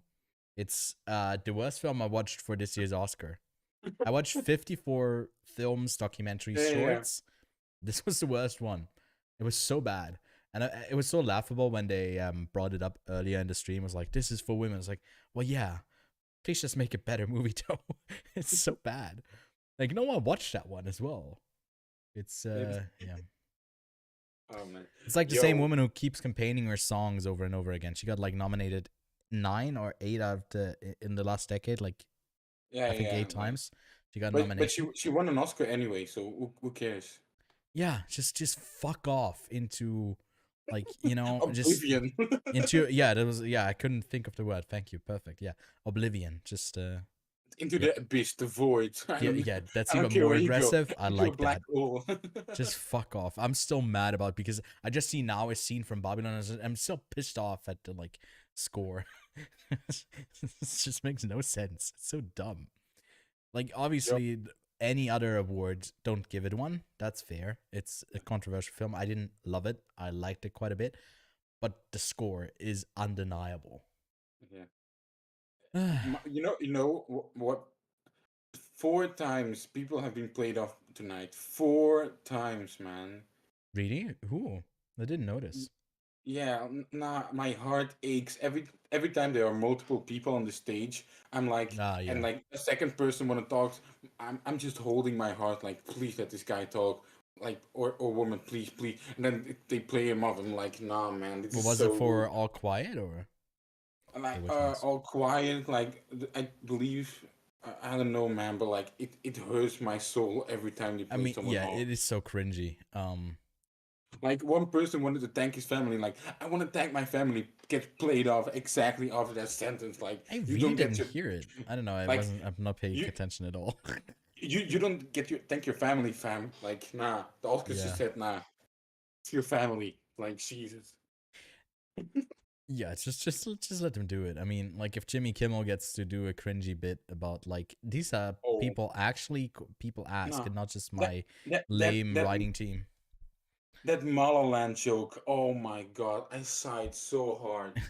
No. Dude, I am so like I'm over it. I really don't care about cringe that much anymore. The only good joke The could back. be if Matt Damon is in that bear suit. That's the only good thing. or Channing Tatum and he's a sex slave. Yeah. That would be funny. Alright, they're doing the Everything Everywhere montage. Yeah. I'm gonna watch that. Yeah, me too. Alright.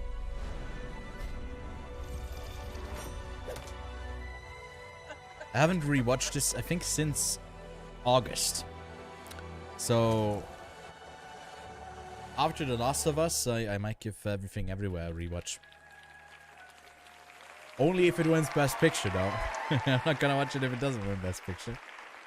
We are back at the Oscars. As you can see, I've changed from a black tuxedo jacket into a white one. Who the asked? white jacket represents that we've reached the point in the broadcast where I spilled guacamole on the black jacket.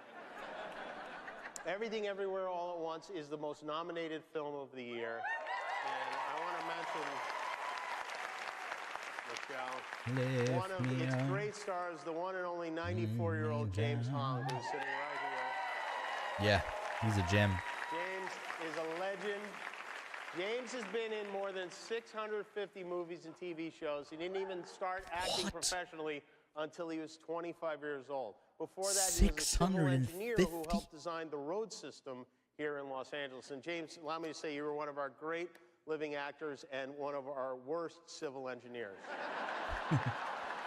Give this man a Lifetime Achievement Award. Jesus fucking Christ, man. Well, we salute Holy you, shit, James. Our next two categories 650. honor the lonely nerds who spend day after day in front of a computer screen. They're called writers, and some of them are about to get an Oscar, which is going to crush Adapted on their first? Tinder profiles. Please welcome Oscar nominees Florence Pugh and Andrew Garfield. That's a nice combo.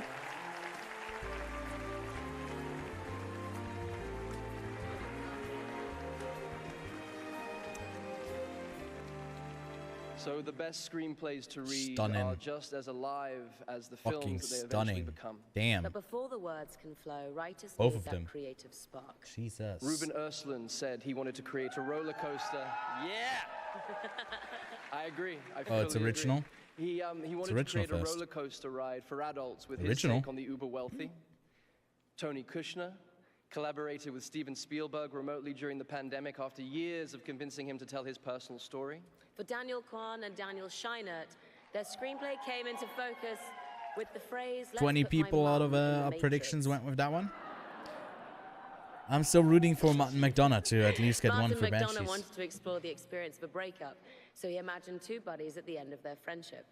And Todd Field wanted to examine the nuances of modern power dynamics, framing it Also a unexpectedly in the great world of script. classical music. Better performances and Nominees direction for though, Best but Original Screenplay. still. The Banshees of Inisherin, written by Martin McDonagh. It takes two to tango. I don't want to tango. Everything Everywhere All at Once, written by Daniel Kwan and Daniel Scheinert. I got bored one day, and I put everything on a bagel. That's great. Don't give it screenplay though. It's sweeping. It doesn't need also screenplay. Share the love a bit, please. Actually say the end. Tar, written by Todd Field. You can bother someone else to try and teach you to crawl to the podium. Triangle of Sadness, written by Ruben Östlund. Who am I, Captain? Very good. All right, let's see. Let's see. And the Oscar goes to Banshees. Everything Everywhere All at Once. All right. Daniel Kwan, Daniel Scheinert. I lose. Daniel Kwan and Daniel Scheinert began conceiving their screenplay The in sweep is 2010, happening. eventually organizing and narrowing down their All right. fragmented ideas I'm a bit by disappointed 100. because I really like the screenplay in Banshees. But it is the Banshee. It is the Everything Everywhere sweep. Okay, I had I had a fantasy as a kid of winning an award and going up and telling off all the teachers that gave my brother and I detention. So here goes. I'm just kidding. These are teachers that changed my life, most of them public school teachers. Miss Dumeier, Mr. Toole, Mr. Hudson, Mr. Chambers, Madame George, Miss NFL, Ken Cheeseman, Mirta Tochi, Joan Darling, and Edith Hallman. You guys educated That's actually me, sweet. you inspired I like me, that. I like that. and you taught me to be Hey, less shout of a outs to butthead. teachers Your coming turn. from someone who All right, my fast spiel. I never thought of myself as a screenwriter Not really or a a teacher, storyteller. more I of a never thought I was substitute good enough. I teacher, have but self-esteem problems. I have to thank all the people. Yes. Thank you. Oh, God, guys. My imposter syndrome is at an all-time high. I need to thank the people feel who that. made me the storyteller that I am, starting with my mom, who protected me as a child, protected Still the got inner 3 people storyteller. in the My mom lead is here. sitting here somewhere. I don't know where she is. Thank you for all the sacrifices you gave me. My wife, who protects me every day from the most negative thoughts I have, especially when I'm writing, and especially I need to thank Daniel Shiner, who is my confidence. He is the person who told me I was a storyteller and a filmmaker before I could even say that myself, and I would not be here without him. So thank you, guys. Thank you so much. And to my fellow nominees, thank you so much, guys. Thank you. It's Paul Mescal. The way he sits there is just such a vibe. All right. I mean, it's a great screenplay. I just yeah. And now to the brilliant It's also gonna win screenwriters who director, applied and their it's gonna points win of view picture, to the and it's work gonna of a win Canadian author, maybe lead as iconic well. movie characters of the past, a Which German war is novel, fine. a puzzle whodunit, and even a Japanese film based on a novella by Leo Tolstoy. Here are the nominees for Best Adapted Screenplay. Adapted screenplay. All right, so here I'm not actually upset about like the Daniel Swilling original, but if All Quiet wins, this might be an even. No, it's not as big as Babylon, but it's right up there. Written by Kazuo Ishiguro. Based How on about the film Ikiru? Written by Akira Kurosawa, Shinobu Hashimoto, and Yeah, Hideo Ikiru Ogoni. is a masterpiece. Top Gun Maverick. Screenplay by Aaron Kruger. This and is a Eric meme. Warren Singer and Christopher McQuarrie. Story Planes by go Peter Berg fast. and Justin Marks. Based on It feels characters created epic. by Jim Cash and Jack The F. sun Jr. sets as the boys play ball. Women Talking. Screenplay by Sarah Polley. Great screenplay. Based on the book by Miriam Taves. Women talking, women talking, women talking, women And the talking. Oscar goes to Women Talking. Yes, yes, yes, yes, yes. Let's go. That's a win. That is a fucking win. Born in Toronto, Let's go. Sarah Polley made her big screen debut as a child in the Disney classic One Magic Christmas. Amazing. Amazing. I love that. Love that for her. Was snubbed for... I don't know if she was snubbed for that directing. Thank you. Some other people I would have had in front of her. But still. First of all, I just want to. They should expand the directing thing for as not well. being mortally to like offended 10. by the words women and talking put so close together like that. Cheers. Cheers, man. Miriam Taves wrote an Oh, women. essential I novel guess about a women in radical this case. act of democracy in which people who don't agree on every single issue manage to sit together in a room and carve out a way forward together, free of violence. They do so not just by talking, but also by listening.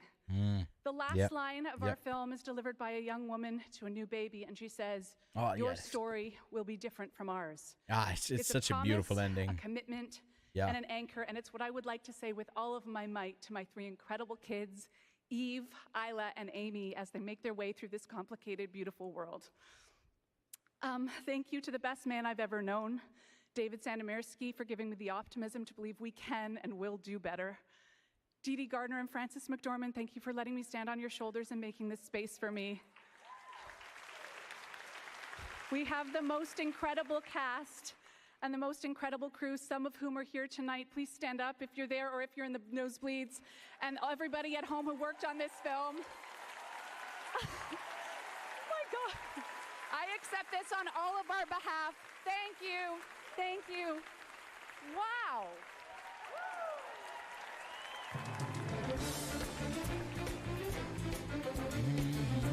Coming up, Janelle Monáe, and I'm Kate just Hudson. And having later, a look actress at Elsa the rest of the categories, Oscar for Best Director. and Plus, a whoever special performance by Lenny Paul, Kravitz. both To meet Paul, the Hey, nominated Ewan. film yo, editors, scan the QR code. How uncomfortable were you with Frances McDormand in the back, just looking like that at Sarah Palmy?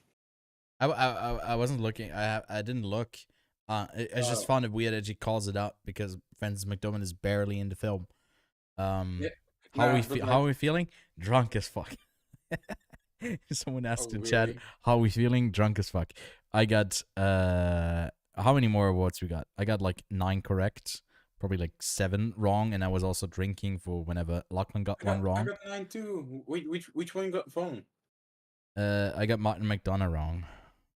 Ah. I was hoping. I know it was less realistic. I should have gone with it because now Lachlan's ahead, and that's really annoying. If he beats me out, because he will hold that over my head for eternity. Just know you have the same points as me. Yeah, that's I can't talk anymore. English words are difficult. But there's 2 people with 12 points now, and I just checked. I think they got the same answers for the rest of the evening, so they're tie either way. So they'll probably win these 2, which is, I guess, a bit of a spoiler. And I don't know yet. Maybe I feel generous and I give them both a year of Letterboxd Pro, or I'll actually. I got Patreon sunglasses on. I don't have any sunglasses. Why do you get sunglasses on? Are you drinking as well? No. I would be like, I got Patreon, and then like put on sunglasses, like I'm a badass because I got Patreon. Oh, okay. Gotcha. Yeah. Yeah, very cool. I'd say it's very cool. By the way, just please remove Boyhood and Ladybird out of that tier list, please. Like, I already closed it. I'm not going back. I'm a huge Linklater apologist, and I cried my balls out when she says goodbye to Mr. Boy from Boyhood. you an cried your what scene. out? My ball. Did I say my balls? Yeah. Yeah. It sterilized me. It took my boyhood, and now it's my manhood, but I'm lacking the balls. If that makes sense. How many shots have you had? I think about 6 or 7. Oh man. Yeah, it's actually not been too bad. I haven't it doesn't feel like much drinking. I also haven't stood up in like 2 hours, so I have no clue how drunk I am. Maybe you need to stand up and do the Naatu dance, and then your legs will wake up. Yeah, man. I'm not tired. I'm actually not tired. But I think from here on out, the rest of the night will be fairly predictable. With sound going to Top Gun Maverick, with picture going to everything. Editing too. I really think editing might go to Top Gun 2.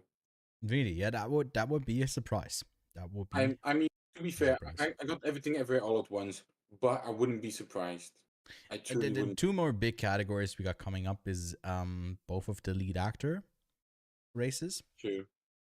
I mean, every category really. We're gonna get sound and original song, like that's out of the way, and then it's editing, directing, leading, and picture. I mean, that's like. Yeah, and there's a few more like given ones that are pretty set. So not too many more upsets that we can have in the score overall. I want to ask, what do you think about the broadcast gonna be 4 hours? What do you mean? Did I expect it to go 4 hours? Or what do you think about it? Because yeah, last year with all the rather than categories, like we're back. It's better than cutting off people like too early or having them not be live. I think last year's was terrible. montage. Oh my god. Huh? Wait. No, that was he left. Difference between life and death. Wait, by the way, you asked me this a while ago, Giulietta, but how are you feeling? Just do it. You're still doing well with 10 points. But it's getting harder to win. I'm a fighter pilot. Especially seeing that a lot of people match up with the rest of the predictions. Maverick. I'm a fucking maverick. Yeah. I'll top your gun. I'll even eat ass. Please say hello to the pilots from Top Gun Maverick here in this balcony, lower balcony. On 17 and 20. See, they got the same predictions. No? Oh, they had a different one here. They were both wrong for Jamie Lee Curtis. What do you think is gonna be best song? I think Naatu has got this, and you can see it in Now it's time for the interactive at least part of the show. for the people who voted here. Even at home, it's time to vote. If you think Robert Blake should be part of the In Memoriam montage, Okay. give me a Blake to the number on your screen, or to Jesus. any number. Text that But to your mother if you Naatu like. got like Message and data rates may 24 out of the 29 Glass Onion, please participants welcome thing. Janelle So Monáe and Oscar nominee Kate anything else would be Hudson really with the surprising. Oscar for sound.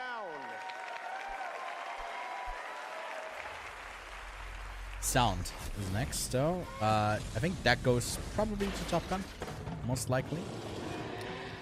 And will probably end up being the only award that this movie will get. Mission Impossible.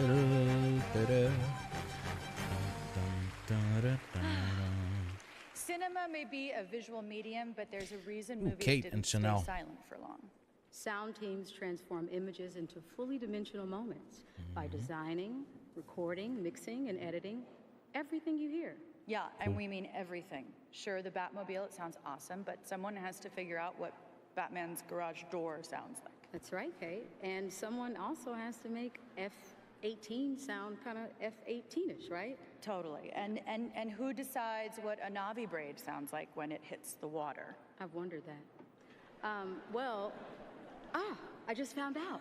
These amazing artists. These amazing artists. Here are the nominees for Achievement in Sound. All Quiet on the Western Front. Victor Krasho, Frank Kruza, Markus Steinher, Lars Gensel, and Stefan Korte. Solid for a war film. Avatar, This The could Way of upset Water. here. It's also the Julian second one on Howard, Gold Derby. Gwendolyn Gates Whittle, Dick And Elvis has been Bernstein, underperforming so far, which is great to Gary see. Summers, and Michael Hedges. So it probably will not The snub. Batman, Stuart The Wilson, Batman William is, Fives, apart from Top Gun, I'd Douglas say, Murray, like my and favorite Andy for the Nelson. sound. I like it even more than Top Gun, I'd say. Let's see the sound for Elvis, Top Gun. David Well, Lee, Wayne Pashley, Andy Nelson, and Michael Keller. It's music. You watch out? Yeah. I've seen all the nominees. I've seen every single one of them. Al Nelson, Chris Burden, and Mark Taylor. Okay, they kind of used And a the random Oscar moment goes from to? RRR. From Top Gun. Top Gun Maverick. Top Gun Maverick. All right. What we expected. Nothing surprising here. Let's see what that does to our The team scores. behind Top Gun Maverick spanned 2 continents and created much of the sound design by recording real aircraft carriers and jet engines. Wow. The way that they say it is kind of condescending. Like, the artists of this movie recorded real things and then put it into a motion picture.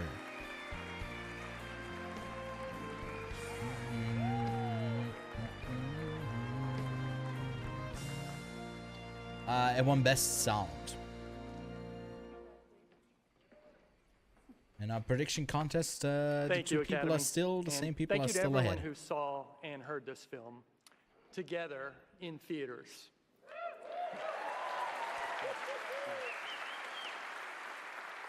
Thank you to our incredibly collaborative filmmakers, our director, Joe Kaczynski, and our producers, Jerry Bruckheimer, Tom Cruise, Tommy Harper, Chris McQuarrie.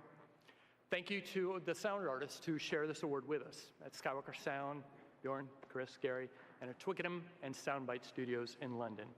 Thank you to our families, Mom, Dad, Julie, Adam, Aiden, Zach, and Raquel. Top Gun, baby.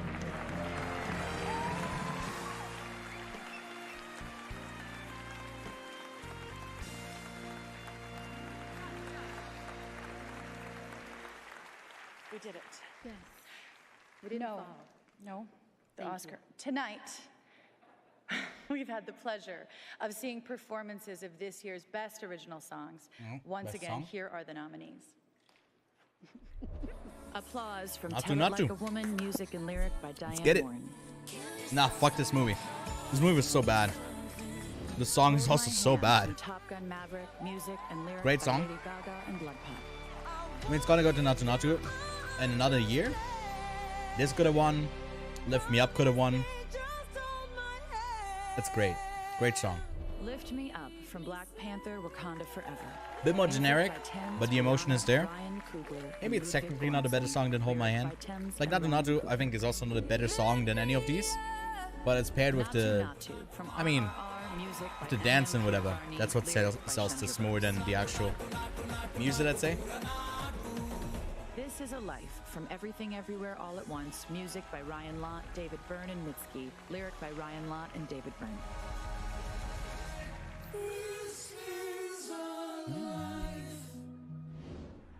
Too weird. All I would be right. really surprised if You guys like ready? Ooh. everything against this. Alright.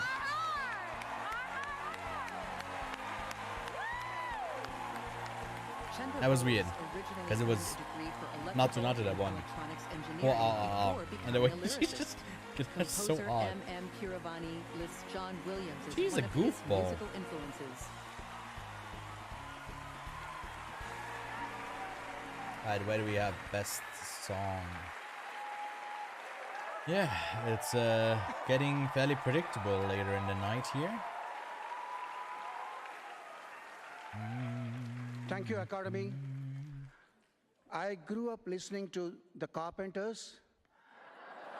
And now, here I am with the Oscars. Oh, shit. There was only one wish on my mind. So was Rajamouli's and my family's. What is happening? RRR has to win. Pride of every Indian. And must put me on the top of the world. Okay. Thank you, Kartikeya and Variance Films for making this possible. Love you all. Thank you. Namaste. Nothing has changed with the scores, basically.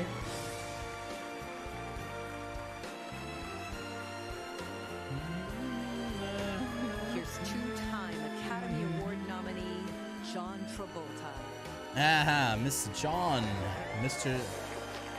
Volta. Mr. John Travolta. I am so fucking drunk. Okay, so in this industry, we have the rare luxury of getting to do what we love for a living, and sometimes getting to do it with people that we come to love.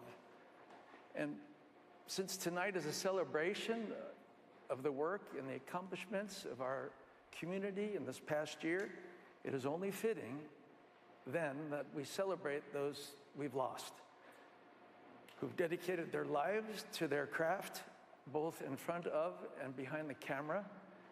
Through their immeasurable contributions, each of them left an individual and indelible mark that shared and informed us. They've touched our hearts. What are we talking about? They've made us smile. It's John became dear Travolta friends, speaking. Who we will always remain. Mr. Pulp Fiction, hopelessly Saturday devoted Night to. Live. In Memoriam is what it's about to come up, I think. So here with, to honor them with a very special performance, please welcome the incomparable Lenny Kravitz. Alright, In Memoriam. You want me to read out all the dead people? It's gonna be real sad.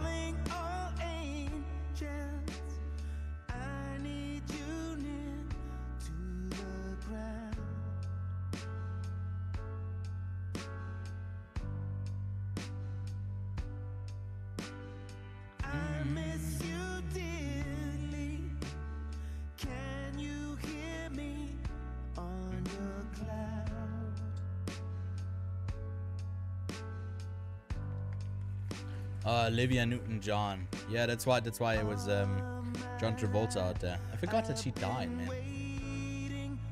Louis Fletcher. Yeah. One Flew Over the Cuckoo's Nest. Albert Brenner. Don't know, Mitchell Goldman.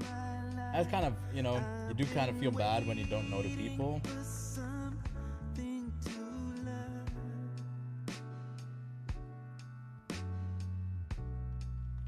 Robbie Coltrane. Oh, Robbie Coltrane. Ooh, what's happening? My stream just like died during the it died during the Memoriam. Oh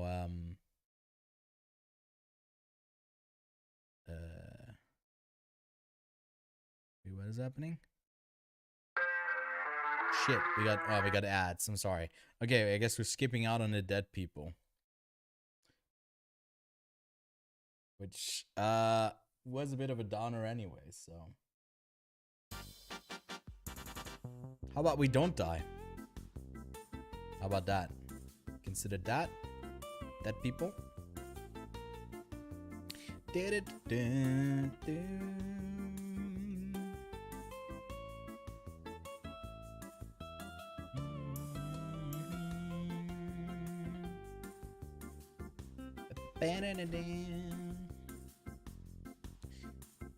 In Memoriam kind of makes me sad.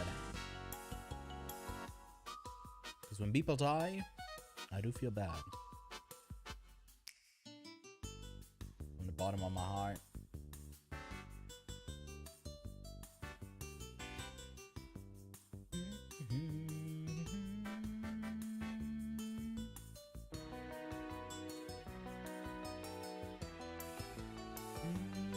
Alright, we're back. Dead people! Day by day.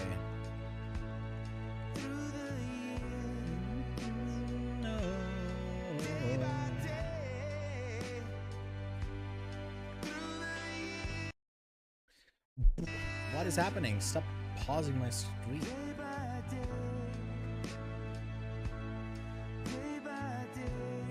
Mainly people who I don't know so far. James Caan.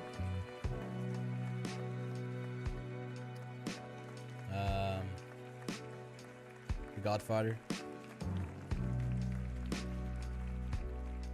Sonny from The Godfather.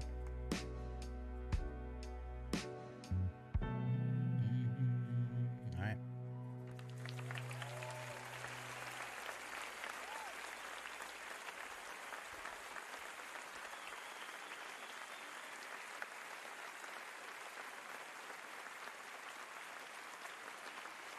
But tribute to many other legends we've lost. Oscars.org/in memoriam. Someone just said, thanks, Lenny. Okay, and now we go straight to the ads. Ads.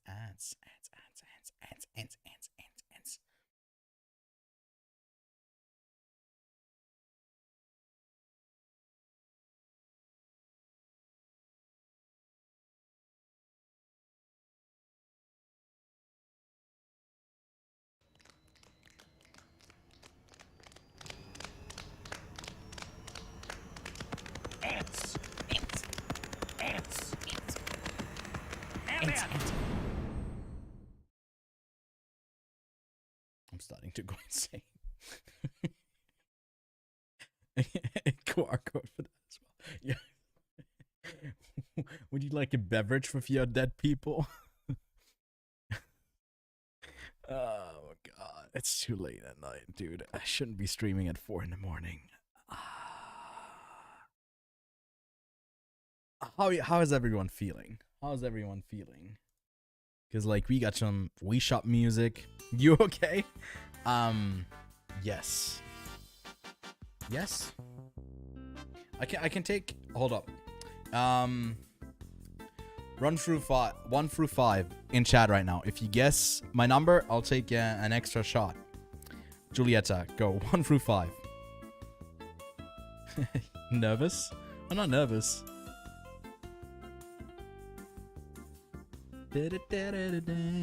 Anxious? Me? No, I'm good. I'm good. But it is getting a bit late.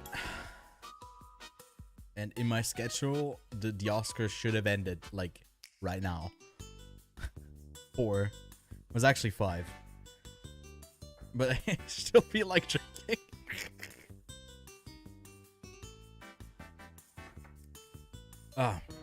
No, are you anxious? About what? the upcoming categories, because we got 2 more that are like actually exciting: actress and leading. Directing is pretty much a lock. Editing could be between Top Gun and Everything Everywhere, but and the picture just goes to Everything Everywhere. We don't have that many more to go.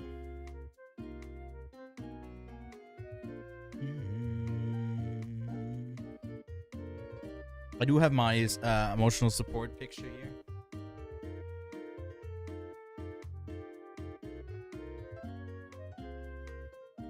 But it's more a poster, not just a picture.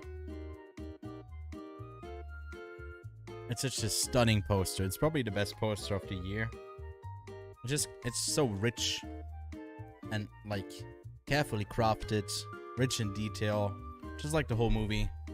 So as an ode to like what good cinema is, I think it's great. That's something like Everything Everywhere is winning and is sweeping. And even though it does come with the obligatory Oscar backlash. Emotional support bagel. Yeah, disappointed from the amount of drinking I've been doing. It's also been kind of on an empty stomach. So it's hitting me a bit harder. But I feel like I'm definitely in the best emotional state. Being quite drunk. You know, I think we are back. Oopsie. Eddie Hamilton. Oopsie, almost skipped it. Film editing. And the Oscar goes to Everything Everywhere All at Once, Paul Rogers. Did go with the expected one here. Editor Paul Rogers met the Daniels, directors of Everything Everywhere All at Once, at Daniel Scheinert's birthday party.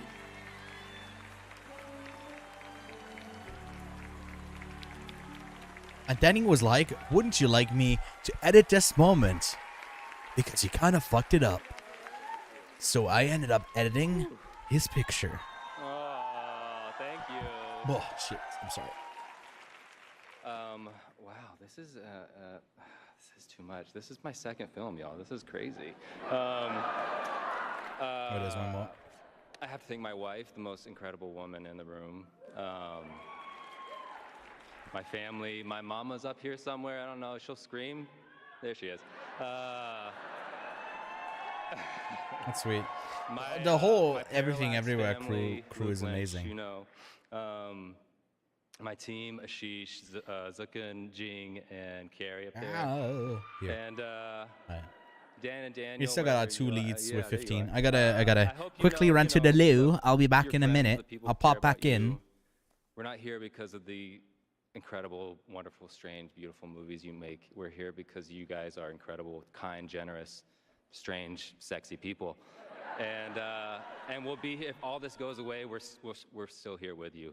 To the cast, it's been the honor of my career to work with you. I hope I did right by you. I care deeply about every one of you.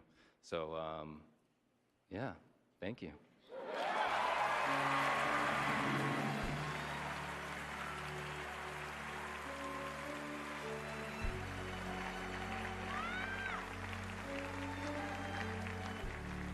Not only was that Paul's second movie, he edited the whole thing while completely tripping on ayahuasca. I think that's very impressive. Anyone who's ever received a text message from their father knows how important editing is. Editors do amazing things. Editors can turn 44,000 hours of violent insurrection footage into a respectful sightseeing tour of the Capitol. It's making a January 6th joke. What's Their up? work is underappreciated. And now here to present the award for directing, Idris Elba and Oscar winner Nicole Kidman.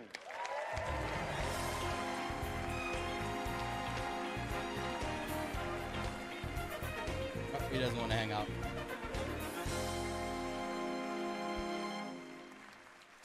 Idris. At the very first Oscars, 2 awards were presented for directing, one for comedy and one for drama. But the following year, the directing awards were combined It wasn't to acknowledge comedy and that drama, the genre no. of a movie isn't what matters most, but It was rather outstanding the picture, and vision they got that and wrong. skill of the filmmaker bringing the story to the big screen.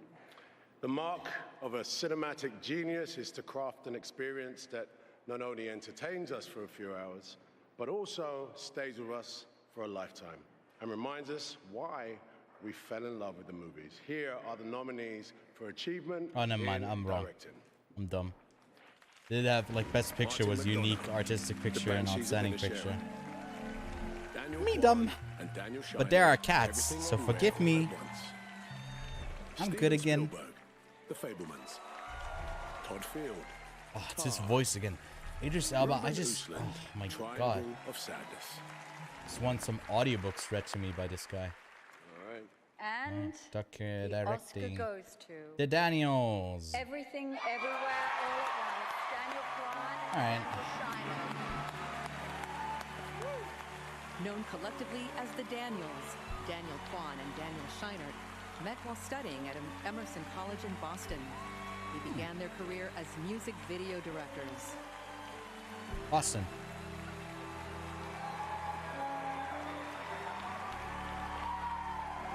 Oh my God, thank you, sir. Our fellow nominees, you guys are our heroes. This is weird. We want to dedicate this to the mommies, all the mommies of the world, to our moms.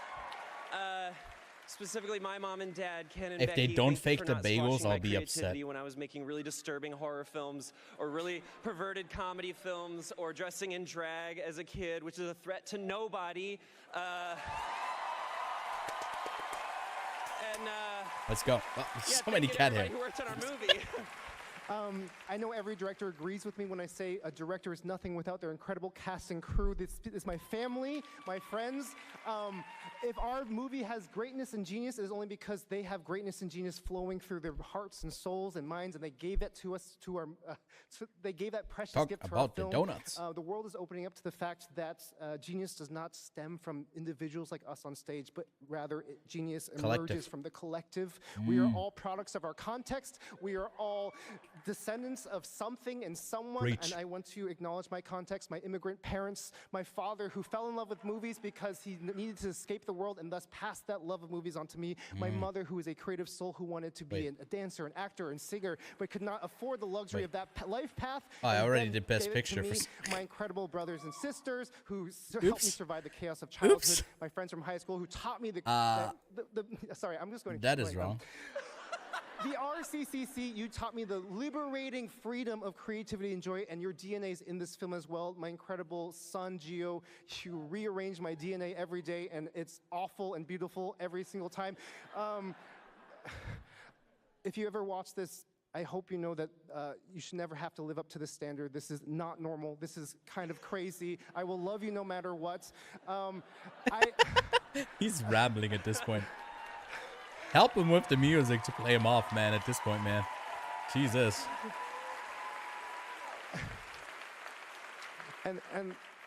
And lastly, I just want to go back to my original point. There is greatness in every single person. It doesn't matter who they are.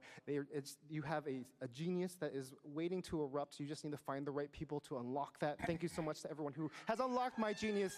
This means so much to us. Thank you to the Academy.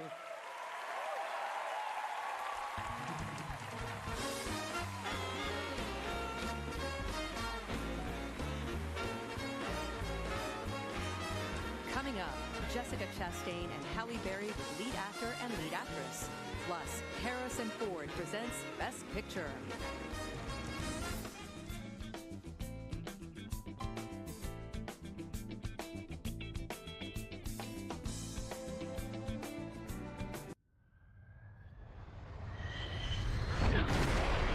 Top Gun. Top Gun. Phew. What's everybody feeling? How you feeling about the Everything Everywhere sweep? Do we want to tally up all of the awards it's gotten so far? We got Ke-Huy Quan. We got Jamie Lee Curtis. We got the Daniels for directing. We got wait, this is not. Hold up.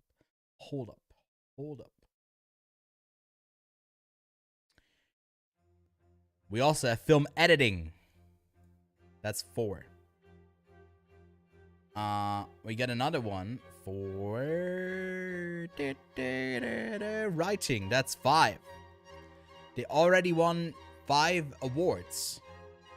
There's a potential for them to win another 2, earning them 7 total awards out of their 11 nominations.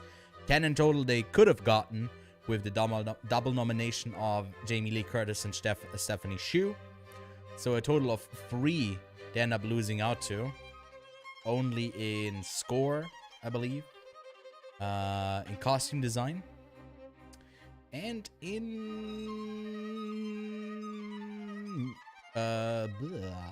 production design? No? Yes? Maybe? I don't know. But it lost one other one. And yeah, impressive stuff. We love that.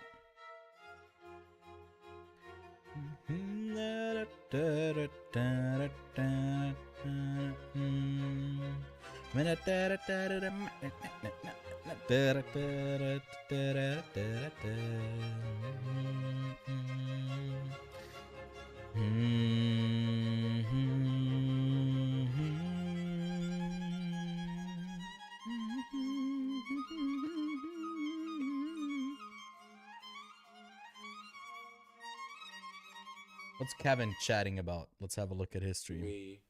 It has. Really happy. Really happy for it. And for them too. I can't wait to see what they next. They've signed the Daniels have signed a 5-year like picture deal, like first look deal with Universal.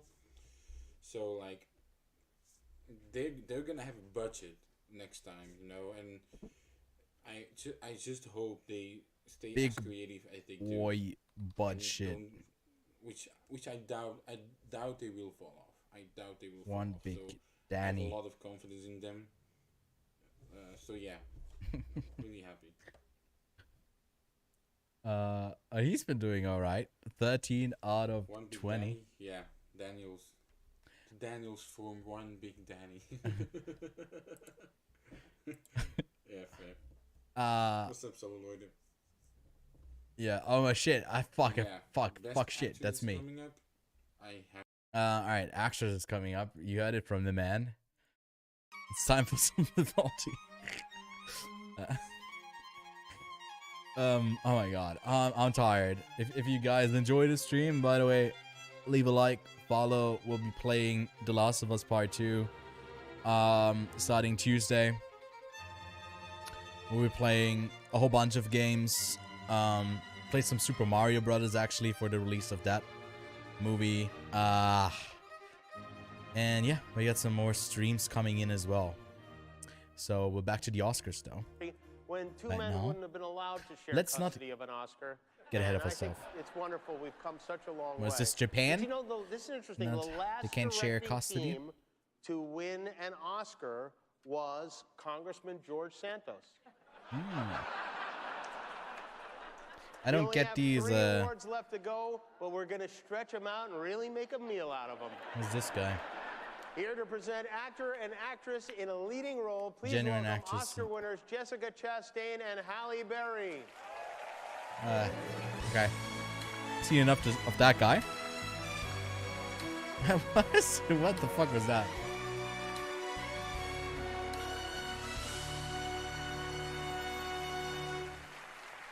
Did you just realized you don't see it? They walked like on the side and then together held hands and then walked straight. When It an looked a bit actor weird. or actress first approaches a role, we use every tool at our disposal to help us create the world of the character. You can find valuable Actress. pieces of insight from What are we anything feeling? around you. The script, the director, your fellow actors, Yo? the costume, everything. It's Blanchett. what a performer brings to the role Those are the only two personally options. that truly forges that character into existence. These nominees showed intelligence, curiosity, and a commitment to revealing their character's humanity in every aspect of their portrayals. Here are the nominees for performance by an actor in a leading role. Austin Butler, Elvis. I'm gonna show you what the real Elvis is like tonight.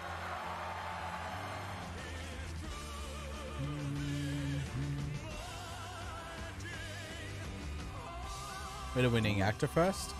Ready to fly.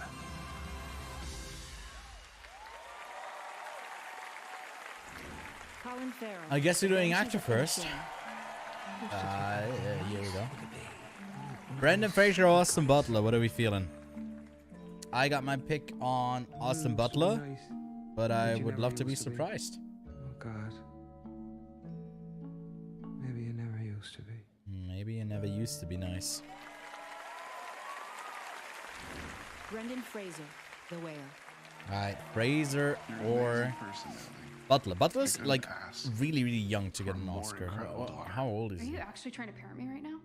Ellie, look at me. Oh, he's Who would 31. want me to be a part of their life. But he was younger. Paul Mescal, After Sun. Paul Mescal. Paul Mescal. You can live it wherever you want. Best performance of the year. By far. By a landslide to me. You have time. Ana de Armas is so far from winning.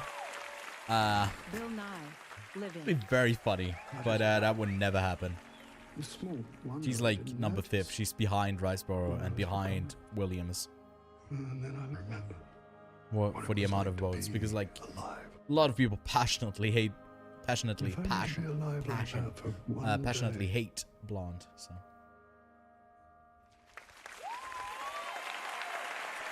All right, let's see. Fraser or Butler. That's really.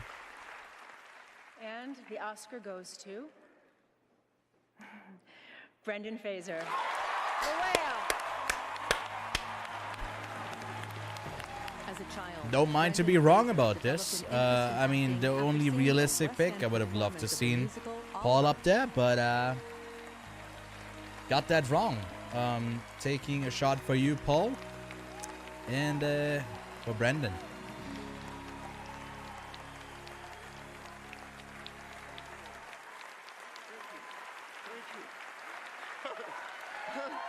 I guess you can't really see this on screen right now. But yeah. So this is what the multiverse looks like. Oh, my goodness. I thank the Academy for this honor and for our studio A24 for making such a bold film. And I'm grateful to Darren Aronofsky for throwing me a creative lifeline and hauling me aboard the good ship, The Whale, that was written by Samuel D. Hunter, who is our lighthouse. Gentlemen, you laid your whale-sized hearts bare so It's that going we heavy could with the see sea into your references. souls My cats, just like no chill one else out, could do. man. And it is my honor to be named alongside you in this category.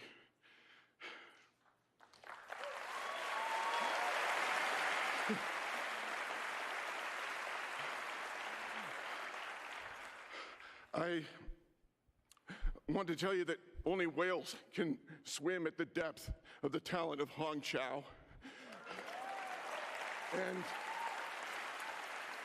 I started in this business 30 years ago, and things, they didn't come easily to me, but there was a facility that I didn't appreciate at the time until it stopped.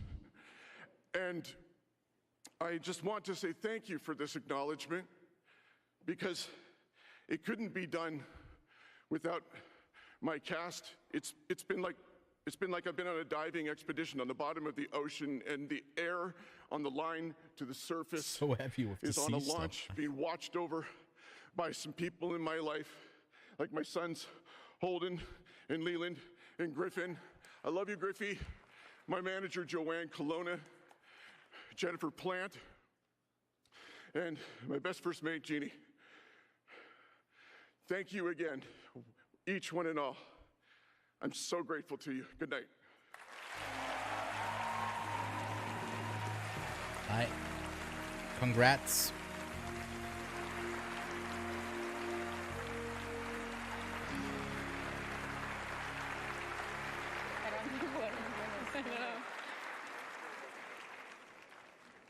And now, here are the nominees for a performance by an actress in a leading role. All right. Kate Blanchett, Tar.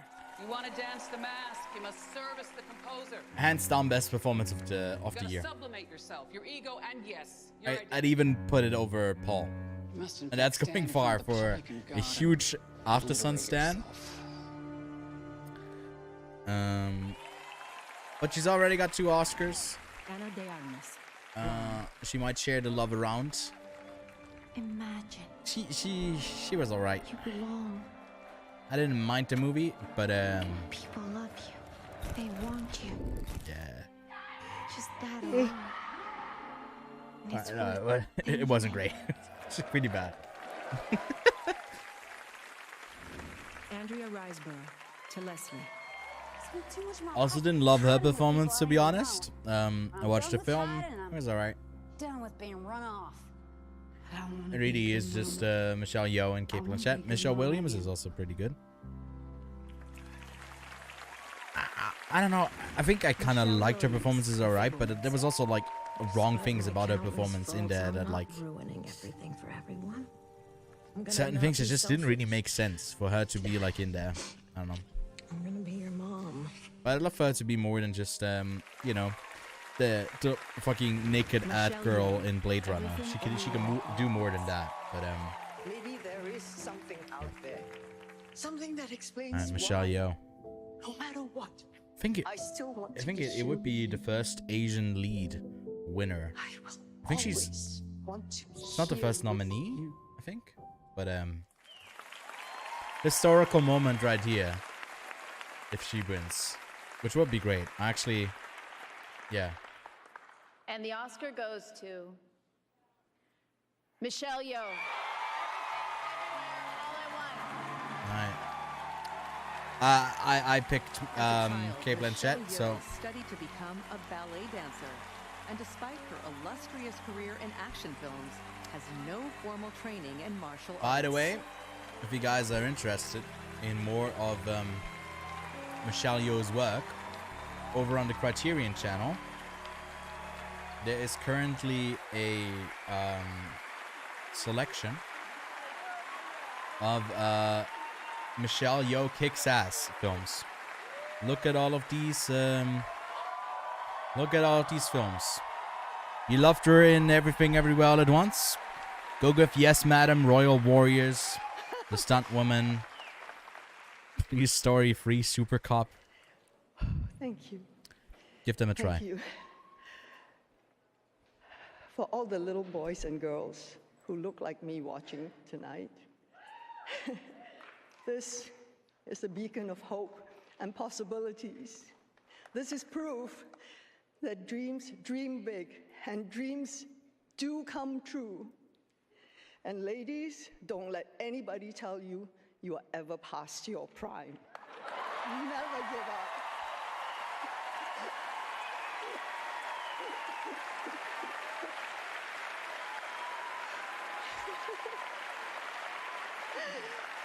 Damn, I think that's a historic win as well with I wouldn't be 3 standing here tonight actor leads. without the Daniels, without A24, without my amazing cast and crew, without everyone who was involved with Everything Everywhere All at Once.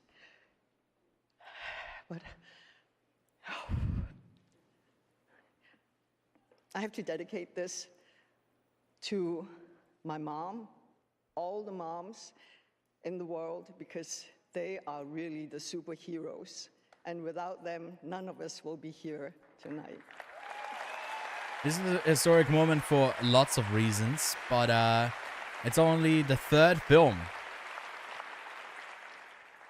to ever get 3 acting wins. She's 84, and I'm taking this home to her. She's watching right now in Malaysia, KL, with my family and friends. I love you guys. I'm bringing this home to you.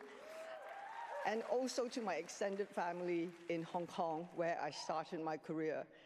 Thank you for letting me stand on your shoulders, giving me a leg up so that I can be here today. And to my godchildren, to my sisters, all of them, to my brothers, to my family. Thank you. Thank you. Sweet. Only a streetcar named Desire and Network got 3 awards. So it's like not just, hey, it's doing well. This is a real, actual, huge sweep.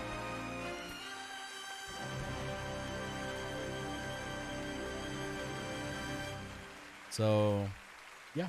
And now, please welcome Amazing. Academy Award nominee Harrison Ford. Go watch Shrinking. Great Apple TV Plus show. And which I say because he stars in it. And he's the highlight. Okay, you Kwan going crazy then. Stories to blockbusters. The films nominated for our final award tonight Best Picture. brought movie theaters around the world back to theaters. Whether providing a few hours of welcome escape or the opportunity to connect emotionally with different cultures, or inspiring reflection, encouraging empathy. Movies can transform our lives. The movies we honor tonight have real power. Once again, here are the nominees for Best Picture. Okay. All Quiet on the Western Front. Oh, Avatar. All Quiet on the Western Front. The Banshees of Inisherin. Elvis. Everything, Everywhere, All at Once. The Fablemans. Oh, Lachlan, it's so much better than me. Free fuck Lachlan. God damn it. Triangle of Damn it. Sadness. Women Talking. Imagine now Elvis just wins. And the Oscar goes Goes to to Everything. Being Everywhere, All at Once. Alright. Yeah. Yeah, no big reaction for me. I mean, at this point, it was so obvious. It won For editing. 11 Academy Awards. Everything, Everywhere, All at Once won 7 Oscars 7. tonight. For actor in a supporting role, actress in a supporting role, original screenplay, Wow. film editing, directing, actress in a lead 7 role, wins. and Best Picture. Okay.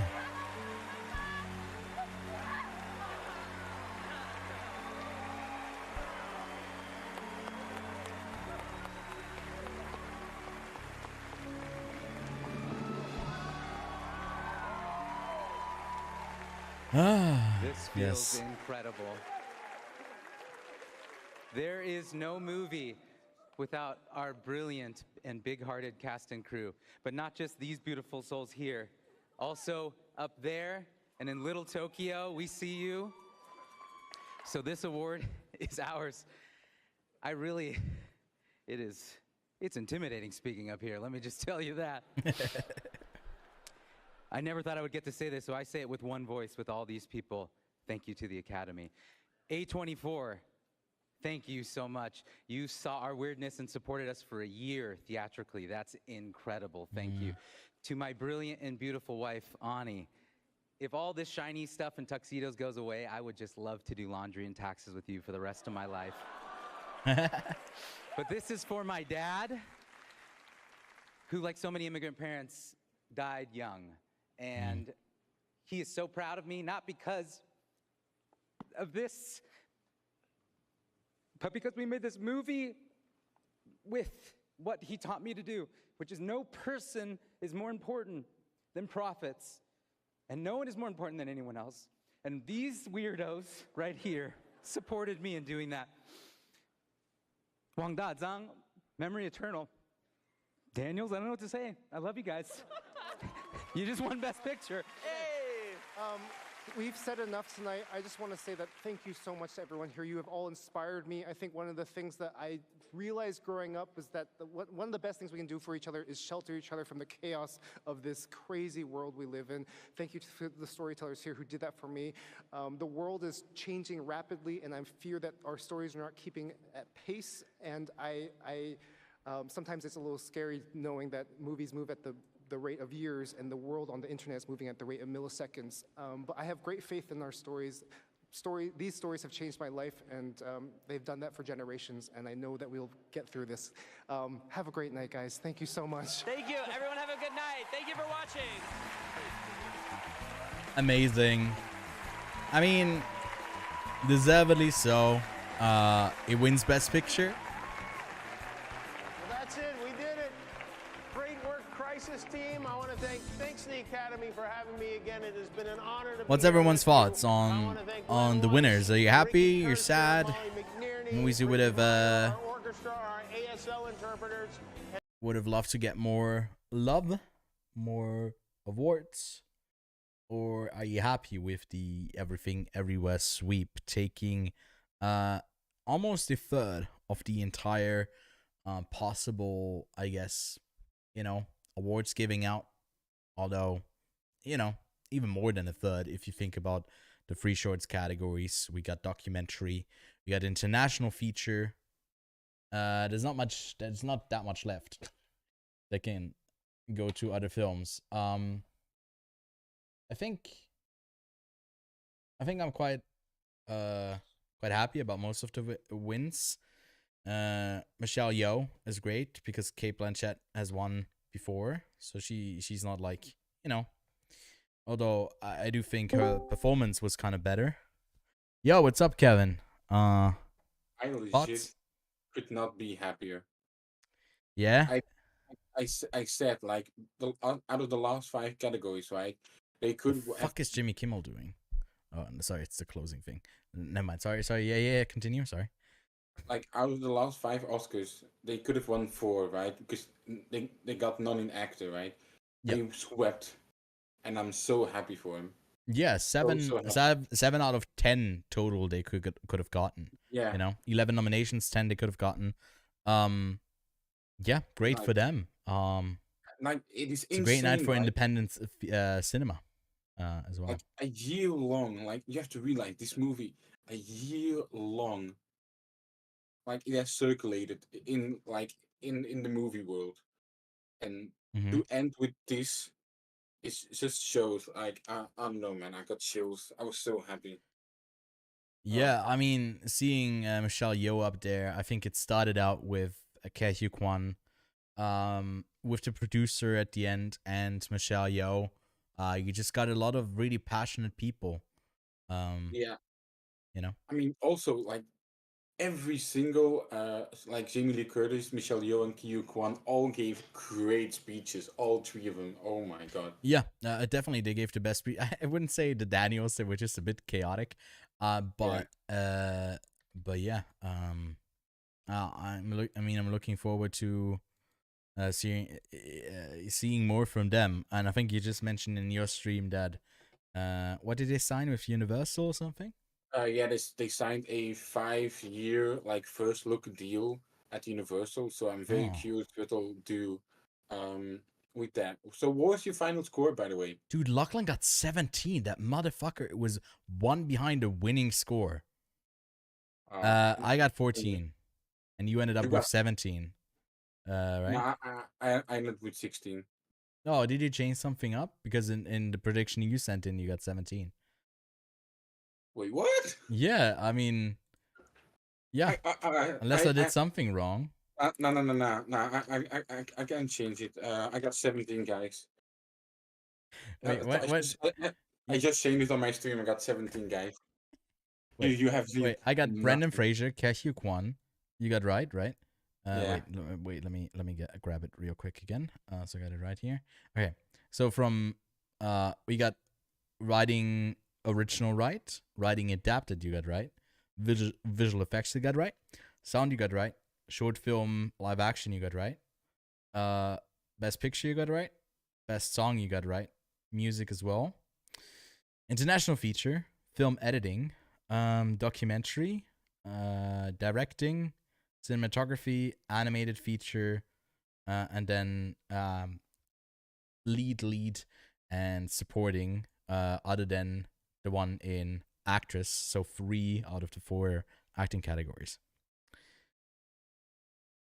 So, and that's 17? That is a total of 17, yeah. Alright, nice. Hey, I'm actually good at Yeah, didn't you, wait, was it you who said at the start? No, I think it was Matt at the start who said. Who said they were like going for 17? No, yeah, Thank you, Matt, he was going for 18. He got 16, so he's a bit under that. Did you overperform, or what was kind of your goal? My goal was, I don't know. I mean, 24. last year I got 20 out of 23. So, but last year was a much more predictable year. I'm very happy with how the show turned out, even though it was 3 hours 30, really. So yeah, nah, I hate the fact Kimmel plucked his own show. Like, bro, come on, man. But for the rest, yeah, I'm very happy with the outcome. Wait, I have one question for you. Banshee's got no awards, so I'm a bit sad about that. But I am sad about that. But what about Elvis?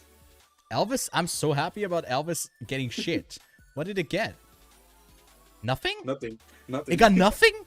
Oh my god. Hey, all the props to Everything Everywhere. Although it wasn't the one beating it out. It was mainly All Quiet. But yeah, man. How many did All Quiet end up getting? Let's tally it up. 4, I think. It got cinematography. 1, 2, 3, 4. It got feature, international feature. It got production design. And score I kind of missed. Yeah, 4. 4, 7. So it's the biggest win instead. We got 11. And then RRR got 1 for song. The Whale got 1 for makeup and performance. So 2 for The Whale. 1 for Black Panther. And everything kind of went... Everything got 7. So yeah. And Avatar won. So they were like looking at the Best Picture nominees. Triangle went out with nothing. Fablemans went with nothing. Banshees went with nothing. Tar. Yeah, Tar also went with nothing. Fablemans too. Women Talking won 1. So that's great. Yeah. I think overall this is a success. It is a success. Again, I would have liked to see a spread. Like, I would have liked to see Banshees getting 1. Like win Screenplay. Or, for me, it's Screenplay. Again, but Fablemans is a bit tough because Yeah, where would you fit that in? It's not in supporting. It's not in lead for Michelle Williams. It's not in directing, really. I would have been curious if Triangle of Sadness got an international feature. I don't know, but like, what would the competition have been? But yeah, for the rest, I'm happy. I think with what we got. The only things I'm really annoyed about is Babylon. 4. Yeah. And I don't know, maybe editing. Won the ballot? Wait, we'll get to it in a second, Matt. So yeah, maybe editing too. Like that, I would have given that to Top Gun Maverick personally. But yeah, for the rest, I mean, I would have given 3 awards to Top Gun. I would have given it sound, maybe editing. Although I really liked. I would have loved to see Tar get 1. That was unrealistic though. But it's fine with Everything Everywhere. And then just get Top Gun 2. It should have been nominated and won for cinematography. True. I got actually like on my ballot, right, on my screen, I like put like Top Gun Maverick and Decision to Leave in Best Cinematography, like just to like skip the other ones. Yeah. But I do think this set of winners will age better with time. Like maybe not All Quiet on the Western Front, but Everything Everywhere All at Once. You know, like, I do think this batch will age better than last year, like, than Coda. Yeah. Coda worked for the what was it, supporting for Troy Kutzer or lead? I think that was alright. The screenplay was weird, and then for picture as well. But yeah, someone in chat asked Matt asked if who won the contest. I mean, you did fairly well as well. You got 17. You're 1 off from actually winning. Our winners ended up getting 18 right, which I'm struggling to find. I don't know if this is the correct Paul C from Canada, because he's got 3 lists. He's watched about 1,000 films. He doesn't follow anyone, so I don't know. I don't just want to give. I don't know how to contact these people now because they were supposed to give me the letterbox names. And this is the other guy I found, which he has one list and has nothing logged. So I don't know what to do, man. It's it's really weird. But that's where we at right now. I don't know if they're like active in our community or they just checked out our contest here. But I think it will be a coin toss between the two of them because we can't gift both of them the prize here. And I'll sort this out. But you make the decision, Kevin. Who's taking heads and who's taking tails? Paul, just pick it for Paul. Paul is head. Heads, okay. Let's do a little coin toss over here. I don't know if you can see this. Hold on. Let me switch the screen real quick. So Why are you giving me this pressure at 4:45 in the morning? All right, heads for all right, it's tails. So that means that Idelano wins. I'll follow the person. I don't know their gender. So we'll see. Maybe they'll contact me because I don't know how to reach them. They don't have anything locked. I can't even comment on one of their reviews. There's nothing that I guess I can comment on their best movies, which they would be happy about Everything Everywhere winning because they watched, I guess, 10 movies from last year, maybe more. Anyways, this is yes. First one to contact you.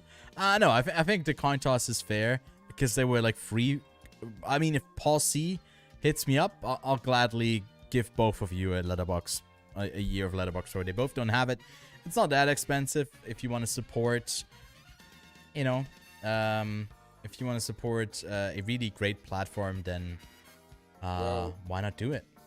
I'm going to bed because I have to go to my internship tomorrow. You know what? I just saw it on a Swiss streaming service. They got Everything Everywhere all at once. So I'm gonna go watch The Last of Us and then put on Everything Everywhere all at once. You are a brave man. And then I'll fall asleep during Everything Everywhere. Deservedly so. So have a good night. Thanks for swinging by and no worries. Yeah. See you later. See ya. All right. What else have we got going on? I don't think we got anything going on. I'm kind of sad that I got all of my shots empty. I got like 1 shot glass, 2 shot glass, 3 of them all empty. Ended up taking 10 shots.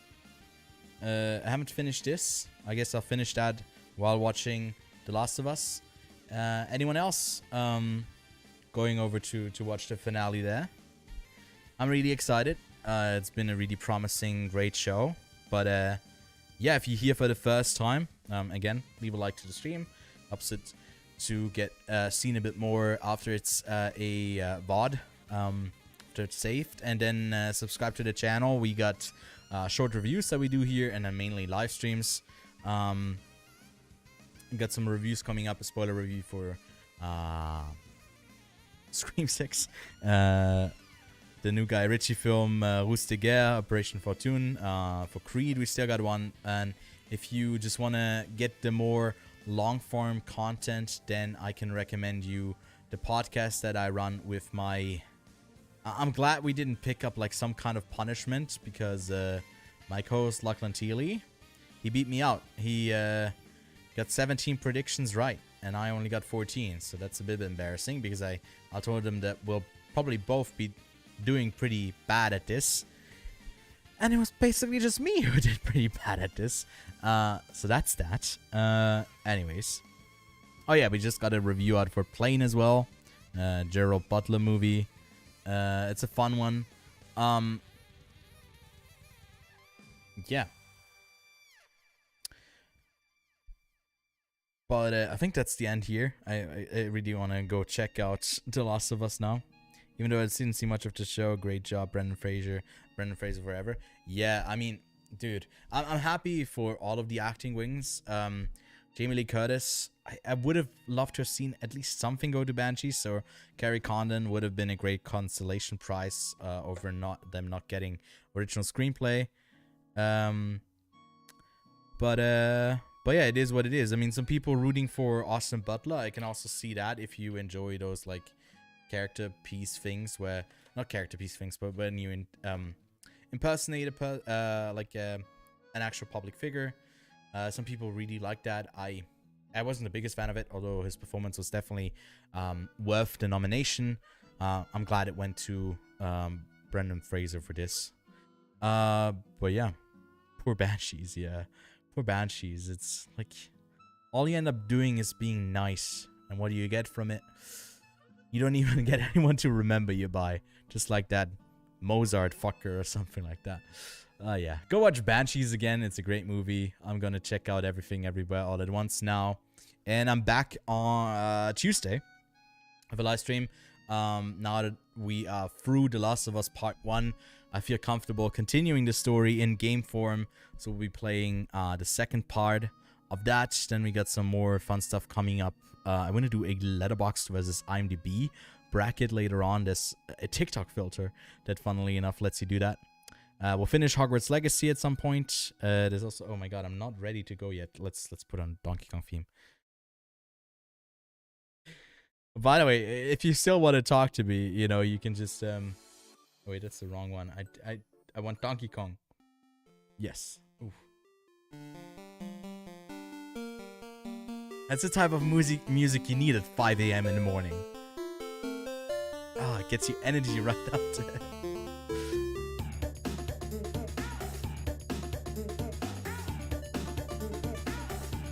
Which, speaking of Nintendo,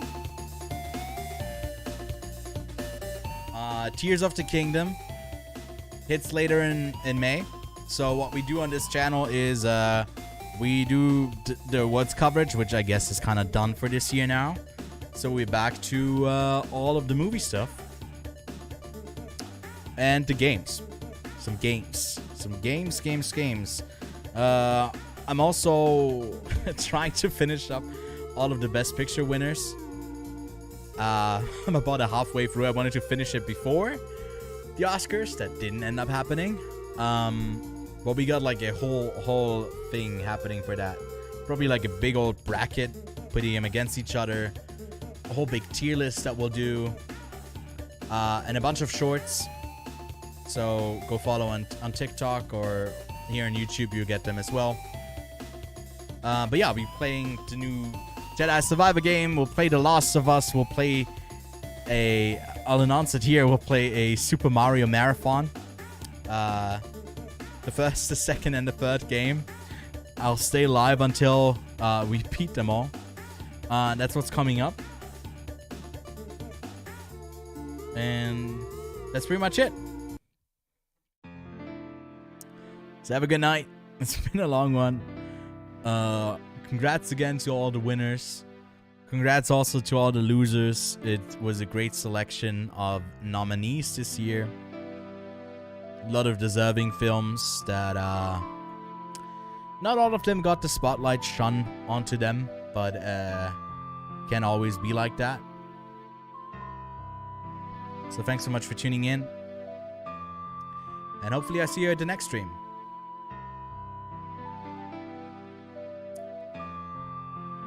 Appreciate you hanging out. See you next time. Bye bye. Gonna drink this. Good night.